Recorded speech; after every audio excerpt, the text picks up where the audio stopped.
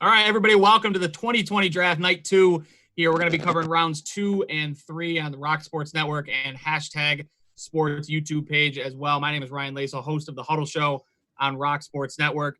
I've got a plethora of folks with me and all familiar faces from last night if you tuned in to last night's coverage, which was a blast. And tonight is setting up to be even better because the Bills are actually going to make a pick. So it's going to be a lot of fun tonight. We appreciate everybody who's joining on Facebook, on the Rock Sports Network Facebook page, and the YouTube channel of hashtag sports. So everyone, we really appreciate you guys joining again. I'm going to go ahead and introduce everybody here. I'm going to look to my monitor so I know where everybody is. So starting in the bottom left-hand corner of that screen, that's Spencer German from the Rock Sports Network, also out in Cleveland covering all things Cleveland sports. So make sure you give him a follow so you can be tuned into the tire fire that tends to be the Browns year in and year out.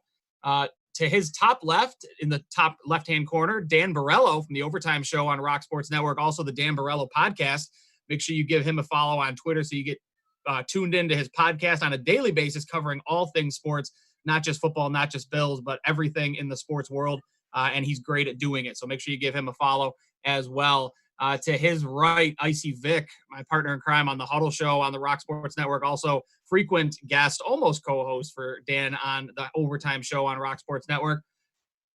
To my top right, the guy that wasn't here last night that everyone was clamoring for in the YouTube chat, that is Paul Wineski from hashtag sports, the better looking, less loud version of hashtag sports. That is Mario Granata. Mario's here. He's just not on screen. So everyone in the chat who's missing them some Mario tonight, just leave your comments there. He can see him. He's producing tonight.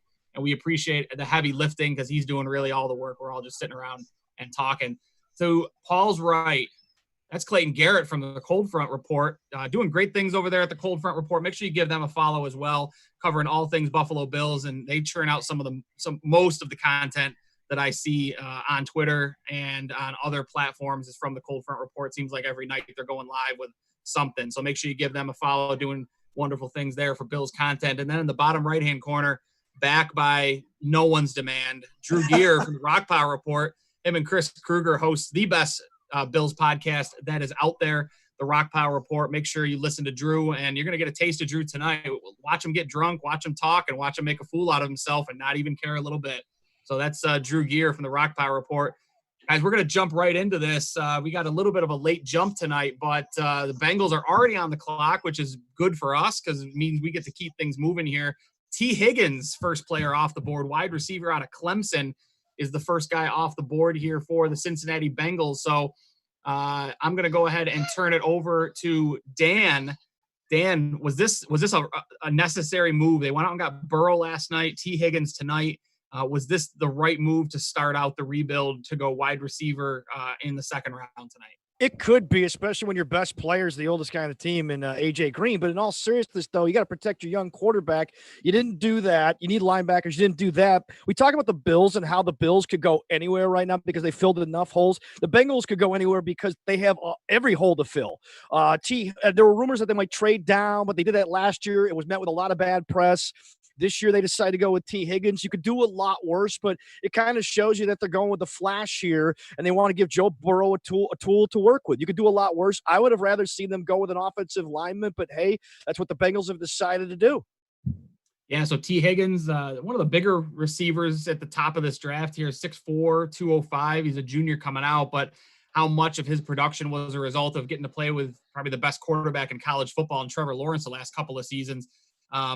Problem with him is as much as Icy doesn't think it matters, it is a knock on him. He doesn't run a full route tree, and it tends to round off a lot of his routes at the top. So, you wonder what his impact is going to be, but he's going to learn from a good one, and that's A.J. Green in Cincinnati, one of the better big receivers that you can learn from in the NFL. So T. Higgins probably going to one of the better situations that he could have gone to tonight. So let's go ahead and get into we've already covered the first pick, and they're into the second already, but let's go ahead and get some Bills stuff going here because the Bills are on the clock tonight in a little bit. We talked last night as we went off the air about the top two needs for this team. A lot of us thought it was, an edge rusher. Some of us thought corner, running back, kind of were all names that came out. Paul, I'm going to let you start because you missed all of last night, so you didn't get to weigh in here. Coming into tonight, Buffalo Bills, a lot of talent at those need positions for them seem to fall down the draft board. coming into this second round. What two big needs that you think that Beane's targeting coming into this draft tonight? Well, I take a look at the age of the tackle position on Buffalo, and while it looks young, you do have sort of a precarious situation there. You have Deion Dawkins walking into, a contract year at this point, and then, you've drafted Cody Ford last year. You've got an aging Ty Nsekhe, so there's some volatility still at the tackle position. So I kind of expect the Bills to back that position up at some point. I don't really foresee. I mean, we don't know what kind of team they're going to be as far as drafting and re-signing players. So I'm still in on them drafting somebody at the tackle position to kind of see if they can fill that void that's going to be created at some point. And on the other side of that, that defensive end position is just an aging position. The Bills probably need a little bit of life there. And there's some really fun pass rushers in this draft class. Yeah. So Clayton, I'm going to let you get in here next. Any names that stand out to you, guys that you would absolutely love to see fall to Buffalo at 54 tonight, which is the first time that they get on the clock. So I'll let you kind of get your pick of the litter here first. Any guys that you're hoping get a chance to tumble a little bit tonight? Oh, really? Two of them just went off the board with T. Higgins and now Michael Pittman Jr. from USC. Two big-bodied wide receivers who, I mean, when you're drafting a wide receiver in the situation that Buffalo has, you're talking about a situation in which a young wide receiver, could have time to acclimate to the professional game, develop their route tree, and it'd be a favorable position for whatever receiver it might be. One receiver that I'm definitely going to have my eyes on until Buffalo's on the clock is Laviska Shenault. But really, the three top running backs in this class are still available. And that's J.K. Dobbins, DeAndre Swift, and Jonathan Taylor. If any of those players fall to Buffalo, I think that'd be a home run pick. But definitely going off of Paul's point, I feel like A.J. Epinesa, if he manages to fall down to them, or if they trade up in some scenario where they can address the defensive end position and get an infusion of youth there, if you will, I just think that really be beneficial to the roster building. Drew, how about for you? I know there's a couple names that you've mentioned in the past that Clayton didn't grab out there. So what are some guys that you're looking at maybe at the edge position or even at the corner position that you might like to see them go after?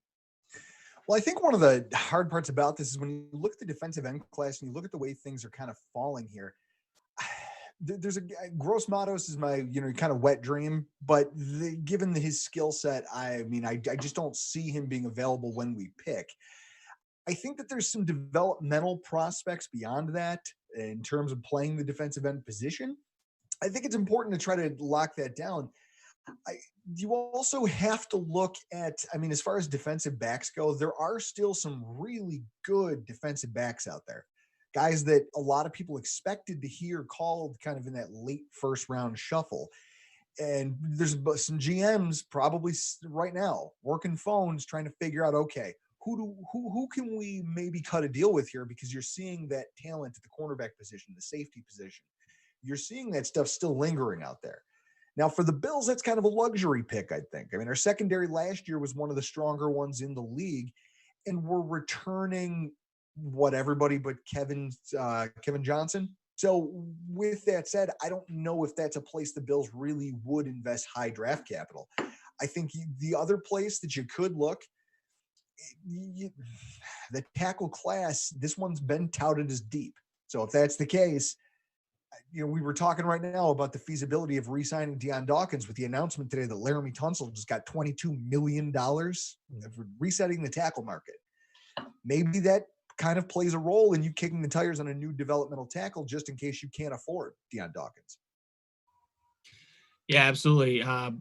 Spencer, throw it over to you here with a little bit of a run on the wide receiver position. Is this good for the Buffalo Bills? Obviously, they used their first round pick this year to trade for Stephon Diggs. So, it's a position that a lot of people highlight as maybe still being a need. Maybe it's not as big a need. So is this good news to see wide receiver open the second round?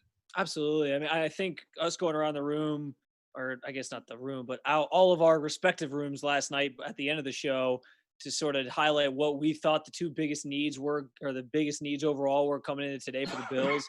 None of us, I don't think, said wide receiver. I think we all sort of highlighted cornerback, edge rusher, running back as sort of the big three that they should be looking at today. So to see two wide receivers go off the board to start this round, and I think maybe this is where we start to see that run on wide receivers potentially. It's good news for the Bills. It means there's still a lot of guys there that they're looking at that they can obviously use to improve their team in certain areas. So yeah, I think this is the best case scenario, especially knowing you traded that first round pick. Yeah, you didn't have it, but you got an NFL ready receiver already in the building. So that's good news for them. I think this is setting up perfectly. I think we all sort of finished off last night feeling like the day one had went pretty well in terms from a Bills lens. And I think it's only going to get better as we see this second round start with 2 wide receivers off the board. And it looks like the next pick's about to come in. Yeah, I just did, I think, for the Lions, DeAndre Swift off the board. So there's your first running back that maybe the Bills could have had would have been considering or looking at had he fallen any further. But still a lot of obviously great talent available at that position and moving a little bit later into this round. Mm-hmm.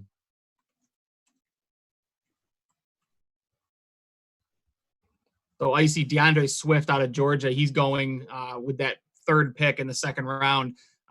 He's a guy that, a lot of Bills fans, I think we're kind of hoping might take a little bit of a tumble. What's Detroit getting in DeAndre Swift as a running back? Well, they're getting a guy that can absolutely do everything. He's quick. He makes cuts lightning quick, man. He's got a little bit of long speed that could just break anything open. He can catch the ball out of the backfield and do anything you need him to do. It's kind of exciting to get that kind of a prospect here in the beginning of the second round because a lot of people thought this guy could go in the late first. So they're going to get a guy that can, do a little bit of pass pro, a little bit of everything, and they kind of need it there right about now. And the good news for this second round, it seems to be clipping along pretty good so far. They just went live about 10 minutes ago, and you've already got 3 picks in. Giants are already on the clock, so things are moving out of that. You just jinxed it now, Ryan, so thanks. Well, the Giants pick's already in, so I'm not sure if I have yet or not. So with the Giants on the clock, obviously things continue for the Buffalo Bills, keeping an eye on what's going on in front of them, what type of players might be available for them. But Clayton, let's look at the Giants here with their second pick of this draft. What position do you think, based on who's left on the board, where do you see this team going? Took a tackle in the first round. I mean, you're talking about a team that really struggled against the pass last season, and that was more due to a very young secondary, if you will. So I think adding a corner here could definitely be an option for them to kind of get more youth, if you will. They drafted DeAndre Baker out of Georgia last season. I think Christian Fulton here is definitely an option. Also, A.J. Epinesa. I feel that pairing him with last year's first-round pick, Dexter Lawrence, could definitely be a pairing that could be lethal up front. I mean, you look at his size and you look at his versatility that can play all across the defensive line. And then you have a guy like Lawrence who's going to command double teams every single play. It'll definitely free somebody up, and potentially even A.J. Epinesa. You're really going to have to pick your poison if that were the case. Yeah, absolutely. So, our draft again opens wide receiver, running back so far. So a lot of skill players starting to come off the board. Giants are getting ready to pick here. The pick is already in as things move along. But Dan, for what we talked about last night was kind of everyone took a little time. These GMs seemed to take a little bit of time to get their feet underneath them. But, as the first round went on, you started to see trades coming in. You started to see a little bit more movement. Tonight, do you anticipate, now that, already it's starting to move a little quick, do you expect this to be similar to last night where it's a little bit of a plotting type of format, or do you think things are going to start moving pretty fast and furious here as the night goes on? I think we're going to move pretty quickly. We didn't see a lot of trades last night, and the trades, like the distance of the trades wasn't that much. I think we could do the same thing again. I think right now, with the fact that you had to go in without without having meetings with a lot of these guys, you do everything virtually. I think they're going to trust their own boards more than ever before. So I think we may move at a pretty quick clip tonight, not see a lot of movement unless there's somebody you absolutely have to have. And I don't think that's going to happen an awful lot. I would see a lot of teams, if they want to move back to get more, that could be the case. But I don't see a lot of teams like angling or like really stretching to move up a lot. While we're talking about trades, I think it's time we definitely talk about the Bills potentially trading up here. There's so many players that could potentially be high on their boards, potentially even first-round grades. You look at years past with Brandon Beane. I'm not going to talk about 2017, but the last 2 drafts specifically, there's been 5 trades in the last 2 years to acquire 4 different prospects, that being, of course, Josh Allen, Tremaine Edmonds, Dawson Knox, and Cody Ford, all coincidentally in the first 2 days of the draft, in the first 3 rounds.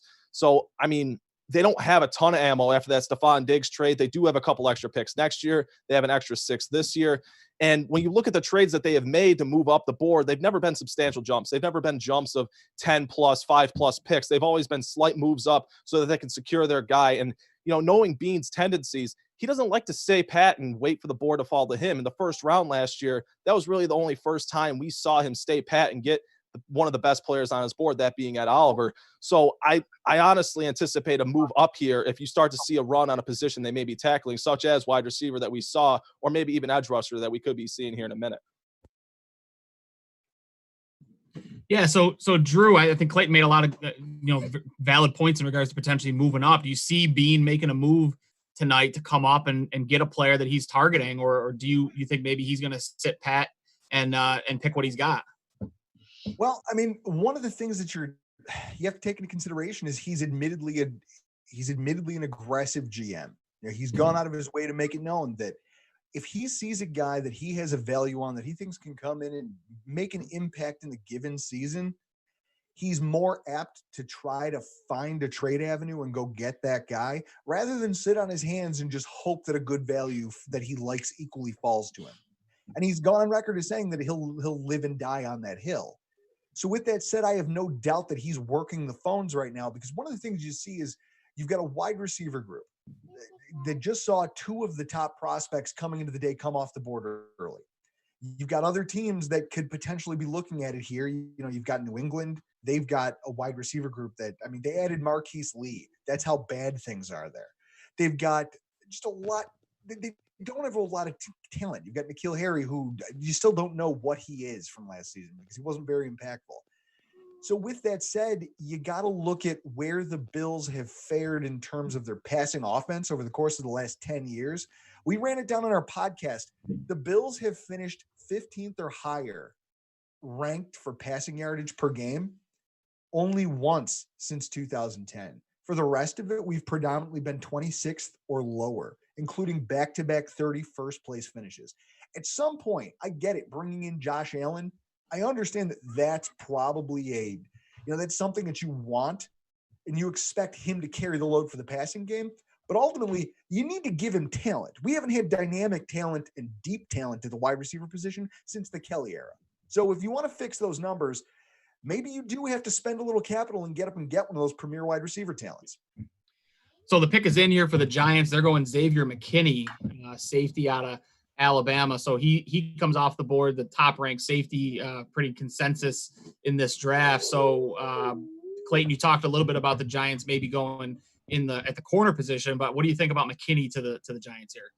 I mean, McKinney, he's definitely a good prospect. And when you talk about the dynamic of him and Jabril Peppers on the back end of that defense, it's certainly an upgrade from what they had last season, as they really kind of rotated a few different players over there opposite of Jabril Peppers, but definitely a young tandem that could have a ton of potential for years to come.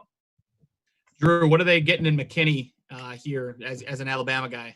He's essentially Minkah Fitzpatrick light is what you're getting with Xavier McKinney. He's a guy he's multifaceted. His athletic profile allows him to play a multitude of positions in your secondary. But one of the things that you kind of don't like about him as much as you liked about not Xavier McKinney, but Minkah Fitzpatrick, his run support is a little lacking. I mean, he's a little light in the loafers, as you call it. Not as fast either. No, he's not as fast. And Minkah ran, I think, a 4.46, and McKinney ran a 4.6 something. And so this is it. McKinney, like right now I'm looking at his relative athletic score. He only posted a 5.9. He's not the most prolific athlete. One of the things that he got by on when he was playing for Alabama was just the fact that his instincts are incredible. That allowed him to get away with a ton in terms of coverage and what he can do and what he can't do. I think if he's coached up properly, he can still be useful, but you're not going to see him making as many splash plays as Minkah did. So that being said, again, draft moving pretty quick here. Patriots come in with an interesting pick. Lenoir-Rhyne safety Kyle Dugger. And I know Mario behind the camera is lamenting quite a bit about this pick. Duggar's an interesting prospect though, because he's a sixth-year senior, so he's 24 years old, so a bit of an older player, but coming out of Lenoir-Rhyne definitely makes him an intriguing prospect here. Drew, back to you. What's Duggar? What's the fascination with Duggar? Because a lot of Bills fans, I think, are based on Twitter, pretty upset that he's off the board. Well, because Kyle Duggar is one of the best not just – I'm looking at his relative athletic score right now. It's 9.57, which puts him in he's one of the most elite athletes purely in this class. You're talking about a guy who he's essentially a superstar in the making. He's this awesome. He's almost like what Josh Allen brought to the quarterback position. That's what Kyle Duggar is at the safety position. He's this giant block of marble that if you can chip away at it and you can refine it, you could have a masterpiece on your hands. The knock on him, which is why he wasn't a first-round draft pick, given his ridiculous athleticism, is that he comes out of D2. So he doesn't, when people like Jeremy Chin because they like the fact that he was he had ball skills and he could kind of read receivers, and he could play multiple kind of areas in your secondary. Duggar's a guy that you're playing the long game on, which I think seems to fit the narrative of what the Patriots are doing this offseason. Duggar's a guy who isn't going to come in this season and be Ed Reed for you. But what he's going to do is he's going to be this incredible project that as you coach him up, especially with a defensive-minded head coach like Bill Belichick, you could end up seeing him become one of the best safeties in this division as soon as he figures out ball skills and how to work with leverage and coverage. So, Paul, how Patriots is a pick of like this to go Division II, Lenore Ryan, Kyle Duggar, everyone on Twitter saying that this is a Belichick pick through and through. Is that right? Yeah, I mean, without a doubt. And it's true that the Patriots did have several needs, right? So, like, you could look at, if names come up a couple times, Defensa is a fit for like the next 20 teams. But a play like Duggar is curious to me because you do have a lot to mold, right? So, Belichick normally loves guys with that really high football IQ. So, you just, when you see a D2 guy get drafted this early, either really impressed in an interview or the raw skills are just too good to turn your cheek the other way. I don't really agree with the pick that early for the Patriots, but it's Belichick, so I guess I get it. Yeah, it's amazing how much credit Belichick gets when he's really not that great of a draft guy. I mean, he's not really better than anybody else at the draft, but It just seems like every time he picks a player, everybody's like, Belichick wants him, so he must be a great player, right? And then 3/4 of them wind up flaming out and never playing any significant time in the NFL. So it'll be interesting to see what Duggar can do. But again, moving really quick here, picks are coming in fast and furious. Drew a little bit of anger there as one of his guys that he talked about early in the draft or early tonight comes off the board in Yetur Gross-Matos, and I'm sure I butchered the name. It won't be the first time. It won't be the last time tonight. You nailed it for the first time. Roger Goodell botched it, but you nailed it. Spot on. So you should be the NFL commissioner, clearly. The thing you like about him is that he's a prototype 4-3 defensive end. He's probably one of the better, strictly 4-3 system, but at that, coming into this draft, he was one of the best prospects at it, short of the number 2 overall pick in the draft. When you look at what he does, he's just got this ridiculous wingspan. He's powerful. He's got short area explosiveness. He can set an edge already in the rushing attack. He does everything you'd want your 4-3 defensive end to do well. He does it already. And he does it with a frame that can put on more muscle at 6'5", 266 already. So you figure he's a building block that if you continue to build on him in the NFL, he's so explosive. He's got physicality and a wingspan of 82.25 inches. You can't teach that. So you coach him up, you're talking about a guy who could go on to be a prolific 4-3 D end for a really long time. And I think that's, they've called him a boomer bust prospect, but I think his tape at Penn State shows he's at least got a floor high enough to justify him being a long-term starter. So, Paul, back over to you to break down the Panthers in general. Panthers are the team with quite a few needs, jettison their quarterback, but edge rusher seemed to be a position of need for them coming into this draft. As Gross-Matos maybe best case scenario for them here. Yeah, I think it is. Whenever you have a sort of changing of the guard, from a head coaching perspective, you need to start getting those pieces. They're going to start building the foundation of wherever you need to start. Right. And going out and getting a pass rusher this early makes a lot of sense for them. You need to start inside that division. You got to be able to pressure the quarterback. And this pick is really not too much of a surprise.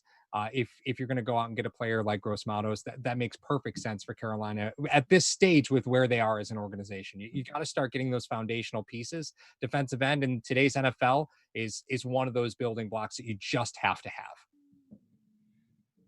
Yeah, so got a little bit of time here to kind of decompress now that we had some picks coming in fast and furious. Icy, throw it to you here.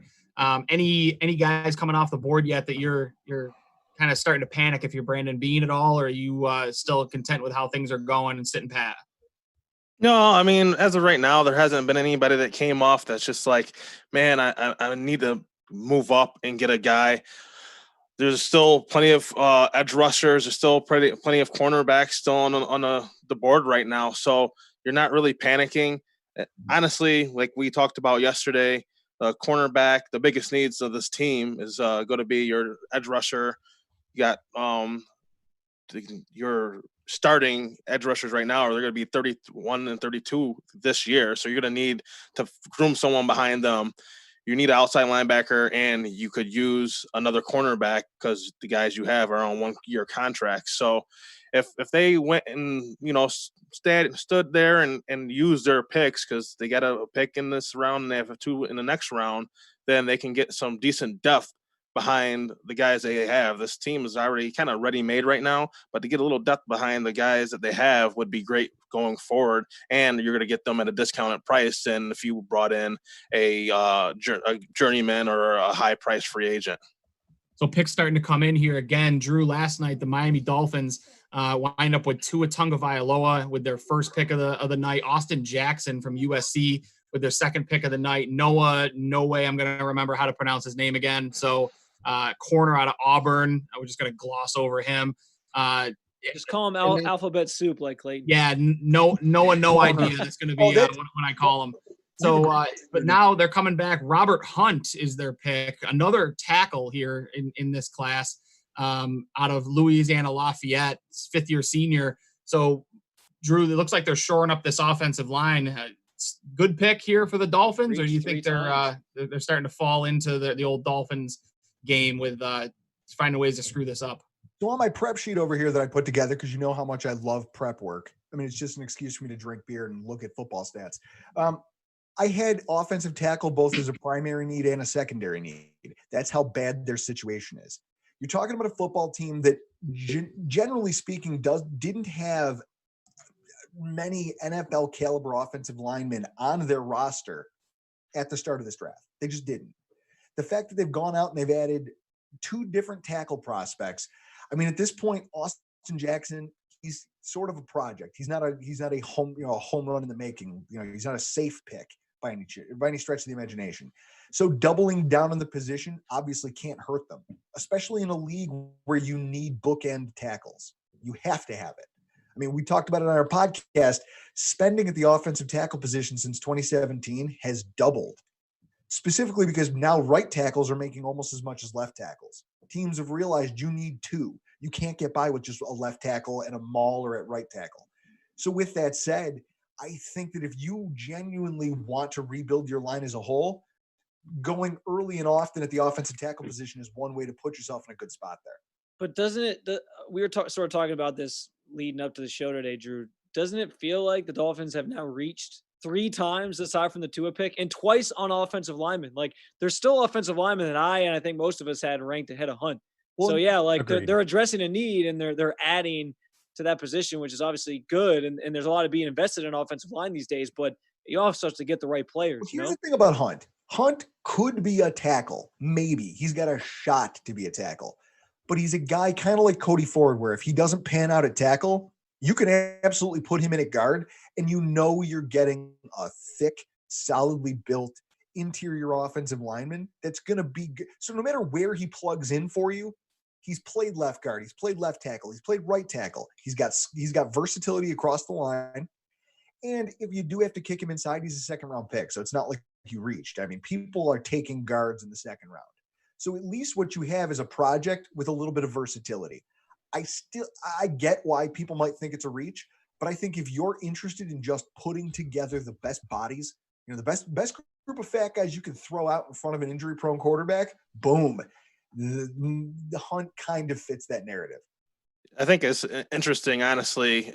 Everybody has these misconceptions about value, and you see I think it's honestly a growing trend that guys aren't looking at people's draft boards and saying, well, this guy's projected at a second round pick or a third round pick. They're going after the guys they want.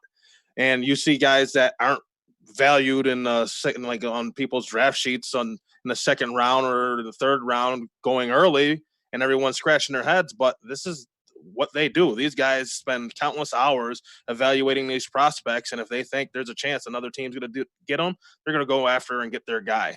So as far as perceived value, I think it's hard to sit here and talk about it all the time. Well, this guy's projected to be a 3rd-round pick. No, he's projected to go whatever team wants him to go. Can I follow up with what Icy just said? I agree wholeheartedly. Remember when Tom Donahoe worked for ESPN? He was Tommy White's shirt Donahoe, and they asked him Flutie or Johnson. He goes, well, look at Flutie's record. What's the decision? When you have no skin in the game, when you're Mike Mayock and you're working for NFL Network and you just have your great ideas, great. But then you walk into an NFL front office and you could either, like Donahoe, be the man and fail, or you could be like Mayock and have to work for a guy like John Gruden. There's some concessions in line, and you have parameters. Hey, maybe we need to fill needs here, but maybe we can go for the best player here. So, like you said, they look at everybody else's media's draft board. That's not how it works. It works is like how they do it in the line or in the office, rather. They have to trust their guys. Yeah. So while you're talking about that, so we had a little bit of action during that conversation. So the Houston Texans, with their first pick of the entire draft, one of the few teams that didn't draft in the first round, they get this pick as part of the DeAndre Hopkins deal. But it's Ross Blacklock, defensive lineman out of TCU, is going to Houston hours after they make Laramie Tunsil the highest paid offensive tackle in NFL history at about $22 million a year. So Bill O'Brien's going to Bill O'Brien. Spencer, what's this move mean for the Houston Texans to go defensive line when they've traded away their primary offensive weapon in the offseason? Yeah, I mean, it's obviously an interesting one. I think it sort of shows that they're trying to somewhat rebolster that defensive line a little bit with the loss of Clowney last year, and get that pass rush back up to snuff. Not that it wasn't as good, but obviously you have an aging J.J. Watt there. He's still playing at a pretty elite level, but you have it is a need for them. The defensive line, probably their biggest need aside from wide receiver. I would have thought, I guess, I think thinking logically, if you're the Texans at this point, like all of us on the outside looking in, want to think logically for the Texans, but it seems like everything they do just doesn't make any sense. So to think like, oh yeah, they should probably go receiver, they should probably address offense, seems like they're trying to take care of Deshaun Watson by obviously, re-upping. Why am I drawing a blank on that? What's the tackle's name that they just re-upped with? Laremy Tunsil. Yeah, like they re-upped Laremy Tunsil, so they're trying to protect him. There was conversations I saw earlier that they're at least having preliminary conversations with Deshaun Watson to negotiate a contract extension with him. So the next logical step is, all right, well, you lost one of the best receivers in the NFL, get him some help. But maybe they just didn't see the value there at this point to take a receiver when there's a guy still on the board that they like maybe later. I don't know. I would have probably thought they go receiver here, but I think their biggest need aside from replacing Deshaun or replacing Hopkins. He's having a rough night, guys. Hopkins. Spencer, I'll stick with you. I'll jump in and save you here with a little bit of a life vest. But so the Browns trade out of the 41 pick. The Colts come up from 44 to 41. The Browns pick up an extra 5th-round pick, and the Colts wind up picking Jonathan Taylor, running back out of Wisconsin. So Taylor off the board for Bills fans who were looking for running back. But Spencer, let's talk a little bit about the Browns real quick here. In an odd situation for Browns to be in, where they can legitimately trade back because they don't have a ton of holes that they still have to fill. But they trade back, pick up an extra 5th-round pick to move down 3 spots. How do you like this move for the Browns? I actually am they only moved back 3 spots, so it's not the end of the world. But I am a little bit shocked that they did, just because the defensive talent that's still there available. And they're obviously a team that needs the defensive help, especially at safety. A guy like Antoine Winfield is a guy I'm really high on. Jeremy Chin obviously still there as well. They need linebackers, and Zach Bond and Malik Harrison are both still there. So I'm kind of surprised. I mean, granted, only jumping down 3 spots, some of these guys are still logically going to be there for you when you pick at 44 now. But I was a little surprised to see him trade back with the amount of defensive talent that's still there. Like I said last night, I think getting that tackle sort of fine-tuned the last possible thing they needed to fill on offense. So now their next step obviously is going defense here. So I'm a little bit surprised, but I also think this kind of shows Andrew Berry's mentality coming into Cleveland here. He's going to be aggressive. He's going to make moves. He's going to sort of try to be savvy in that regard and get like a lot of these teams try to do, that draft capital, be able to acquire more players so that you hope you hit on more of them. So to only go back 3 spots, I think it's not the end of the world. Hopefully some of these defensive guys that they really covet and have been linked to them are still there and they're able to get one of them. But so it was a little surprising, but I also think it speaks to just the aggressiveness of Andrew Berry to accumulate draft picks and try to get more players in that building to help build the roster moving forward. Paul, give us a rundown of Jonathan Taylor coming off the board here, running back out of Wisconsin, obviously one of the top running backs in this class. Is this a type of move that if Bean is targeting a running back, maybe this, spurs a trade up of his own because you're starting to see talent come off the board now at the position? Personally, this one hurts a little bit. So I've been riding the Jonathan Taylor train for quite some time. But I mean, you're also looking at a player who, just to call it out, he's fourth in, he was fourth in FBS with total touches over a career. He ran for 1,900 yards 3 straight seasons. Like, this guy with a lot of usage.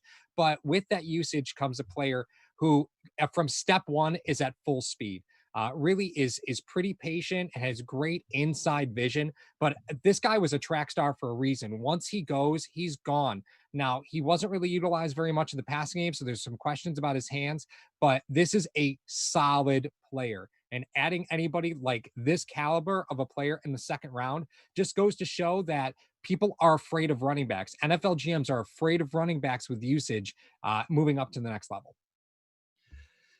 So as we talk about this, the Jaguars, the team that the Colts felt the need to go up and jump above, the Jaguars, their pick is in, and they go after a guy that Clayton had targeted a little bit earlier in the draft. That's Laviska Shenault. So he comes off the board. Jaguars, who got rid of Marquise Lee in the offseason, they cut ties with their former player. They add Clavon Chasen in the first round of this draft. They wound up going wide receiver, which is definitely a need position for them, especially if they're going to try to surround that quarterback, whoever it winds up being, with talent. So definitely a pick that's not a surprise, I don't think, to anyone that they went wide receiver. A little surprised that it's Shenault, but he's probably the best wide receiver on the board right now. But Bills fans, if they are looking at wide receiver, in that third round, these are some guys that are starting to come off the board here. Dan, the Bears are on the clock now. So this is a part of this Mack deal. This is the last year that they've got any picks from that Khalil Mack deal. And they actually pick up this second round pick from the Raiders as part of the deal here. So what do you think the Bears are targeting? A team that didn't have a pick in the first round last night. What do you think that they might be looking to do at this pick? Well, look, they're a team that finished 8-8 with a crappy quarterback last year. And I don't know if Nick Foles can do the job or not, but they're not going to be looking to find that guy this year. But they need impact players now, particularly in the secondary. They need to fill some holes there. I would be surprised if they went anywhere besides cornerback. They could also go offensive line. They do need some protection, particularly on the right side of that line. And, I mean, the Bears have a lot of ingredients. They just, need to go over the top. And like I said before, they need those impact players that can jump in right away and do something right here. So that's what I would think. I'd be surprised if they went anywhere other than cornerback or tackle right now, or guard, excuse me. Yeah. So again, the Bears on the clock right now. Icy with Shenault coming off the board. I mean, I'm not sure what your thoughts are on wide receiver for the Buffalo Bills, maybe third, fourth round, but again, another talent that comes off the board that you thought might have gone there. I asked you before, and I'll ask you again. At any point, do you think Brandon Beane, starts to panic a little bit here and look to trade up for some talent, or again, are we still not panicking with them 10 picks away from their pick? I still don't think they're going to panic with them 10 picks away. If anything, they might package 2 third rounds to move back and into the second round, third and the fourth maybe to move back in the second round. But I mean, you're 10 picks away, and there's still a lot of talent on the board. And quite honestly, no one in a huge need position has come off that jumps out at you where you're going to panic and try to, jump back up. And, like I said, they have a lot of draft capital right now to move up, but also they could use a lot of that draft capital to shore up a lot of positions going forward, in 2021 and in the future due to cap restrictions. So I think it'd be in their best interest to stay put, unless there's somebody that jumps off the page at them. But they're only 10 picks away, and chances are they'll be able to get who they need to get. Yeah, absolutely. So, Clayton, I'll throw it to you. We've got 9 picks so far in this in this second round. Some names that still are intriguing to you as a Bills fan, as the Bills are preparing to be ready for their pick here in about another 10 to 12 picks. I mean, I said at the top of the show going into the second round, I thought AJ Epinesa, from a Bills standpoint, was the best player available. He's still available. Fingers crossed I didn't just jinx it. But, I mean, if it's any player that the Bills, I see the Bills potentially trading up for at this point, it would be AJ Epinesa. I mean, Epinesa is a player that if I'm Buffalo and I still had that 22nd overall pick, he likely would have garnered consideration if the Bills were on the clock last night. But now here they are in the second night of the draft. Epinesa's falling a little bit as we're about 10 picks away from the Bills drafting. I wouldn't be stunned by the Bills packaging a couple picks and moving up and getting what I view as a first-round prospect here in the middle of day 2. So speaking of the Bears, Icy, they wind up going Cole Kmet, first tight end off the board from Notre Dame, 6'5", just a big body receiver at the tight end position. Is this is it a surprise to see a tight end come off this early, or is Kmet good enough to warrant a high second round pick on him? No, I mean, he's plenty good enough. I think a lot of people think that they had him graded as the best tight end in the draft class right here. He's got a really good overall game. He gets in and out of off the line of scrimmage and gets to the next level pretty quick. And he's got good size at the position, but he hasn't been as physical as you would like to see at the point of attack, and he struggles to get away from linebackers at times when they put their hands on him. So he, like, this early, I don't think it's a huge stretch, but in the same sense, being the best tight end off the board, a lot of people's draft boards, I can see it happening. I just don't think when he comes into the league, he's going to be that impact player. He doesn't have, elite physical numbers, and it's not like he has elite hands, but he's just a good all-around tight end, which is why he's the first off the board. Paul, on Kmet, high second round pick on him, surprising to you, or is he the best tight end in this draft? No, I think he probably is the best tight end in the draft. Kind of similar to TJ Hawkinson, where he just does a lot of things really, really well.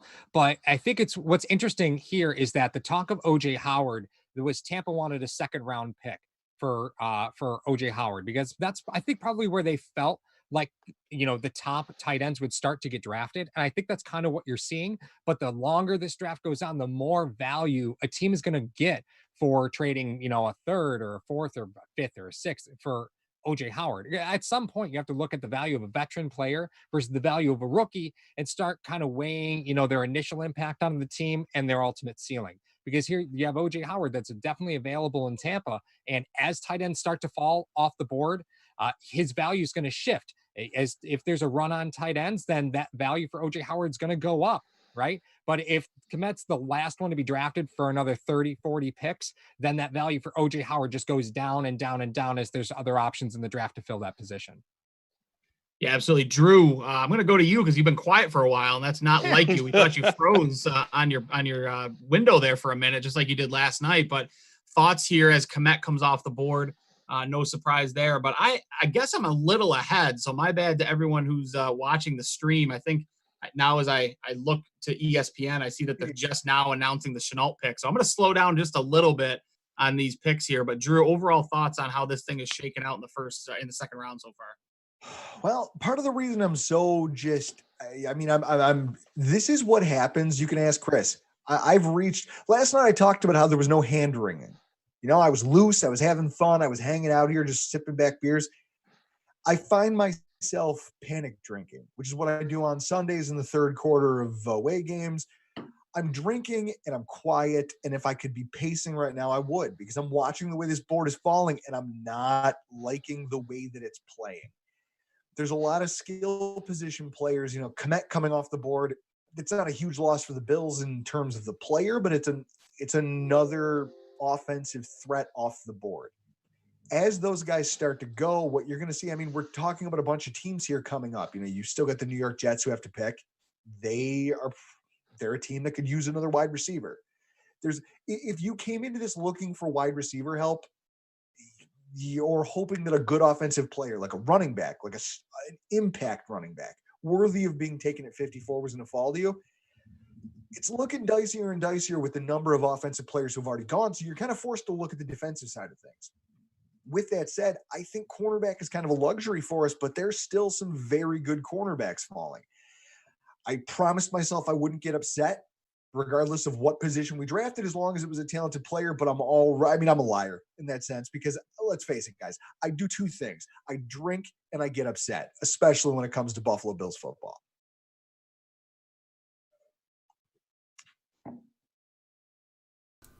Oh, hey. Hello, Look Captain. at that guy. Look at the Captain Morgan showed up. How you doing? Yeah, the draft's been playing out. Ryan had to leave for a couple of minutes. He'll be right back, and then I'll be gone. So I just wanted to say hello to Hashtag Nation and thank you for watching and continuing to watch as we cover rounds 2 and 3 with all of these fine gentlemen from various areas of covering Bills content all over the place. It's phenomenal, and so we're gonna have this screen a little bit. We got the YouTube chat on there. Hashtag Nation, you guys have been participating all night. Make sure that you hit that like if it's your first time here and you're a Buffalo Bills fan. Hit that subscribe button and join the nation. So yeah, guys, did you think that 43rd would be the furthest a tight end fell, or do you think that they were going to be picked earlier than that?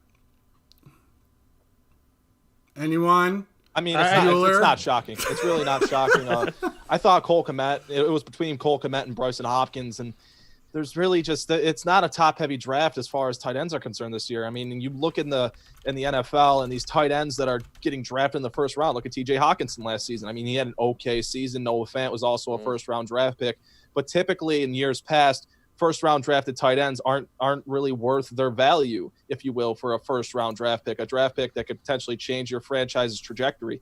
And you look at how teams are utilizing tight ends in the NFL. You look at how tight ends are entering the league as third, second-round draft picks. Travis Kelce and George Kittle, who's a fifth-round draft pick, are two of the best tight ends in the league, and neither went on day one of the draft. So I don't think it's shocking in the least to see the first one go 10 picks into day 2.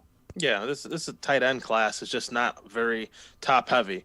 I mean, there's a lot of talent later in the rounds that you'll be able to find. O.J. Howard, that's for sure. Oh yeah, no O.J. Howard.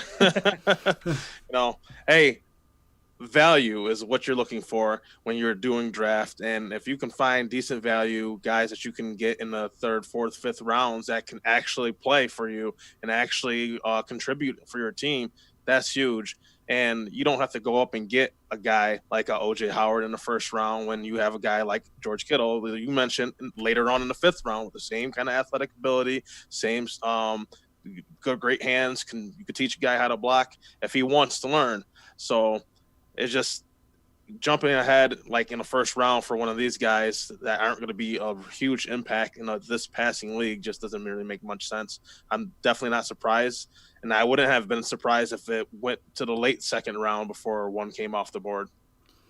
Yeah, it looks like I'm getting early reports here. The Browns are taking, reported at least, Browns are taking LSU safety Grant Delpit at 44.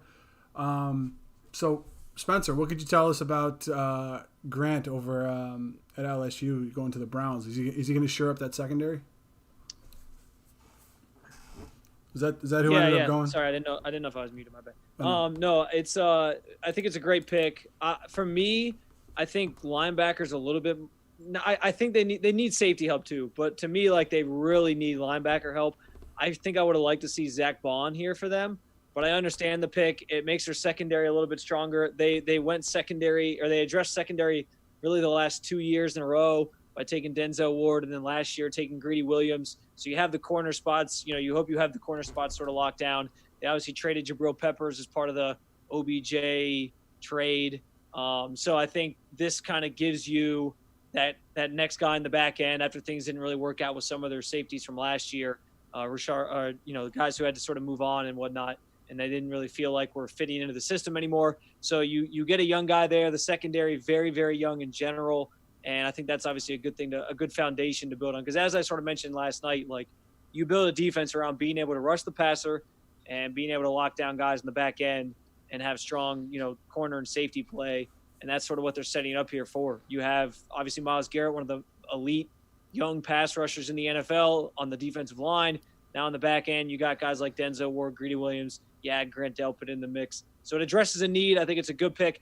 I think the biggest thing I'm taking away from this, though, is I saw some Browns fans on social media clamoring about trading back and how they hate it.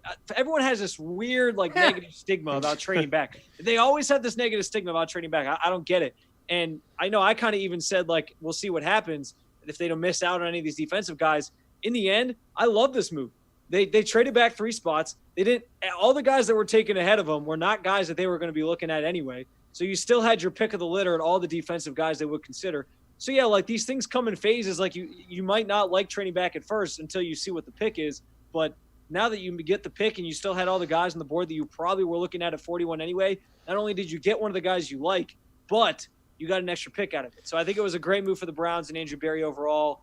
And they're sort of setting this defense up to be really young and hopefully dominant, because that was a big weakness for them last year. I think. Spencer, go ahead. Go ahead, I see. I think the reason why they were mad about the pick is because they went and drafted a guy who's okay in coverage but can't tackle. He had a 25% missed tackle rate last year, which is just insanely high for a guy who's supposed to be playing safety at the next level. If you can't tackle in college, you're not going to tackle in the pros, because everybody's bigger and everyone's faster in the NFL. What I'll say about that, they did the same thing sort of Greedy Williams last year. The biggest knock on Greedy Williams coming out last year was, he can't tackle. And then this year he actually showed he stuck his nose in some plays and made some big plays for them. So I don't know that they're, again, as I know it's a new regime, so they're evaluating a little bit differently. But I don't know that that's necessarily the biggest concern for them. Granted, safety versus corner, you don't really need a corner to tackle as much as you do a safety. Exactly. I get it. But I don't know that they're just going to go bait. The fact that they drafted a guy last year who they kind of knew had that stigma of not being able to tackle, I don't necessarily think they were going to let that jade their perspective of Delpit if they liked him enough. So clearly they did. I like Antoine Winfield Jr. better. Right. But to me, if that's their guy on the board, sort of what Dan was alluding to earlier, us couch quarterbacks at home trying to figure out who's the guy that everybody should be taking at this point in the draft. They grade them. These guys are studying these guys all year. So if that's how they viewed them, they liked him best. I don't have a problem with them picking the guy that was highest on their board and trading back to do it. One of the things that was a little interesting, I'll get right to you, Dan. I'm sorry. One of the things that's very interesting about it, you talk about Williams and you talk about Delpit, 2 LSU guys. So maybe, we've been spoiled here in Buffalo in the fact that, we've had, great communication with Hyde and Poyer and White and all those guys on the back end. They've been able to communicate and they've been able to get where they need to go, and they've been very effective for a couple of years now. Maybe that was the selling point, and the fact that they both have played together before, they can shore up that communication in the back end, and then they can end up moving forward after that, even though, with the new regime, they're going to have their hands in a lot of different places. So maybe that was one of the turning points that they ended up wanting to go with this pick, because I'm pretty sure they both played together at LSU, if I'm not mistaken. I don't know why Paul's laughing, because I'm going to start smacking him. But, Dan, what'd you have, bud? Well, I think a lot of people who are in Browns land, and Spencer could attest to this, still have the aftertaste of them trying to trade back all those years, and got really nothing, because they had Paul DePodesta, whose last stop was an LA Dodgers GM, a Moneyball guy, and Sashi Brown, who was a freaking lawyer. He's like the Russ Brandon of Cleveland, running their damn draft. So, of course they had that, but they have a real football guy. And when you have real football people, trading back may not be sexy or as sexy as trading up, but you get more guys. It's the Jimmy Johnson philosophy of getting the net wider and get more picks. I don't have a problem with this when you have a football guy in charge. Andrew Berry's a football guy. Okay, Sashi Brown wasn't a football guy. Paul DePodesta may have played football, but he's not a football guy in the sense of being a general manager, going through scouting and all this other stuff. So in this case, I really don't have an issue with it. Browns fans, I think you can relax a little bit on that one. Yeah. Pretty good. Yeah. Dead air. I think he came at me at 100 miles an hour. What was I going to do? I think you're spot on with that, though. Before Drill, I'll let you go in a second. I was just going to say they showed Grant Delpit getting him in his profile on ESPN, and he's wearing a black version of the Thriller jacket with no shirt on underneath it. That's a boss. I mean, if that's hashtag your safety, I mean, you can have him, man. You can have that guy. Picks are really flying off the board now. I mean, they're really coming in. There's wide receivers, there's D-backs, but there's I think a lot of names. You guys mentioned it, like we're just watching now. Antoine Winfield is coming off the board for the Buccaneers, a guy that you thought would go ahead of Delpit. You can have an M&M and that's it. There's guys being taken sort of out of order, kind of just all over the map, and it's pushing names. I mean, we're getting inexorably closer to this Bills pick. Is anybody else but me getting nervous here? Or does anybody else but me think that maybe Brandon Beane, at this point, is this where you see him? I mean, if anybody else out there think that he needs to be working the phones right now, because there is real talent out there. And, oh, my God, there's some game-changing offensive talent out there. Yeah, I gotta disagree. I don't think the Bills are looking to trade up. If they're looking at a linebacker, like you look at the team needs ahead of them, and the Rams could use a linebacker, the Eagles could use a linebacker, but they've got other pressing needs. Because I know you signed AJ Klein, but I'm not really ready to hitch my wagons to that. You drafted O'Shawn Joseph last year, but again, you're talking liabilities here. So if I'm the Bills and I'm looking linebacker, I'm pretty comfy just sitting where I am looking at the needs of the other teams ahead. If I'm not looking linebacker, I think that's a different conversation. Oh, well, and exactly. And so I guess that's my point, is it all depends on what they think, which we've all clearly established. No one knows what the Bills are going to do. They do a great job of not saying anything. They don't tip their hand. You got Brandon Beane, who is kind of like Sean McDermott in the sense that he says a lot and yet gives you nothing. This is the man who called TJ Yeldon a 3-down back. Really? The running back that you didn't activate for most of the season? Where'd he go to college, Drew? A road guy. He went to college at a school in the SEC, which so far I think is leading the draft in prospects taken out of a single conference. And last night they set the record, I believe, for prospects from a single conference in the first round. That's where he went to school. Boom. Woo. Can we all laugh at the fact that ESPN flashed up key departures for the Buccaneers and it said Jameis Winston? Along with 32 footballs. Exactly. Their key departures. I mean, is it really a key departure if you get Tom Brady? Like, oh yeah, we lost our quarterback, but we replaced him with maybe the greatest of all time. Like, yeah, okay. Yeah, in the twilight of his career. True, but I'm just saying, like, yeah. I mean, you're gonna have to replace 5,300 yards passing. So even though he turned the ball over 30 times, if you cut down the turnovers, that's not a bad season, especially with the amount of yards, 30 touchdowns. That's a lot of production and a lot of throwing the ball around to those wide receivers and that tight end talent that they're gonna have to make up this year. And then you're bringing back Tom Brady, but you've seen a steady decline with him over the last few years. I think it's still a key departure because it's definitely going to make your team that much different. Also, he can still ball. Oh, go ahead. I'm sorry. Well, the pick came in as KJ Hamler, a wide receiver for the Broncos. They've taken back-to-back wide receivers now. Is this? I guess is this how when you look at what they're doing for Drew Lock? Essentially, their GM has gone out and said we don't believe Drew Lock is the guy, quote unquote, yet. But they're putting weapons around him. Can we revisit the sleeper fantasy pick question from last night now? Well, no, but so I guess my question is, is this how, when you look at the fact that the Bills technically used their first round draft pick to put a wide receiver around Josh Allen, do you think the Bills should be looking to address the offense the same way? Not right now. Should they be looking to add a wide receiver to this group the same way the Broncos are doing right now to see what they have in Drew Lock? They just did that by trading for Diggs. Well, I was going to say, I'll jump back in here. So, hi guys, thanks for hi Ryan. Here. So, Drew, you look at what the Broncos are doing. I think they're trying to do what the Bills have done for Josh Allen. I don't think the Bills need to do what the Broncos are doing because they already had two better than average wide receivers at their given position in John Brown and Cole Beasley.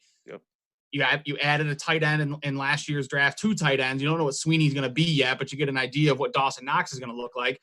And now you've got the Broncos that are kind of following suit, albeit maybe a year behind them, where You know, they got Cortland Sutton, they've got Noah Fant. Now they've added Jerry Jeudy and KJ Hamler. So, you know, I think they are trying to do what the Bills have done with Josh Allen. But keep in mind, they're a year behind where the Bills are. So, you know, this is the year that they're going to see if Drew Lock can take that next step. Whereas the Bills are in that year where they've got to decide whether or not Josh Allen's their guy on a go forward. So with that KJ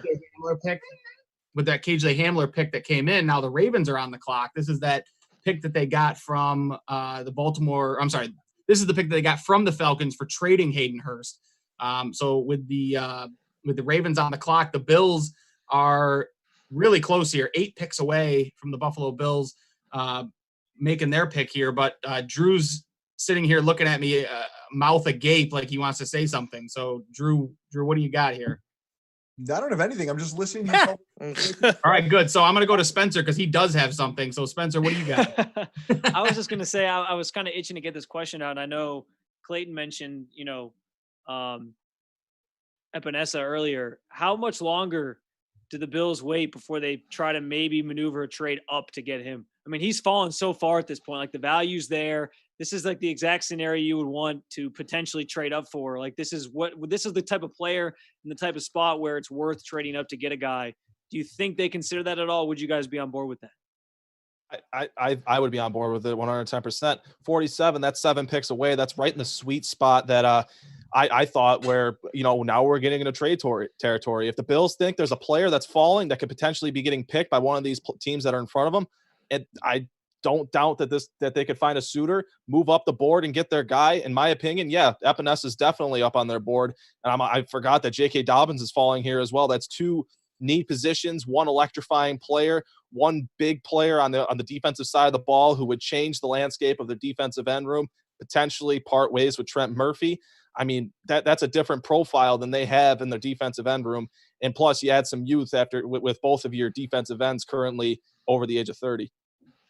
Yeah, I see that Epinesa right now going for the Bills, trading up for him. I don't even know if he would be on their draft board. He just doesn't have the explosiveness that I think they would prefer there on the edge.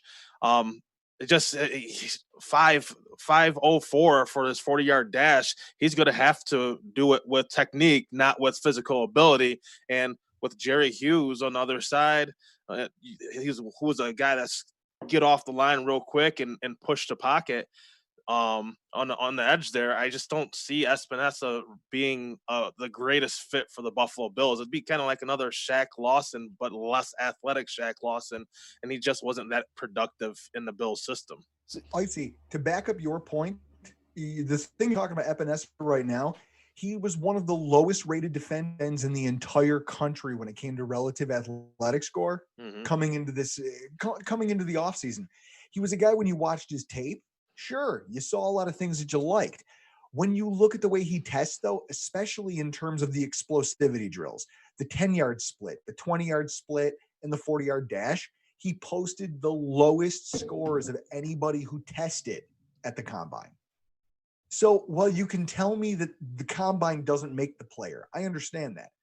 But the difference between getting a Shaq Lawson and getting a Cam Hayward, who play kind of a similar role, you're talking about an edge-setting defensive end who can push the pocket, get pressure. The fact that he scored so poorly in the explosivity drills tells me you're probably getting something more on par with Shaq Lawson than you are a star like a Cam Hayward. So the Falcons are on the clock right now. Their pick is in, but while we're waiting on that pick to come in, the Jets have actually traded out of this next pick here. So the Jets are out of 48. The Seahawks move up, and the Jets wind up getting the 59 pick, which was the Seahawks' second-round pick. And they also pick up the third-round pick of the Seahawks, which is 101. So the Jets pick up 2 picks tonight to move back 11 slots to go from 48 to 59. So the Seahawks are on the clock here as soon as the Ravens make their selection, and we'll wait on the Ravens and see which direction they're going to go. But interesting move here from the Seahawks with a number of needs that this team currently has. Spencer, what could the Seahawks potentially be moving up for in this draft? My first thought was actually potentially J.K. Dobbins. I think they've sort of had a revolving door of running backs there, but it sounds more so, especially given their needs, their more pressing needs being edge rusher, some offensive line as well. But I think edge rusher is the one that really stands out. I think they're probably trading up for an edge rusher here. And we were just having the Epinesa conversation. Maybe that's who it is. But I do think edge rusher is probably the move here. Again, the way the board's falling, sort of the same frame of mind I was thinking with the Bills. Like, how much longer do you wait with these guys sort of falling down the board to trade up and make a move and get a guy that maybe you like? So I think they might be having the same sort of thought process there. So I'm expecting defensive end or edge rusher of some kind. That would kind of be my guess. So Paul, the Falcons pick is in. It's Marlon Davidson, defensive lineman out of Auburn. Falcons obviously in need of some pass rush after they had a couple free agents that left. What's Davidson going to bring to this Falcons front to try to get after the quarterbacks in that NFC South? So Davidson is a really fun player to watch because while he's kind of a one-trick pony, this is a guy that's added 30 pounds since the combine. So his intention is to move to the interior. He is kind of a one-speed guy, but he is a fun player to watch on the edge because he's not your typical player. He is kind of Shaq Lawson-esque, right, where he likes to collapse the pocket down. Not really a whole big bag of moves, but he's powerful at the point. He sheds all right in the run game, but he added a bunch of weight to try and move into the interior, which the Ravens, you know them, they just love having guys that can just, that could be two-gap players and just kind of crumple that pocket down. So this is right up, the Falcons. This is right up the Falcons' alley for the way that they need to address their defensive line. Yeah, so again, things are moving pretty quick here. The Bills not too far away. The Seahawks have picked. They're already their pick is already in after making this trade up with the Jets. So we'll hang out, see what that pick is going to be. But as the Bills pick approaches, plenty of talent still on the board. I think you saw what the asking price is going to be to move up. The Bills right now are looking to sit pat, but the cost for the Seahawks to move up to the Jets, it cost them a third-round pick as well as their second in order to get up to that pick. 11 picks up, but so it probably costs maybe a fifth-round pick in addition to your second to move up here in the draft. Dan, based on the talent that seems to be falling down the board, is that a too rich of a price for Brandon Beane? Yeah, I think it's too rich of a price. I mean, we talked about this yesterday. You really have no real needs. I mean, you have needs. Of course, every team does. You could always improve at every position. And I know edge rusher is a big one. We talked about corner and running back too. But right now, the Bills they're doing fine. They don't need to move up for anybody. Why reach at this point? And what are you going to keep borrowing from this year or next year to get a guy who's a second-round pick when the board seems to be kind of falling your way? I really see no issue staying where you are right now if that's the price that you have to trade a third rounder to move up. No, not doing that. Remember they traded up for who was it from Alabama, Drew, a few years ago when Rex Ryan was the head coach? Was it they traded up 8 spots? They gave up 2 fourth-rounders. I think it was Reggie Ragland. Move up 8 spots. I mean, you leave Reggie Ragland alone. You, sir, you remove his name from your mouth. That man is in my memory, please. I was at camp the day he basically lost his Bills career. I'll never forget it. You know what that man has? Do you know what that man has? A Super Bowl ring right now. He's got a ring. Yeah, no thanks to him. He was along for the ride. Like that. You can't talk to You Reggie sound like Ragland. a Patriots fan. Okay, I understand the point that you're trying to make. One of the things I'm sitting here talking to my producer about on Messenger here, because that's right. I'm the classiest guy in this group because I have a producer who's essentially playing the role of Jamie from the Joe Rogan podcast. He's Googling things for me. I've got a flat screen TV on the wall with stats and all kinds of stuff flying by me. He's got Twitter. I have the best seat in the house. Let me tell you this. I'm watching this unfold and I'm having flashbacks, like Vietnam style flashbacks to all of the drafts of the past where the players that I coveted the most in the draft seem to go the pick or two before us.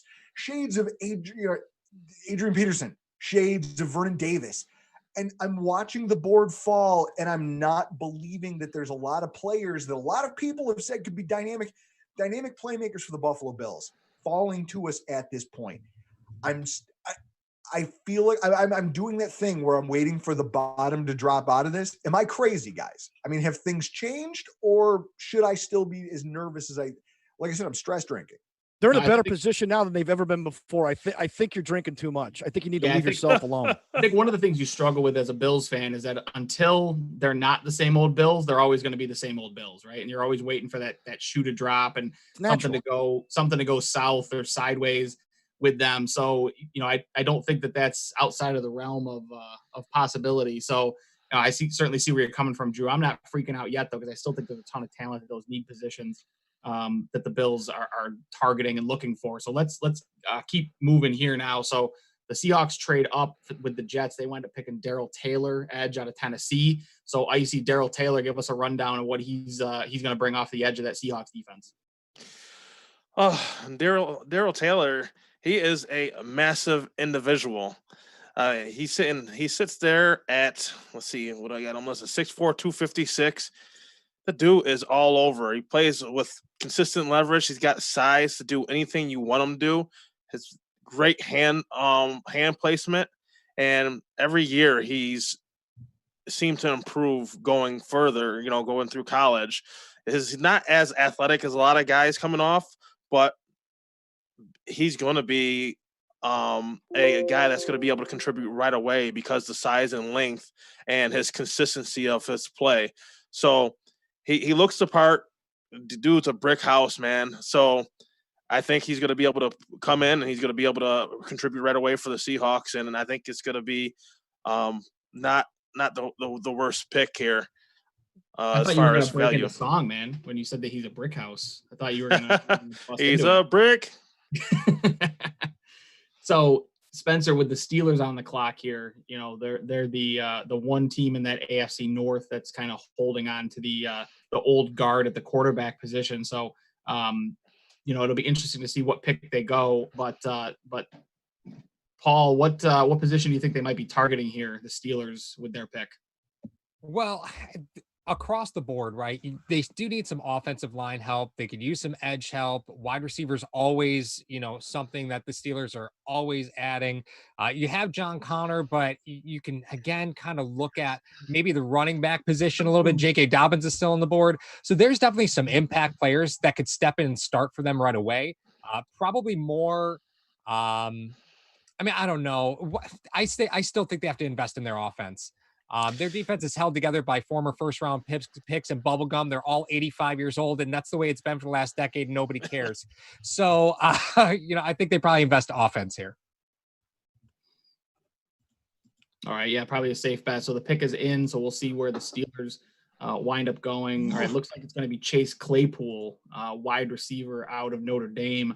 So Claypool, a big guy. There's been some talk about whether or not he needs to move to a tight end position or something along those lines. But Icy, a big body guy, 6'4", 240. Is he going to be a good complement on the other side of Juju Smith-Schuster, keeping in mind that they still have James Washington there as well? Yeah, absolutely. I mean, again, like you said, he's a big body guy, kind of in the build of a Devin Fuentes, huge, not really impressive speed wise. It takes him a while to build up the speed, but he has the size where he could honestly bulk up and be a tight end if you really need him to be. But he's really impressive after the catch, and guys his size, he can just get up and move after he gets up to speed. He's a horse that is going to go, and when he gets going and gets that momentum, he's gonna be very dangerous in open field because he's got a big target, big body. Off target throws are going to be huge, and that's honestly kind of if the Bills were going to go and address offensive, you would want a guy like Claypool who can erase a lot of those bad off-target throws with his body control and his big catch radius. This is not a bad pick, and it's going to be something that whoever is the quarterback next year will be able to do something with for the Steelers. So the Steelers, Chase Claypool, the Bears are on the clock with their second pick in this round, second pick in the last 15. So it'll be interesting to see what direction they go. But as they go, the Bills draw closer and closer to their pick, 4 picks away from the Buffalo Bills finally being on the clock. A lot of names that we've talked about already are continuing to fall. Running back positions, AJ Epinesa is still on the board. who, is taking a little bit of a slide, but I'm not sure how much of a surprise that is if you follow, a lot of the mock drafts and things like that. He seemed to be falling as of late at that edge position. But Dan, let's move over to the Chicago Bears here. Their first pick tonight, they went Cole Kmet, tight end out of Notre Dame. One of the bigger needs in their team was a tight end position.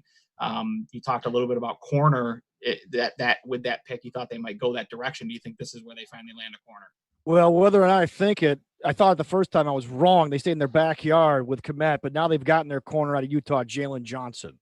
So and they needed to address that position. They lost 2 corners last year. They need to shore up that defense. I can't believe I'm saying that about Chicago, but it's true. Your pass rush is only effective if you have good corners to go with it. Sometimes it's a chicken and egg thing, but they went and got the kid out of Utah.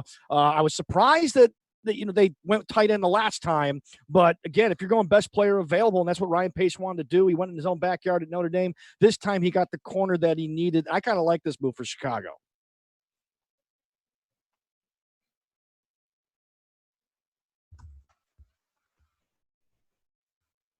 Sorry, dead air there as I'm talking on mute. My bad, guys. This feels like I'm on a conference call at work. He's got top end speed. He's and run away with this thing. I'm trying to be polite to you guys. I'm sorry. Go ahead. So the Bills 4 picks away. So let's get in here. I don't want a name that they're going to pick, but I'm going to go around the chat here. Position that you think the Bills are going to target with this pick, not position that they need to, but what position do you think they're going to target? And I'm going to start with Drew, kind of put his mind at ease a little bit here. I don't know if it's split. I mean, right now, I think 2 of the best offensive players, because there was a little bit of a run on defensive ends there, which was a position I liked until you saw what just took place. Now you're looking at, there's still 2 elite players, I think, in terms of this draft class, and J.K. Dobbins and Denzel Mims. And the problem that I'm seeing is that you've got teams in front of you that also have those same needs. And if they prioritize them, this could be every Bills draft from the last decade that I dreaded.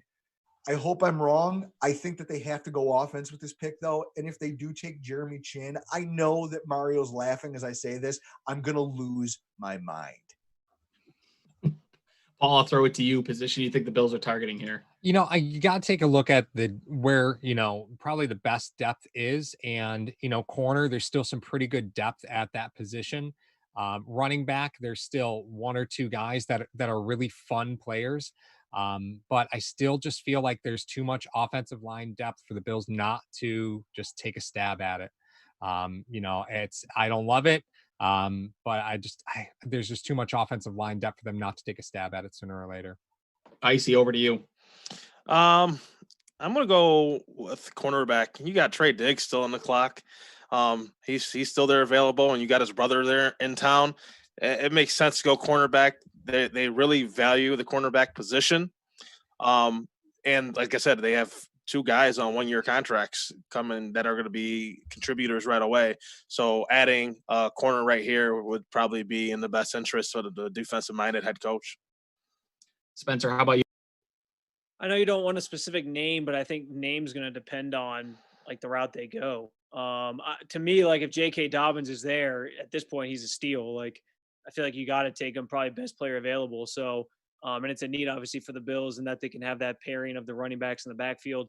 But if he's gone, I think if you're looking for a singular position, I would say probably defensive end. There's still enough of those guys that I think have talent and have been linked to the Bills that you could obviously go that route there. Whether it's I know Curtis Weaver's been a guy obviously linked to them, and he's still obviously on the board. Epinesa could potentially still fall there, and it seems like he's sort of just dropping through this draft right now. So I think edge is where they look. But like I said, I think depending on the names that are there, if J.K. Dobbins is there, I would be hard-pressed not to take him, again, as potentially the best player in the draft still. Guys, you got a guy averaging 5.1 yards per carry, and then you go and add another running back. I just don't see the value there, at that point. It's all about wear and tear, though. I see, you don't want to give it all to Singletary, and that's how. Think about how many backfields are like that now, where they use multiple backs, third down backs, power. You see it all the time. They're a dime a dozen, though. So you're going to invest a second round pick when you have other holes to fill. When you have a guy who deserves the bulk of the carries. 5.1 yards per carry for the season. That's solid production, and even if you split it up, if you spell somebody with 8-10 carries, so you're not giving them So you're 30 not worried carries a about the game. injuries to Singletary at all last year? Like, you think that was just like I think the injuries were. I think that's part of it too. I think a lot of the injury concern is from him being on the shelf. It's very hard to run a couple times, sit on the bench for 2 quarters, and then come back and say, "Hey, I want you to play at full speed, cold." It's just hard to do. So I think with him getting the bulk of carries, you can get anyone to spell him. Look at the San Francisco 49ers last year and what they did with a ragtag bunch of on running backs, all still uber productive. Every team that seems to have a guy go down, the backup comes and performs pretty well, aside from guys with generational talents as their starting running backs. I just don't think the value is there right now. You're drafting a guy here because he's not going to be a starter. And even if he did start, he's going to be splitting carries. I just don't see the value right here for a running back. I see both of your points with this little debacle right here over picking a running back here at 54, potentially even moving up to pick one. But I more so agree with Spencer. I more so agree with J.K. Dobbins in the overall value of picking him this late in the second round, potentially even sliding all the way to you here at 54. I mean, Dobbins would have garnered consideration at 22, in my opinion. You put Jonathan Taylor, Dobbins, DeAndre Swift in the same conversation, in the same category when discussing the top back in this running back class. And, really the issue with the Bills team as a whole last year, we really saw it in that Houston Texans game. And a good example of that is the drop-off in production and the predictability when Frank Gore came out of the field. You get a guy like Dobbins, your offense is no longer predictable when you have that complementary back, or not even a complementary back, a splitting back, a back that is multifaceted in his skill set, who can catch the ball in the backfield, can run with agility, and also be able to run between the tackles with efficiency. I think if Dobbins is there at 54, it's a no-brainer pick. It's a home run pick. And you also add an asset to your offense that, it adds an element of potency and adds an element of explosiveness that they currently don't have in that backfield. As much as I like Devin Singletary, he's not a natural athlete like we all hope to believe. He's more of he has more agility, he's more elusive, but he doesn't have that breakaway speed. He doesn't have that explosiveness. He doesn't have that athletic profile. If you add J.K. Dobbins, there's no drop-off when you have to give Devin Singletary a spell, and you also have elite production and potentially an elite tandem for years to come. I'm going to throw a little bit of a curveball. The Cowboys pick is in, so we're going to see where they go. Boo. Ooh. But I wouldn't be surprised to see the Bills go linebacker with this pick. You've got some linebacker talent that's still on the board, a little bit higher ranked, linebackers that are still out there. Zach Bond out of Wisconsin, he comes to mind. Davis Gaither from Appalachia State, he's a guy that the Bills have scouted. They've gone down to Appalachia State a couple times. You got, Troy Dye, Willie Gay. Those guys are all still on the board.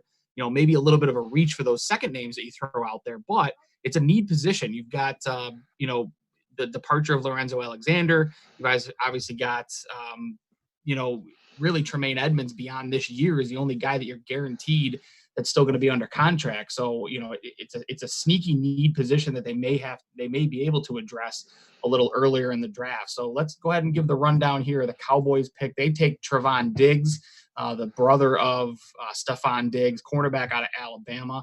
So he is officially off the board. So there goes Icy's selection as he was predicting. The Rams are now on the clock. The Rams pick is already in. Again, for those of you watching on YouTube, I'm going to resist as much as I can spoiling the picks here because the next couple picks are in, but Diggs comes off the board. The Rams are on the clock. Drew's looking to get in here to talk. I'm not sure if it's Alabama football or Buffalo Bills football, but I'm going to let him go here. Buffalo Bills. What is this pick?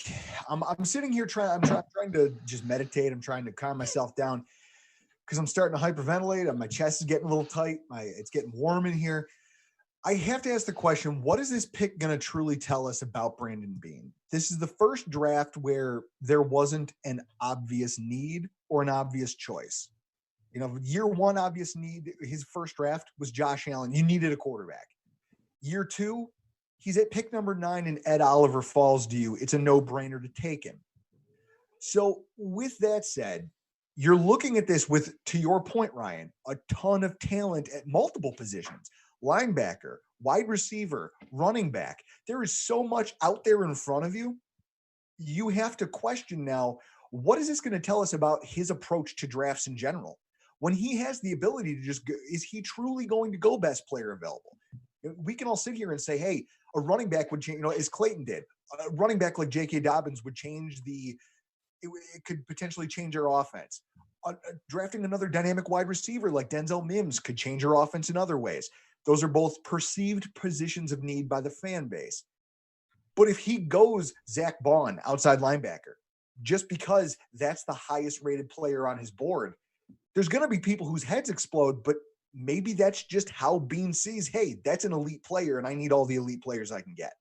I mean, all right, so we're going to move a little quicker here. So the Rams pick is in. It's Cam Akers, running back out of Florida State. He's another guy that, you saw a couple of mocks that the Bills picked for him. But let's move a little forward because the Bills officially are on the clock. The Eagles, even though they haven't announced the pick as of yet, the Eagles have taken Jalen Hurts. So I think that's an interesting pick for the Philadelphia Eagles. Jalen Hurts, formerly of Alabama, now of Oklahoma. One of the more polarizing quarterbacks in this draft class. So with the Bills officially on the clock, we're going to kind of stay on top of things here. So I'm going to ask everyone to kind of keep their points concise a little bit. But Dan, Hurts coming off the board in the second round, a little bit of a surprise to you? A little bit, but Carson Wentz has always hurt himself, and I hate using that pun, but that's why they did it. And they must believe in him. Now, I don't think that he's anything more than a Tyrod Taylor type. I really don't, if you read everything up on him. But he was able to get more visibility. Like Nick Saban got everything he could out of him. But, apparently Lincoln Riley got even more out of him, and Philadelphia likes him. And maybe they see something in him to go and grab him in the second round. All right, Icy, Jalen Hurts. What do you think of that pick here in the second round? It's a project. Again, compared to Tyrod, he's not really fast in making his decisions, and that doesn't bode well for a quarterback in the NFL, being slow in your decision making. He has physical ability, he has accuracy, but being able to uncork the ball is huge. That's something we struggled with for Buffalo with Tyrod Taylor over and over again, slow to make his decisions, wouldn't throw guys open. And if he has anything, if he does anything like that, he's just not going to be much, to look at in the NFL. It'll be interesting to see here with the Bills on the clock, if they make a pick, maybe, with the talent that's still on the board, maybe this is a trade back scenario for the Buffalo Bills. Yeah, love it. Beane loves his collateral. He loves the opportunity to be flexible in the third and fourth rounds. I'll die. You trade back in this pick, I'll die. Ryan, I gotta disagree here. You look. If you trade back, you've got Miami 2 picks behind you. You've got the Jets 2 picks or 3 picks behind that. If you drop back, you're letting your division get another 2 picks in on you on 2 teams that are not very good. And you're letting Baltimore get 2 picks on you if you drop even further than 61. So there's a lot that would cost you to trade back here. Yeah, no, I definitely agree. And it looks like taking a little bit of time here, so maybe they are on the phones. Wouldn't surprise me if Beane exhausts all opportunities. But Spencer, you brought up a good point on Twitter just now in regards to the Jalen Hurts pick to Philadelphia, what it means for Carson Wentz long term, and his long term viability. Is Jalen Hurts, as they become more flexible in the NFL, at least with these quarterbacks, these running types of quarterbacks, is this something that that could spell the beginning of the end for Carson Wentz? Yeah, I mean, I think Dan brought up the point of the injury history, and we everybody who sort of touched on the Hurts conversation already has everyone sort of said, he's a Tyrod Taylor type, he's nothing special, he's not going to be this great quarterback in the NFL, which I totally agree with. But the fact of the matter is, like, they're bringing this guy into the building right now. Like, whether or not he's going to be a Tyrod Taylor or whatever, they clearly valued him enough to be like, hey, we're putting this guy somewhere on the depth chart with what's supposed to be our starting quarterback. And what's also interesting is that Carson Wentz still has a ton of years and money left on his deal. And really, it's going to be tough to get out of it until about 3 years from now. So I'm interested to see what this does mean for him. It's kind of like it's probably a little bit more intriguing even than the Aaron Rodgers, Jordan Love situation, because, this is, you drafted this guy not too long ago. He was supposed to be the quarterback of future. You just re-signed him to his second contract, and the injury history is there. But then you draft this guy second round, who's going to sort of put some pressure on him. This is so curious to see what happens with Carson Wentz. If it's going to be an open competition, if he's going to start the season as a backup, if he's going to get traded. I'm so curious to see how this all plays out with the Eagles. So the Bills pick is in. We're going to go ahead and just jump ahead. AJ Epinesa is the pick for the Buffalo Bills, edge rusher out of Iowa. Fist, man. So Clayton, you've been beating that drum all night. So I'm going to let you take first stab at this. AJ Epinesa, what's he bringing to this Bills defense? Yeah, really, going into this second night of the draft, I was of the belief that I want one of those top 3 running backs unless Epinesa is on the board. Simply because your top 3 rotating defensive ends are over the age of 30. You're talking Mario Addison, Jerry Hughes, and then Trent Murphy, who I think his time is done here in Buffalo after this pick. When you're talking about Epinesa and what he brings, you're talking about a 6'6", 280-pound defensive end who's a natural fit in a 4-3 defense. And I mean, you're talking about a player who is a great complement to Jerry Hughes, who is more of a finesse rusher off the opposite edge. And he has a great anchor. And you're really, it's exactly what I was talking about earlier when I was talking about potentially being a prospect for the Giants. You pair him with the slew of talent they now have along the interior, like Ed Oliver, like Harrison Phillips, like Vernon Butler, like Quentin Jefferson, and you have to pick your matchup. You're going to have to pick your matchup with one of Buffalo's prominent pass rushers. This is a defensive end room that needed an infusion of youth, and they got in a big way with Epinesa, who honestly I would have considered at 22 if the pick had still remained. I really, it was a toss-up between Dobbins and Epinesa. Who knows how much further Dobbins is going to fall? I don't see him falling much further past Miami, considering they still need a running back, and that'd be a great pick. If it was either Dobbins or Epinesa, it would have been a home run pick, in my opinion. Paul, give me your thoughts on Epinesa here. Yeah, so lots of production just in the last season. 49 tackles, 14.5 for a loss, 11.5 sacks, along with 4 forced fumbles and 13 starts. Lots to love, but he's not a player that you're going to watch and go, man, I feel great about him. Yeah. He's a player that's just going to get you production. He's going to be one of those grinders. I know Bills fans hate Trent Murphy. I know you hate Trent Murphy, but Trent Murphy has a very specific role on this team, and he does a very good job at that. Epinesa is going to be a great guy to walk in, play situational roles, get his feet wet in this defense, but he's not a flashy player. He's not somebody you're going to say, oh my God, I can't believe the Bills got this guy at 54. You're going to look at the stat sheet at the end of the game and go, oh my God, how did Epinesa have 3 tackles for a loss and walk away with a half sack every game? Yeah. That's just kind of the way that he is. He's not flashy, lots of great skills, but he's not very fun to watch if you're not into really digging into the minute details of his game. Yeah, Paul, I think that's a good point, because he to sum it up for me, like, there's nothing eye-popping when you watch this tape, like, oh wow, like he made that play, but he gets the job done. I mean, to quote, like, the Bill Belichick Patriot thing, like, do your job. Like, he's the epitome of do your job. Like, he does what he's supposed to do. He'll make you some plays occasionally. He's a grinder. And that sort of fits, I think, that Bills narrative that they're trying to build there of, like, they're a group, they're a team. There's no just individual necessarily. Everyone sort of works together. I think that's what you're looking for in a defense like that. So I think it'll benefit them in the long run for sure. Dan, the Bills, it's not the sexy pick that a lot of people thought they were going to go. It's not a skill position guy, but he's an edge player, a guy who can make an impact. As Doug Whaley would say, he's a guy that can make an impact off the bus. Was this the right direction for them to go to wind up with the edge player, maybe the best guy on the board at this point in time? They really couldn't go wrong here, no matter what they did. I know everybody hates saying we in terms of teams, the we here, but without the we, there is no NFL. We got everybody right where we want them with this pick, and we got a guy in Epinesa. I'm sorry, who I'm used to Alvaro Espinosa, the New York Yankees back in the '90s, but Epinesa with this dude, he's got a first-round grade on 2 draft boards that I'm looking at that people in this room respect. I have no issues with this whatsoever. They're going to rotate him in as well.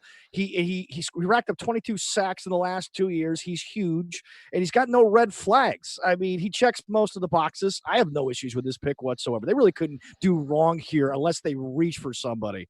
Go ahead, Drew. Yell at me. Go ahead. I had, I do kind of an aggregate analysis of a lot of mock drafts heading into this draft, and I had Epinesa with a first round grade overall when you kind of did an aggregate of mock drafts, and a lot of the the guys that quote unquote the experts that get paid to kind of do this kind of thing. Epinesa, 19th overall player, second overall edge rusher when the aggregates kind of all washed themselves out. So Drew decided to get up and go get some hard liquor. So I'm interested to get his pick now before he starts getting too deep into that bottle. So Drew, let's get your thoughts on Epinesa, and then we'll let you go drown your sorrows in the bottle of whiskey that you have, as you're probably going to be wrong about this pick as well, like you are about most of your draft pick analysis. Tennessee whiskey. I hope. I'm wrong about most of the things I think about the NFL draft, and I pray to God that this is another one of those moments, because I hate this pick, and I'll tell you why I hate it. It's not so much that I hate the player. He's not the most athletic guy in the world. I literally just got done running down all of the things that he's not good at as an athlete. He's not good. He's not explosive in terms of athletic ability. He's not fast. He's not the strongest guy in the room. No, he's not. There's nothing that he does at a high level, and yet you made him your second round draft pick.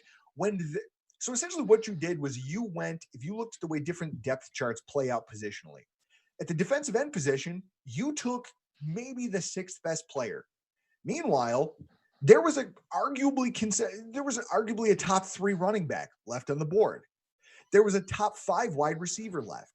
But you decided something about going best player available. I can understand that. If you decided that the best linebacker was your pick, the best remaining cornerback was your pick, but to not take the best player available at any position that's out there, simply just to take one, to me, that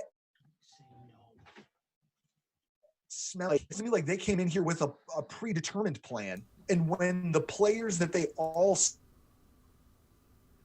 Yeah, I think one of the interesting things as Drew freezes, as only Drew can, to ruin a stream. That Tennessee whiskey will do it. Promising that he was going to hardline in and do everything he could not to freeze tonight. He winds up freezing with that face that he's got currently in the chat for all of you to see. So I think what a lot of people get lost on is when you say best player available, it doesn't mean the best player available on the board. It means the best player available at a position of need that you've identified as the team.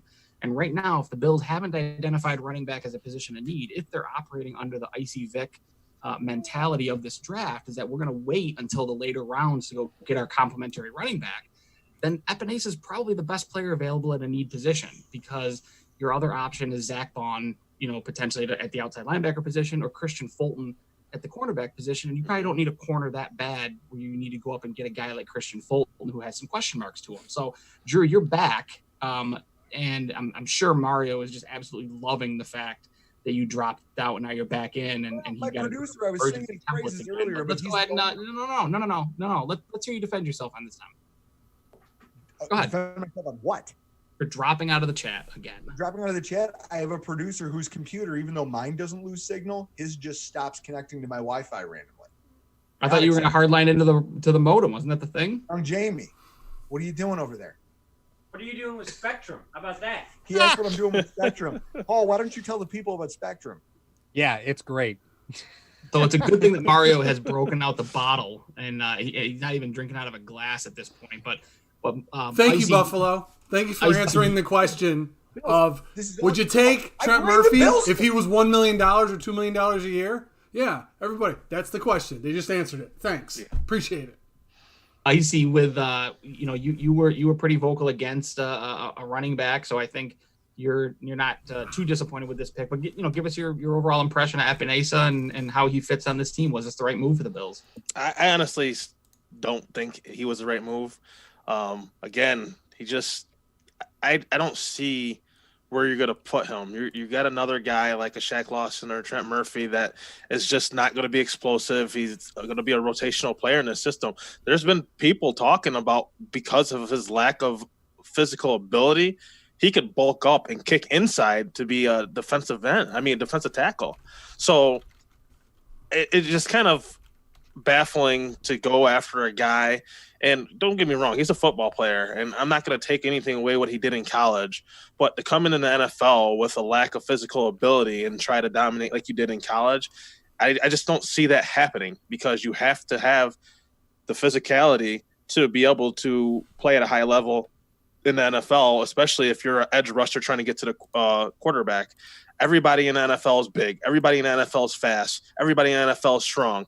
He was not only not fast, he is not only not strong. He only had 16 or 17 reps in the bench press, which is 13th percentile.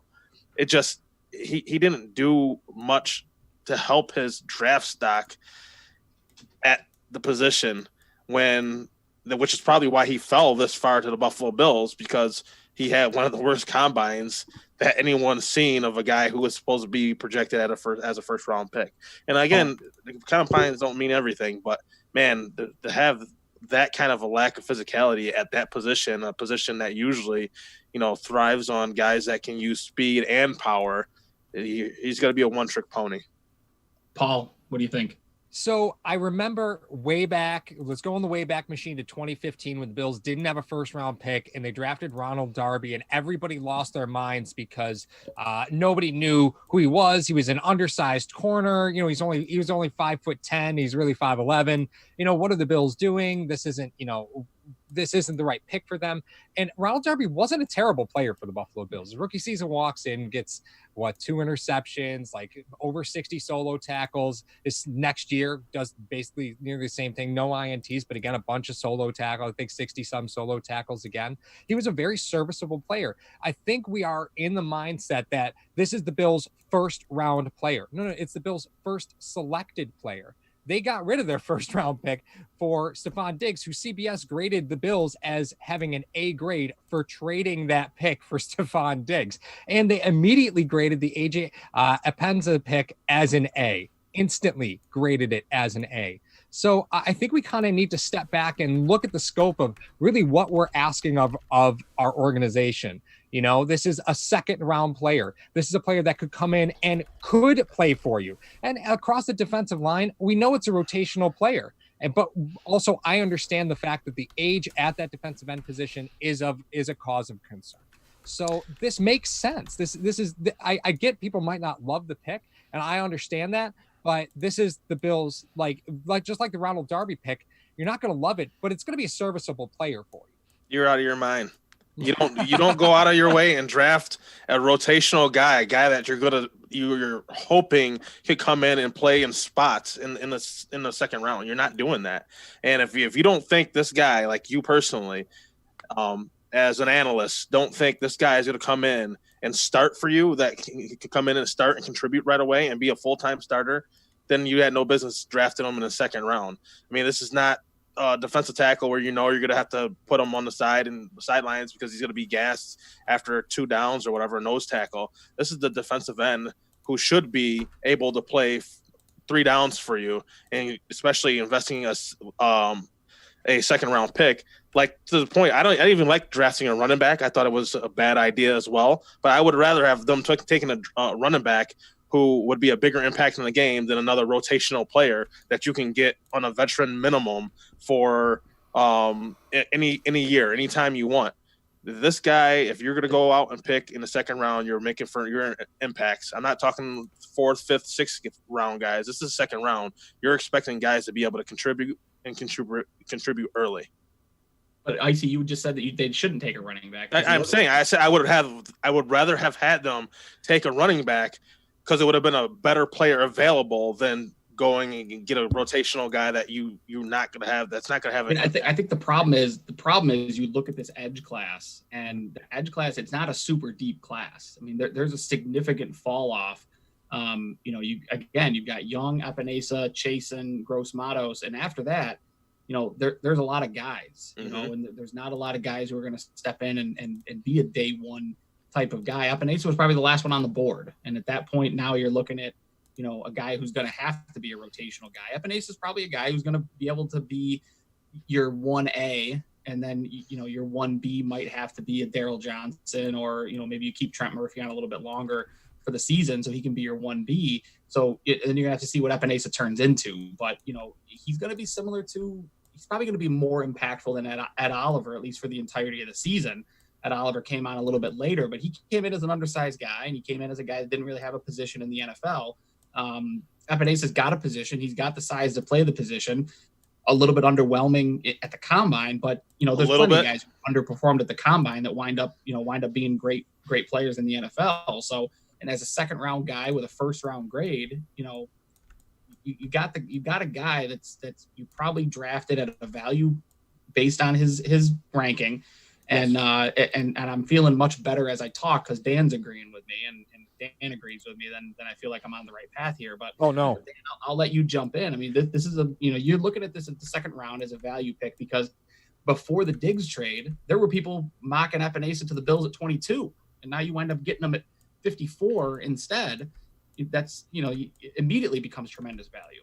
Yeah, I agree with you, Ryan. And the thing is like he got a first round grade. He drops to the second round. There's not a lot of edge rushers left in a shallow edge rushing class. You have a defensive minded coach. You got older guys in their 30s. You're rotating in and out.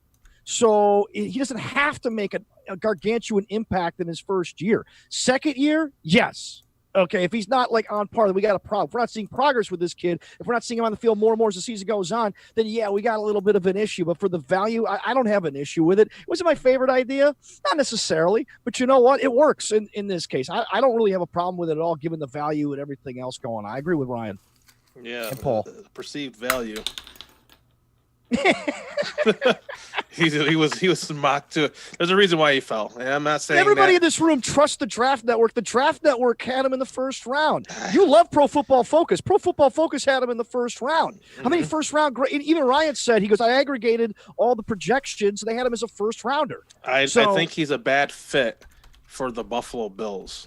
It has nothing to do about where he was supposed to be drafted or what they had him mocked as for other teams. For a fit for the Buffalo Bills as the team that drafted him, I think it was a poor fit. Well, Icy, what's the fit at the edge position? Because you've got Jerry Hughes, who's the pass rusher. Mm-hmm. You need a guy on the other side who's going to be the anchor, and that's Epinesa. He's the anchor right now. If he develops into a better pass rusher than average, then maybe he becomes your other side guy. But I mean, what did you need at the edge position that would have made this a better pick for you? Because again, you've got the pressure guy off one side, that's Hughes, and you've got the anchor guy now in Epinesa, a younger version of what you had in Shaq Lawson and Trent Murphy to a lesser extent, which weren't very impactful positions. They didn't. I mean, I would argue Shaq Lawson was extremely impactful last season. I mean, he had a great season last year for the Bills. He anchored that side of the line. He was one of the reasons that they were better against the run than they had been the year before. Shaq Lawson had a huge impact on this team last season, and he parlayed it into a great contract with the Dolphins. And it's not the same skill set. He definitely was an impact player last season. You're talking about Shaq Lawson, who's a whole 3 inches shorter than AJ Epinesa, who has virtually completely different length than AJ Epinesa. AJ Epinesa has the ideal length to play the role that Shaq Lawson was really kind of a square peg fitting into a round hole last season. Shaq Lawson was more so of your anchor run defending defensive end last year at just 6'3", 260 more than likely. And now you have a 280-pound, 6'6" mismatch who you create mismatches along the entire defensive line. And him being a rotational player, it doesn't matter what defensive end you draft in this year's draft. They would all be rotational pieces paired with Addison and Hughes. And you look at the complementing skill set opposite Jerry Hughes, I just feel it creates ideal mismatches all across the board, no matter what your set matchups are out on the field. Okay, I'm looking at pass rushing. I've had a second to collect myself. I'm going to jump in here. You need more.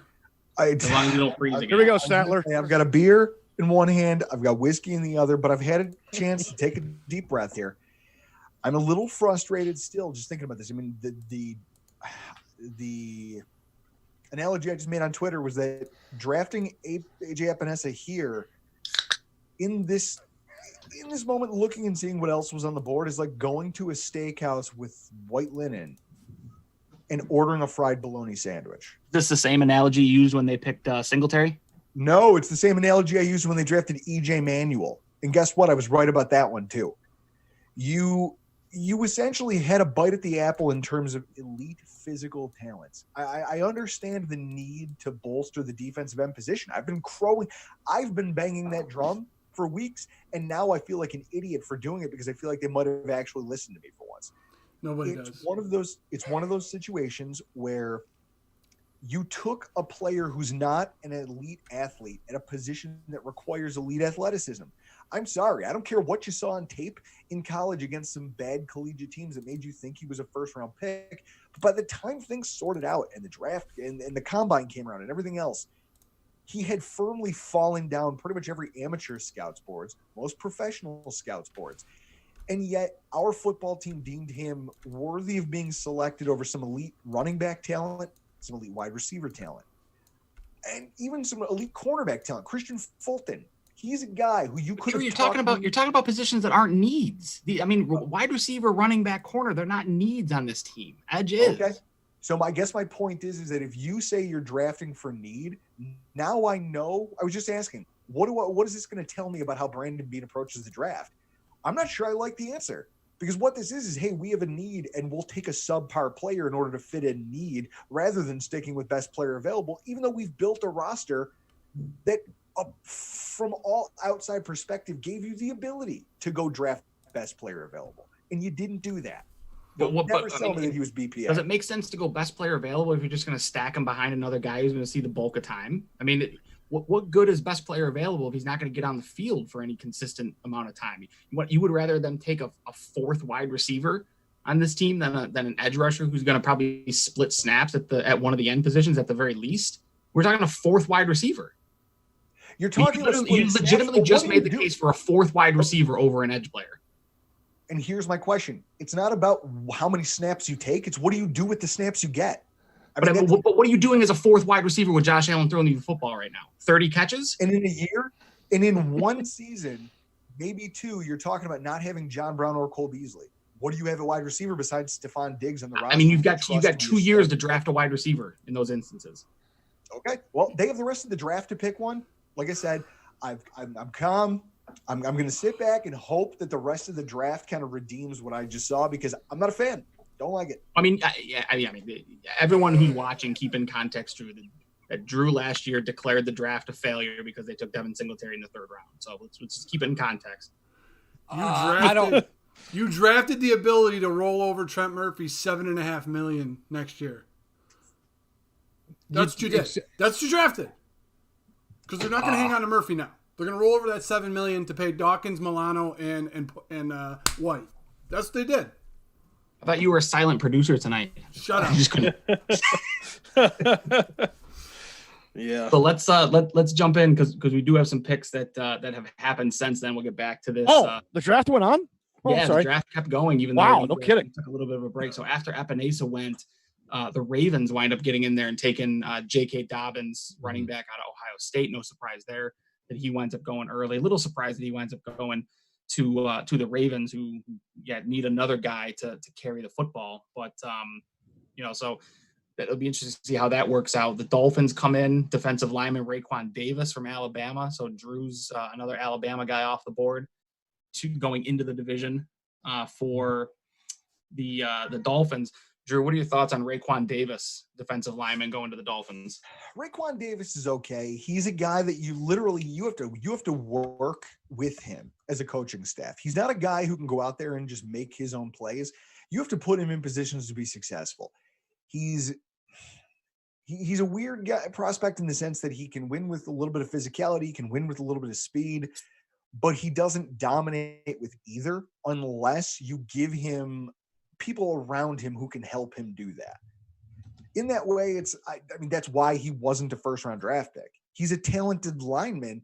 He's just not good enough to make plays on his own, which is why it's going to take a creative defensive coordinator or at least a line that has enough talent to support his abilities. With that said, based on what Miami's building over there, they may already have that. And so I don't know. He may be a guy who comes in there and in a year or two is making a key impact. I think what he is at this point is probably what I was just complaining about Epinesa being is a rotational player. So after that, the Rams get in. They take Van Jefferson, wide receiver out of Florida. So interesting to see Van Jefferson come off the board. The Vikings then get in. Ohio offensive tackle from Boise, Ezra Cleveland, comes off the board. And the Jets are currently on the clock with their pick that they traded to the Seattle Seahawks. So, Paul, thoughts on the two picks, or I'll give you the thoughts on any of the picks that have come there after the Bills pick. Dobbins, Davis, Jefferson, Cleveland, all off the board at this point. Right. So first off, kudos to the Ravens. Right. Anytime you make a deal and you still get a guy, whether going up or going back, if that's who they wanted, kudos to the Ravens for grabbing Dobbins. Raekwon Davis, man, Miami is just a tire fire. I don't even know where to start with that. Van Jefferson, wide receiver from Florida. I'm not in love with that pick. The fascinating one to me is Ezra Cleveland, because I think Boise kind of gets crapped on a little bit because of the offense that they run in the college that they are. There's some really good players that come out of that university, and Boise just gets crapped on from a scouting and drafting perspective. Ezra Castro was probably rated likely above probably two of the three last offensive linemen drafted. And yet there he was just hanging out because people just don't believe that Boise produces good talent. And it's just a shame. Minnesota gets a good one in Ezra Cleveland. Ezra Cleveland could have been a day one pick. Clayton, we've had some movement so far. I'll let you get in here as well. Any thoughts on any of the guys that have gone after the Bills? I mean, thinking about Dobbins with Lamar Jackson and Mark Ingram, my goodness, that's going to be probably the best rushing attack in football again next season. You definitely have to assume. I don't see how you could argue otherwise with that offensive line. Yes, they lost Marshall Yanda, but you have to assume the Ravens, with one of the best front offices in football, they're going to look to replace him here in the draft. I mean, not to my knowledge, I haven't really been paying attention to the board. I apologize. There's a lot of responsibilities to assist to while you guys have been analyzing this pick to death. But no, I think you're seeing a lot of offensive linemen falling down the board here. It's very interesting. To my knowledge, Josh Jones hasn't been drafted yet, has he? No. Nope. Okay, so that's a very interesting position that's sliding down the board drastically. And I think that is really just a testament to the top end talent that was available. That was just you couldn't pass it up here at the top of the second round. Players like T. Higgins, players like Laviska Shenault, and Jonathan Taylor and J.K. Dobbins and A.J. Epinesa.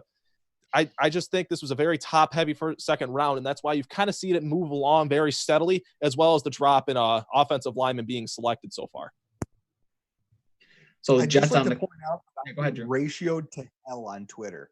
It's happening right now. I have a tweet that currently has 2 likes and 28 comments, and most of them are horrifically negative.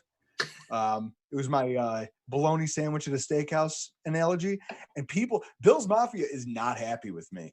And I'm not gonna lie, I kind of like it. Yeah, you haven't relish in those moments. Yeah. Feed off of it. You feed off of it. Yeah. I was gonna say, Drew, like- you haven't seen the comments section on YouTube. Textbook definition of a troll. It's like the movie Blades of Glory, and I'm Will Ferrell drunk in the costume when they're all throwing bottles down and trash on him. And he's like, "Good, let it rain down on me." You're like the Thanos of podcasting. That's right. They're not saying Drew. They're saying boo. So Spencer, Jets get in here. This is the pick that they traded back with the Seattle Seahawks. They pick up an additional third round pick in that trade. They wind up getting Denzel Mims. So they get a wide receiver. They still additionally pick up that third round pick. So thoughts on Mims going to the New York Jets? Obviously addresses a need for them that they sort of, I wouldn't say neglected, but they passed on going wide receiver last night, and they held off on that. Obviously, they had the one of the earlier picks in the draft in the teens, and they opted obviously to go a different route there. So addresses a need. I think overall, they're obviously putting the stock in the offense this year with the Becton pick, and now this, trying to get protection and weapons for Sam Darnold, which obviously when you have a young quarterback, that's what you got to do. I like Mims. Biggest thing with him, obviously, he's pretty damn fast. Ran that 4.38 at the combine. He's pretty good downfield at being able to make plays on the ball, especially with that speed, and it has the stride to sort of break away from guys, which is great. I think the biggest thing with him is his routes could be better at times. He's been able to sort of rely on that pure athleticism to this point in his career at the college level. So we'll see how that works out at the NFL level. But yeah, I mean, an obvious need for them.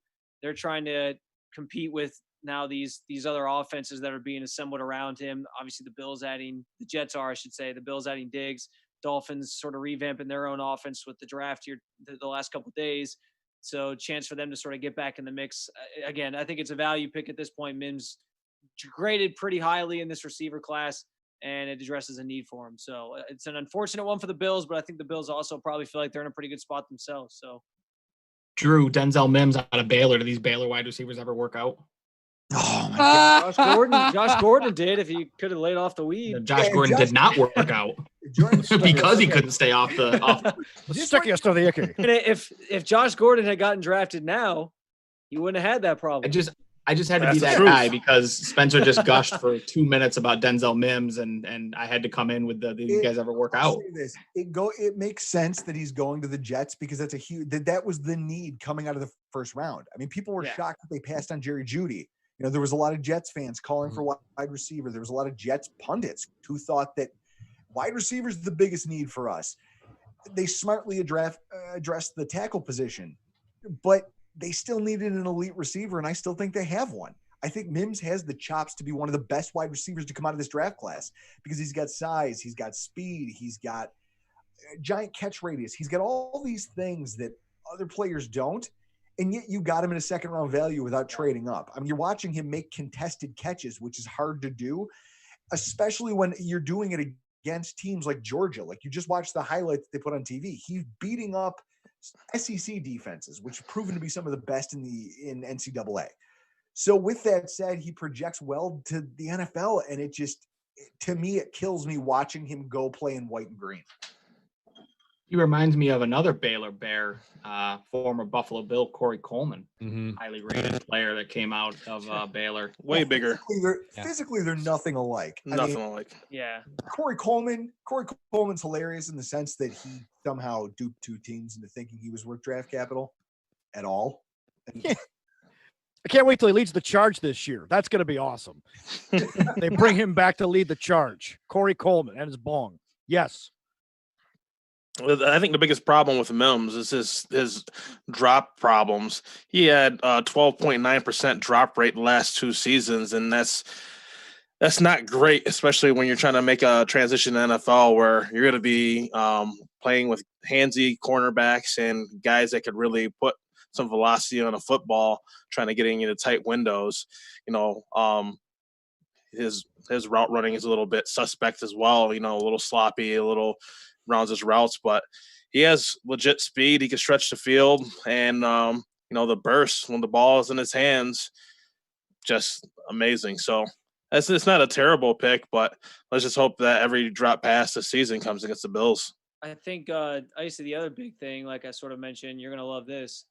He doesn't run the whole route tree. So again, he went to Baylor. Of course he doesn't. Yeah, so that'll be the adjustment. His route, Mario. You can't see Mario's face, but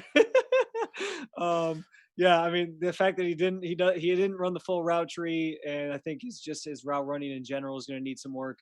But yeah, I think the physicality is there, the speed, as I mentioned, is there. I think overall it's a good pick for the Jets, especially given the value right now in the draft. So it's unfortunate for the Bills, like I said. But, you know, they got a pretty good receiver of their own to, you know, flash on their offensive side of the ball. So we have a trade here in the next pick. So the Ravens were on the clock. The Patriots are now on the clock. The Patriots give up pick 71 and pick 98 to come in at 60 to make this pick. And Bill Belichick decided that he's not super interested in making a lot of picks tonight. I don't think he likes this format. He probably is getting a little bit grumpy, but the Patriots come up and they're going to take Josh Uche from Michigan, edge rusher out of Michigan. And Paul, since you reacted first, you get the first crack at this one. Yeah, this is a good pick for them. Uche's a hell of a ball player. He's super versatile linebacker. You kind of put him anywhere. He really does a great job as far as closing on guys. This is a really, really great pick for them. Now, mind you, right, he's marked up. Everybody's referring to him as an edge rusher. He's a little bit small for that, but I don't really foresee that being a problem. When you look at what the Patriots defense does, they use guys in roles. And there's definitely a role for Josh Uche with Bill Belichick. There's no doubt about it. The kid, he's quick to the ball. He's quick to turn the corner. This is a good pick for them. He's slightly smaller than Jerry Hughes. Yeah. Just slightly smaller. He's shorter and about 8 pounds lighter. Yeah, and TCU guys are kind of known for being those wiry, speedy guys. Jerry Hughes is more of a typical TCU defensive end, and Uche he's going to be solid anywhere across the defensive line or even linebacker for them. Dan, thoughts on Uche? This is a guy, like Paul said, he couldn't have landed at a better team. I know, well, Belichick's a genius. No, he is a project. Don't kid yourself. He is a bit of a tweener at Michigan, but the guy in the right fit can work out. And with Bill Belichick, he can be that guy. He's going to need someone to harness his skills. He's got a lot of potential as a linebacker. Like Icy said, he is a bit undersized. He doesn't have the size yet to be a full-time, edge rusher or anything like that. Maybe more of a defensive specialist. But if there's anybody who could, square peg that round hole, it's a guy like Bill Belichick. And I hate saying that but it's the truth about Bill Belichick. And anybody else he might have landed to, I would have said, I don't know. But he landed with the Patriots, and they traded up to get him. Yeah, absolutely. Clayton, any thoughts on Patriots taking Uche here? Well, they pair him with his former Michigan teammate, Chase Winovich. And I think that it definitely brings an interesting dynamic. As Dan was touching on, a square peg and a round hole. If it's ever going to work out, it's going to be in New England. He's definitely revamping that defense. They lost both Kyle Van Noy and Jamie Collins, who I assume Josh Uche is going to definitely play a similar role to both of those linebackers who had skill sets when dropping back into coverage and also coming off the edge. He's a little bit of an undersized player, but it's definitely an interesting dynamic. They lost a ton of players on that side of the ball. Definitely going to try and reload it. I mean, this isn't the draft that they're going to select a quarterback. It's going to be interesting to see how they fill that position after all the top prospects have been taken, in my opinion. So it's interesting to see what New England's take is this season. It's going to be interesting to see what their intentions are. Are they going to try and compete and be a contender for a Super Bowl for another year after 20 years of dominance with Brady leaving, or are they going to be content with kind of tanking for Trevor Lawrence and potentially reloading that way? It's going to be interesting to see, but they definitely got a solid player in Uche, and they're definitely going to have time to develop him if this year is going to be more of a toss-away tank year. Do you think it's going to be a tank year, Clayton? Do you think it's going to be a toss-away year for Bill Belichick? Do I think or do I hope? Both. Give me both, please. I don't know. It really – whatever they do with their quarterback position is really going to be indicative to me of what they plan to do. If they plan on rolling with Brian Hoyer, I think we all know the answer to the question. If they plan on rolling with Jarrett Stidham, we all know the answer to the question. But if they go out and make a move for 32 interception guy, Jameis Winston, that's an attempt to kind of be relevant. That's an attempt to kind of make something of a player who really made nothing of himself in years past, or even possibly Cam Newton to try and revitalize his career.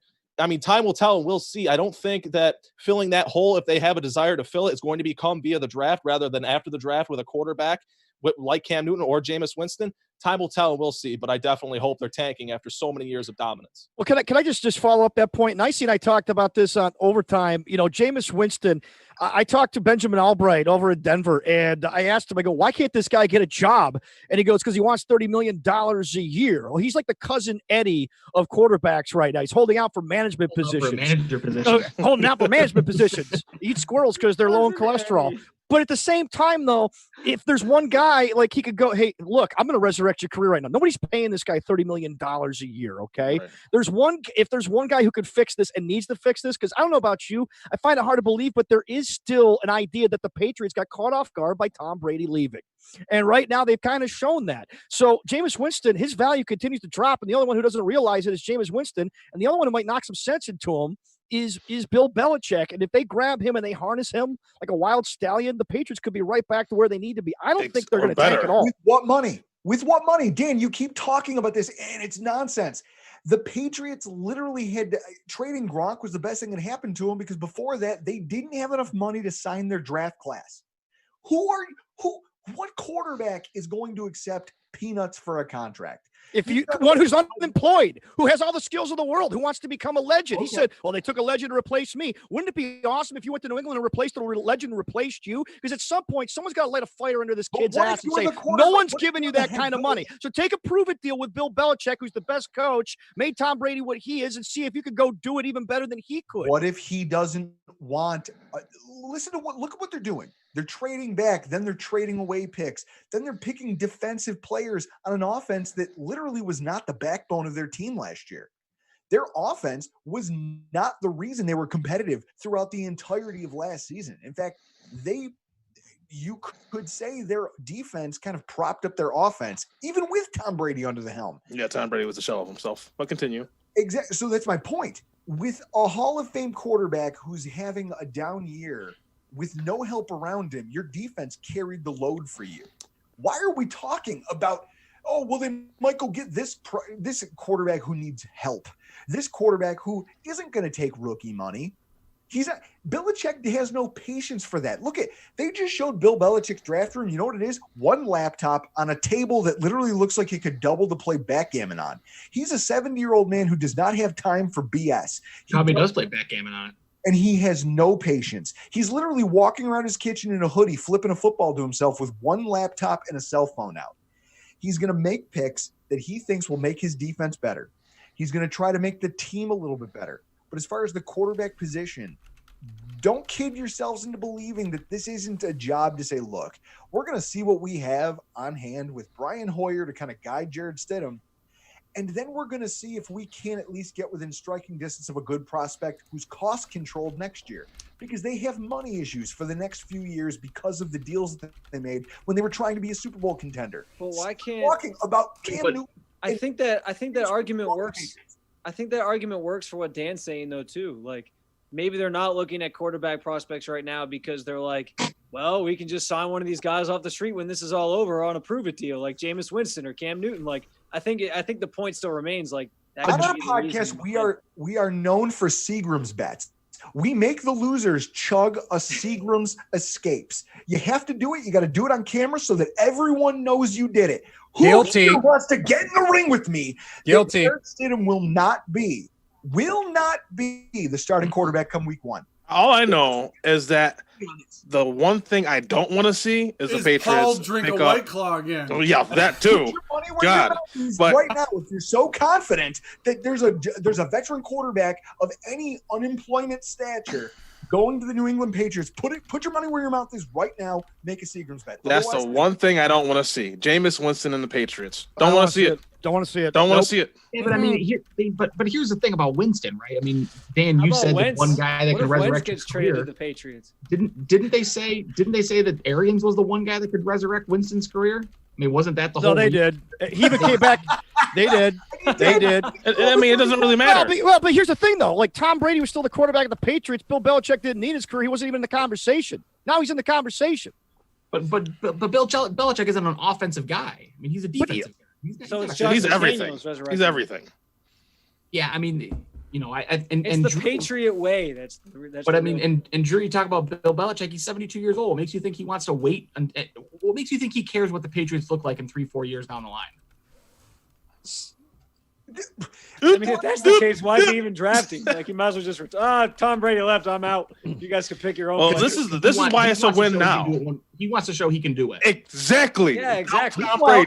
Hang on. Whoa. Jared Stidham's not the guy to go do it. Nope. A.J. Dillon, a running back who is predicted to drop as far in some mock drafts as the 3rd, 4th, 5th round. A.J. Dillon off the board. The running back position, I feel like in terms of pure athletes and players who might fit a complementary role to Devin Singletary, they're all coming off the board now. This pick doesn't make any sense to me because when you look at the Packers skill positions, the last position they need is a running back. They need a wide receiver. They need a tight end. They need a lot of stuff. But unfortunately, that's not running back. AJ Epinesa. I don't think the Packers know how to draft. That's not for you guys. And he can't catch the ball out of the backfield. Here's the question. Do the Bills maybe look back at this by the time we pick again in the 3rd round and see some of the depth running backs that people were like, oh, well, we'd take this guy in the 5th. Don't draft running back in the 2nd round. That's a bad value. Let's just wait till the 3rd, 4th, 5th round, and then we can get a good running back there. If these elitely talented running backs in terms of athleticism keep coming off the board, by the time we get back on the clock, who here is going to regret that? Do you think Brandon Beane is going to regret not investing at the running back position when you had the ability to land a stud athlete and you watched the early run on them happen? A.J. Dillon doesn't make this team to me. I know a lot of people were really high on him, but A.J. Dillon does not make this draft for me. And as far as the Green Bay Packers, I agree the pick doesn't make a lot of sense. Even if you're just looking at the position, I think Zach Moss is a better running back. So yeah, I agree. There's hairs to split here, but A.J. Dillon is not the player that, I don't look back and see, oh man, we missed on Eno Benjamin. Oh, we missed on Zach Moss. That doesn't make a difference to me. If you're in the 4th round and you're like, well, let's throw a dart and let's grab Antonio Gibson from Memphis. That's the guy that I like, Paul. Right, exactly. If you're targeting that type of a big body north-south runner like you had in Frank Gore last year, Antonio Gibson's probably the guy you look to do, and you can do that in the 4th round. You can do that in the 5th round, probably. Gibson's not going to go anywhere. Right. He's a 21-year-old guy that's got a ton of mileage on him. So. I don't think A.J. Dillon is sending the Bills war room into a downward spiral of despair. No. I definitely agree with all the takes here that A.J. Dillon was just overdrafted. I think that's entirely a reach. We're still in the 2nd round. I don't think A.J. Dillon was a 2nd round worthy running back, and I think the run earlier in the round really kind of made the Packers nervous, and they thought by the next time they're on the clock, one of their backs aren't going to be there, and that might be A.J. Dillon. But I honestly don't think A.J. Dillon's worth a 2nd round pick. But it certainly is. It's still pushing a lot of valuable talent down the board, like one of Mario's favorites, Jeremy Chin, who could be an option in the 3rd round. If we're all sitting here talking about how that was a massive reach, and it was a knee-jerk reaction to what they saw ahead of them, one knee-jerk reaction can lead to another. So let's say this draft falls the way the talent falls on the board. There's no suitable values at running back for the Buffalo Bills this year in the draft. So we don't draft one. We do not draft a running back in this year's class. Raise your hand, and people in the comments, let me hear it. Who's comfortable heading in with TJ Yeldon as your complementary back to Devin Singletary? Well, Carlos Hyde is still available. He could add that power element to your rushing attack, and I think next year you would definitely have to have all 3 backs active on game day in order to adequately fill each role in the offense on game day. So you have a receiving back, you have Devin Singletary, who in my opinion can do really anything you ask him to do, and then you have a between the tackles runner in Carlos Hyde, who you're probably going to sign somewhere around $3 million. That's a very good value. The Bills aren't really necessarily screwed with the running back room if they don't fill that hole in this draft. And quite honestly, aside from Zach Moss and Darrington Evans, there aren't many running backs that I'm really willing to pick anymore with A.J. Dillon going this early. If that's how early some of these running backs are going, I'm out on these running backs. Yeah, there's plenty of running backs on. There's plenty of running backs on the market. There's running backs on the market right now, depending on what you want. Devonta Freeman's still a free agent. Yeah, if you really want him. Yeah, the whole thing is with this pick, Dillon, they wanted the guy that was just going to be a hammer, and he's by no means just a plotter. This dude at his size, at 6 foot 250, ran a 4.53 40, which is lightning fast for a guy his size. He had a 41-inch vertical. He's got physical ability, and he's huge as far as he's going to hammer the offensive line, and that's what they're using them for. They're not going to use them out of the backfield. They have obviously a specific reason that they drafted them, and that's just to be that battering ram on offensive lines, wearing down defenses. But that being said, I don't think that anyone's worried about having TJ Yeldon spell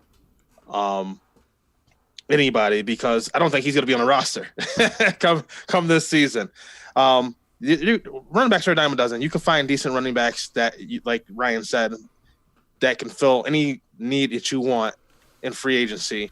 And it might not be a guy that you're necessarily going to have to run all the time. And like Carlos Hyde, I would never want him, because I saw how they used Frank Gore last year, and I think they'll probably try to run Carlos Hyde, and I don't want to see that.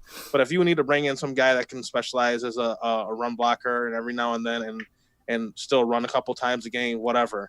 But you don't need to go and draft a guy here and reach for somebody in panic and go in panic mode reaching for somebody right now. You can find guys, and there's always next year. Ryan, let me ask you a question. So let's say you're Buffalo and you look at the third round and you went offensive line. You went someplace other than running back, and you're looking up and down the board and you're looking at the running back position and you're saying, yeah, this is a position we still kind of need to back up. And you're looking at Jacksonville, who absolutely has to trade Leonard Fournette. And you're only looking at 1 year Leonard Fournette, who, mind you, got into a fist fight at one Bills drive. Understand the dynamic that you're bringing in. But is that 4th round pick for 1 year Fournette versus the rest of the depth chart, does that become worth it to you then? I'm not on Fournette in the 4th. And keep in mind, the fist fight was with Shaq Lawson, who's not on the Bills anymore. Well, I get that. But McDermott was still the head coach. Yeah, I mean, and that's fine. But I mean, McDermott signed plenty of guys. I mean, Jerry Hughes threatened to beat up a referee, last season or the season before. So I mean, let's not pretend that there's some type of a magical process that they're really following. It's just a catchy phrase that they use. I mean, they've got guys that have problems. They were linked to Antonio Brown. I mean, there's plenty of issues out there on this Bills team, and I'm a firm believer that Bean and McDermott are worried about bringing in talent. I'm all in on Fournette if it's a 5th round pick or below. And if they want to make it a conditional pick on him reaching certain yardage milestones, 5th turning into a 4th, depending on, the number of yardage or number of carries, whatever they would decide to do. I mean, that's fine if they want to wind up doing something like that, but that would be for a future pick, not for a this year pick. But if you're going to use a 5th round pick and beyond to go get Leonard Fournette for 1 season, he brings what you want in a complimentary back to Devin Singletary. He's got a ton of yards. I mean, he's got a ton of mileage on him.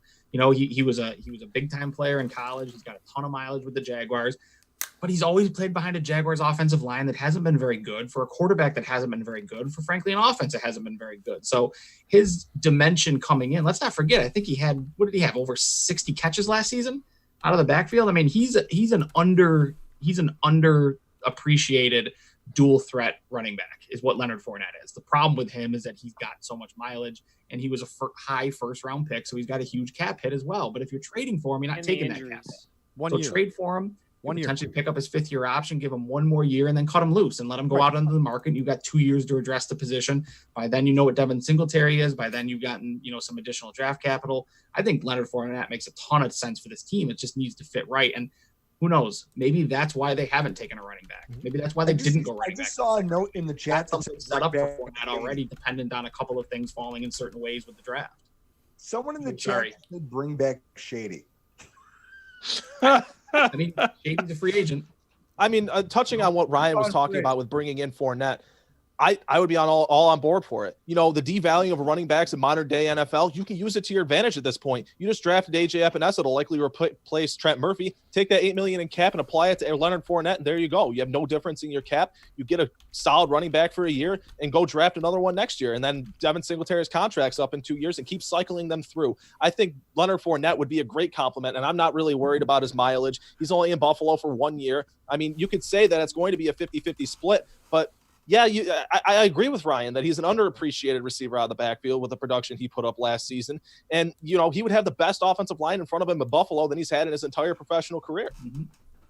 And you could make the argument he'll have the best quarterback, the best weapons, and, potentially better than Blake Bortles? Yeah. Oh, yeah, absolutely. I'm just kidding. Where's that mute button? Mario, mute Clayton. 5 minutes or timeout. It was a timeout joke. for 5 minutes. I saw someone give up 2 first-round picks for Blake Bortles. He's the GOAT. No, but they were talking about in the chat, watch New England get Nathan Peterman, and I'm like, that'd be the ultimate troll job by Belichick to get Peterman and win 8 games with Peterman. So we got again, the Packers take AJ Dillon. We actually got a trade up. The Panthers came up to that last pick in the 2nd round. They're going to take Mario's guy, so I'm waiting for Mario to throw a fit when he finds out that the Panthers took Jeremy Chin. They're trading up to the number 6. Oh, wow. We just watched Mario throw his headset. Folks, for those of you in the chat, Mario threw his headset and stormed away from the computer. So we don't have a producer for the rest of the night. Like a big baby. So to wrap up, so to wrap up the 2nd round, Packers go AJ Dillon. The Chiefs at 63 take Willie Gay, inside linebacker out of Mississippi State. So he's off the board officially. Now the Panthers decide to trade up, and they come in and they take Jeremy Chin So chins off the board. That's going to close out the second round. We're getting into the third round, is getting ready to get going. Bills are going to pick number 86 in this round. So quite a while still. So those of you who have joined us on YouTube and Facebook, we certainly appreciate you sticking with us. We're not going anywhere yet, but I do want to make sure I throw a shout out to everyone who's on. For those of you who have joined late and may not know who, well, if you're watching on the hashtag channel, you might not even know who I am, but I'm going to do kind of a little bit of an introduction again, just to kind of reset the table. This is karma, Ryan. This is karma. You know how many times I've made fun of Carolina on our channel? This is karma. Well, I mean, just think of it this way. If Carolina drafted him, he'll be playing for the Bills in the next 4 or 5 years. Aren't the Panthers like Bills South? So, it's kind of a win for you. Yeah. So let's go ahead and do a quick introduction here. Drew, good to see that you're starting to switch the hydration level a little bit over to water, taking a smidgen of a break between. No, you know what I was laughing about was that the fact that I'm reading through the chat. I have turned hashtag nation against me. Yeah. But it's okay. I played heel well. It's fine. Hey, just to give you a little indication of that, I said that if this video got 125 likes, I would powerbomb Drew through a table, and we had like 25 likes go up within like 5 seconds. So you are playing the heel role really well. Drew right now is playing the role. Mario's the only person here physically capable of picking me up. Clayton could. Drew right now is playing the role of Tony Montana, right? I don't even know what Tony Montana. What it is that I'm a passionate. So what do you want me to be? The bad guy? Take a look at the bad guy.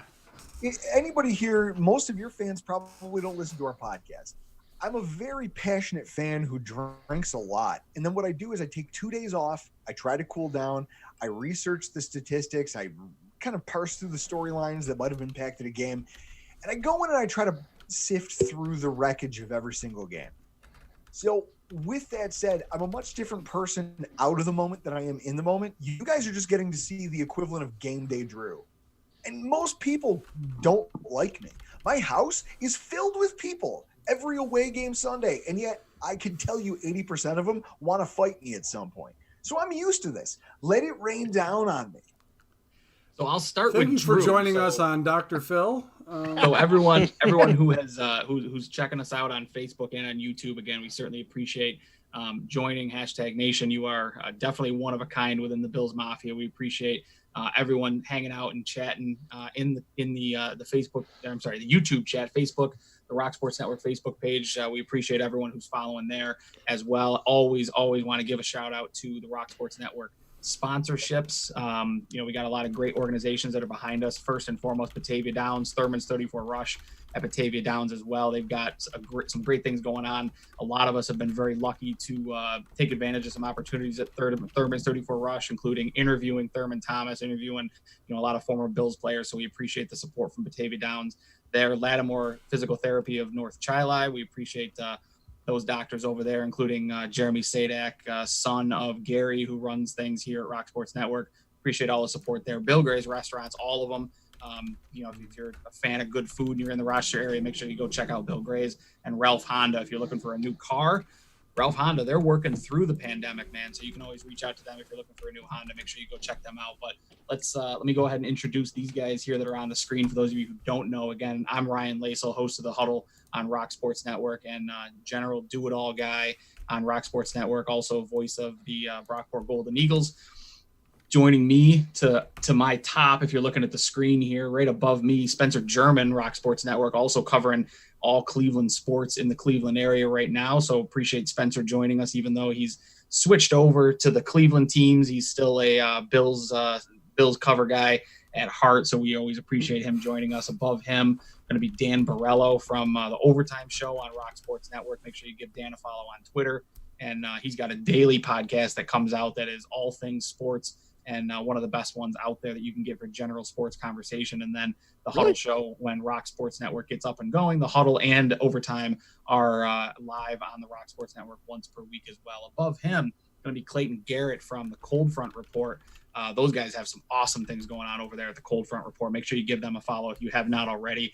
One of the best groups in the business when it comes to covering Bills content. They are everywhere, every event. it seems, and they're constantly putting out content. So Clayton was up really late last night alongside Mario, churning out content after the first round of the draft. Even though the Bills didn't do anything, the kid's up at like 3 a.m. putting in work. So nothing but respect for everything they got going on over at the Cold Front Report. To his right, of course, Mario. Y'all know who he is. For some reason, he's decided to cover his head up so he looks like a Limp Bizkit band cover guy. Front man.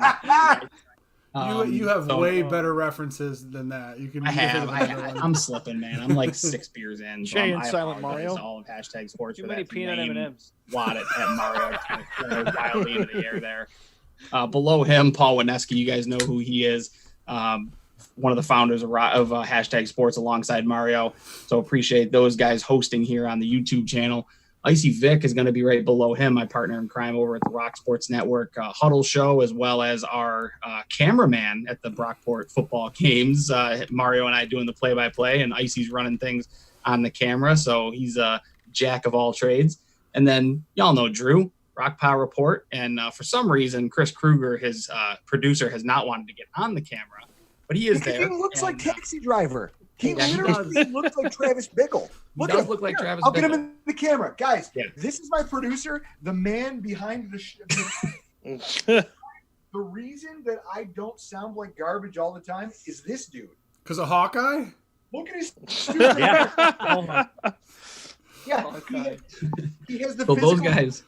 he has the physical appearance of someone you might want to talk to and the personality of a dead moth. That's why we get along. So as much as you guys may love to hate him tonight, honest to God, go give them a follow and check out their podcast, the Best Bills Podcast out there. One of the reasons they're a great Bills podcast, they don't take themselves too seriously. They bring in the other guys, a lot of other guys, to be the serious ones and to give you the knowledge. And Drew just rambles drunkenly into the microphone, and Chris chimes in once in a while with average at best football takes. But I'm it's always a great time to listen. I do Ryan, you know this more than anybody. Who does more research about this stuff than I do? More prep work. I mean, it's fair. It's fair. Drew does a ton of research for a show that's incredibly unprepared sounding. At the end of research on SEC competition. That's probably about it. Bama. Like Ryan always says, it's the best Bills podcast out an there. Alabama fan. I laugh all the time because I'm like 1,000 people a week take time out of their day to listen to us talk about football. And then I'm like, well, you know what the thing is, though? Maybe it's making them feel smarter. Maybe that's what's happening here. Losing brain cells every minute that goes by. Yeah, you're doing a public service there, Drew. Well, I'm pretty sure God's work. He's essential employee. Derek Carr was elite. So. All right, so the draft has continued on here. We appreciate again everyone who's joined us. The draft's third round has started. The Cincinnati Bengals were on the clock first, and they've made a pick. Logan Wilson, inside linebacker out of Wyoming, was their pick in the third round. So they've added Joe Burrow, they've added T. Higgins, and now Logan Wilson. And he's an interesting guy out of Wyoming. Again at a linebacker position, probably more of an inside guy is Logan Wilson. But overall thoughts on this pick here. Clayton, we'll go to you first. Overall thoughts on Logan Wilson coming off the board here to the Cincinnati Bengals. I mean, when you look at Logan Wilson, he's really more of a modern day NFL linebacker. They definitely fill the need here on the defensive side of the ball. He's capable of dropping back into coverage, but his athleticism kind of hinders him in man coverage. His zone coverage anticipation, as well as his instincts, are admirable. I think the biggest noteworthy piece here with Logan Wilson going off the board is Zach Bond is still on the board. Zach Bond has fallen far into the third round when he was projected by some to go in the late first round. I think it's more of a belief that's similar to mine that Zach Bond is a limited player and his game doesn't necessarily translate all that well to the NFL. When you look at a small, stout, edge defending linebacker, a player that would fit into a 3-4 defense, he's kind of a player that has a ton of burst off the line of scrimmage, but struggles to get disengaged when linemen get his hands off him. He's a very small edge defender, and I don't see his game translating to the NFL as well as a player like Logan Wilson will, as he's just more of a natural modern linebacker who can run sideline to sideline, drop back in zone coverage. He's a willing run defender, so I think it's a solid pickup for the Bengals here. Next pick off the board is a guy Paul and I kind of already touched on a little bit talking about running backs, and Anthony McFarland comes off the board. I'm sorry, Antonio Gibson is the guy that comes off the board to the Washington Redskins with their first pick of the 3rd round. So Antonio Gibson is a guy officially off the board. He was one of the bigger running backs that was left here in the draft, 6 foot, 228. So definitely that big body type of guy here. And, overall thoughts on him. Icy, what are the Redskins getting in Antonio Gibson? Yeah, as you said, it's a big body downhill runner. Gibson can do a little bit of everything. He has the body and body size to pass pro, and also he can catch the ball a little bit out of the backfield. So you're going to get a guy that, especially at this pick, the value in the 3rd round, that's going to be able to contribute right away.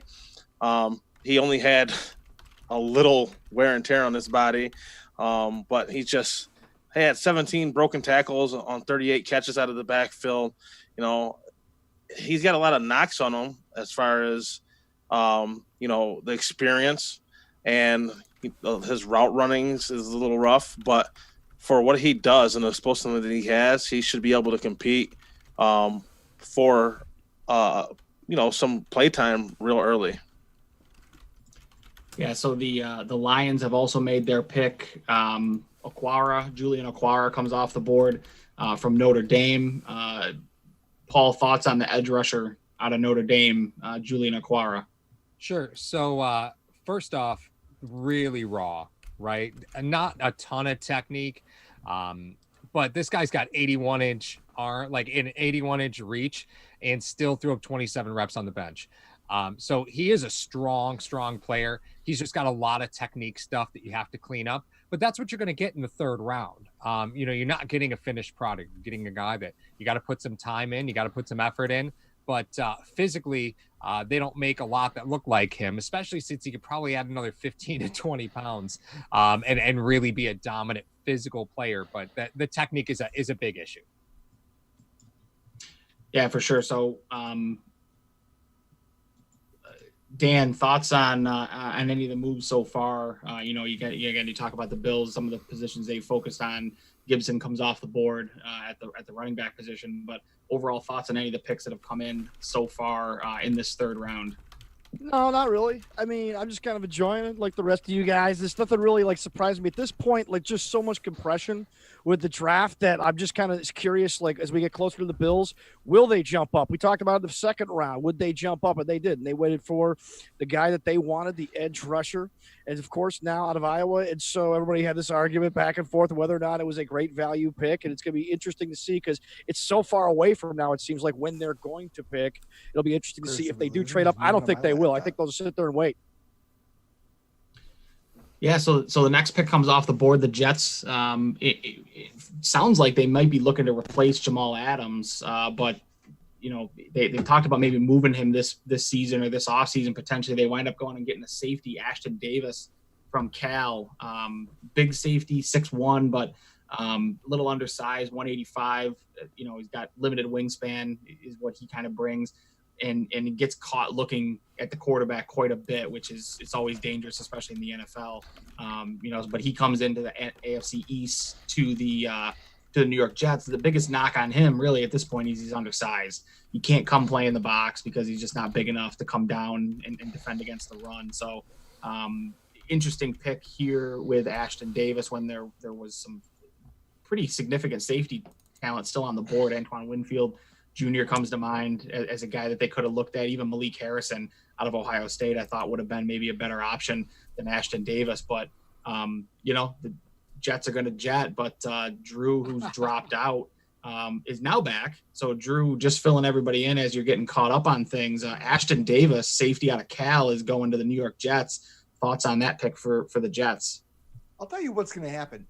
I'm literally You're going gonna to take freeze my again? shirt off and just flip the table over with all of this audio equipment on top of it. That's adorable. Because my computer doesn't drop and my producer's does. And unfortunately, we're running through that. He's looking at me right now like he's giving me the hairy eyeball, like I'm the bad guy. Spectrum. But I'm always the bad guy. Let's face it. It's my fault. We'll blame it on the AJ Epinesa pick. We'll blame it on the whiskey. We'll blame it on everything. Oh, God. You okay? No. Dynamite dropping, Monty. I'm That watching. broadcast school's really paid off. I know. Hey, can you do radio guy voice one more time for me? Yes, I can do radio voice. It's a lot like Marv Albert. It pukes into a microphone. Yes. Oh, my God. Fly All right. ball. For 3. What? Swish. Here's what I want to know. Oh, For here we all go. of you guys out there, since I've been painted as the bad guy, I'm reading through the chat. You guys love the fact that I'm the bad guy. That's fine. Let me ask you this. Who out here thinks that the Bills will fill a need with the next pick?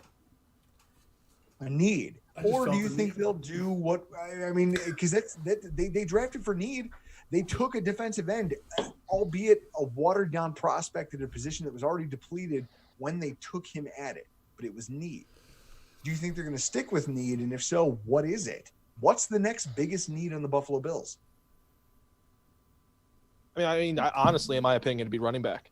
I think it has to be running back, but you're seeing these running backs fly off the board. And that kind of reinforces the conversation we had earlier about potentially trading a 4th or 5th round pick for Leonard Fournette rather than drafting Zach Moss in the 3rd round, if he even falls to the Bills here. I believe they're picking, 86th, right? Yeah, so they're 16 picks away. I'm not sure how likely it is that Moss falls that far. And if he does, is that really the best player available on the board? Right. Yeah, I'm with you on that one, And that's Clayton. Yeah, I'm with you on that. You got to be real concerned when, I'm really high on Moss compared to the rest of the running back class that was out there at the end of the last round. And if he's still there, there's something up.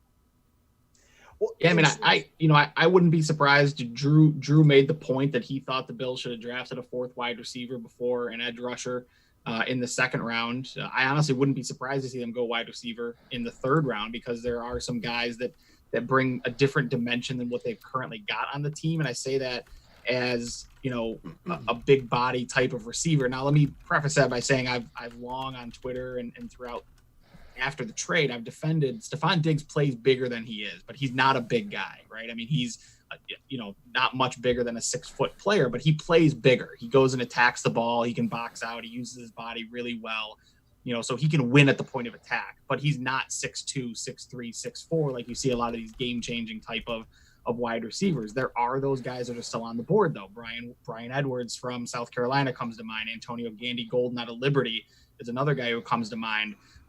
Even Donovan Peoples-Jones is a guy who's 6'2"-ish, a little bit a shade under 6'2" at the combine, but he plays the position a lot bigger than what you would think at 212 pounds. But I wouldn't be surprised to see a wide receiver be the next pick.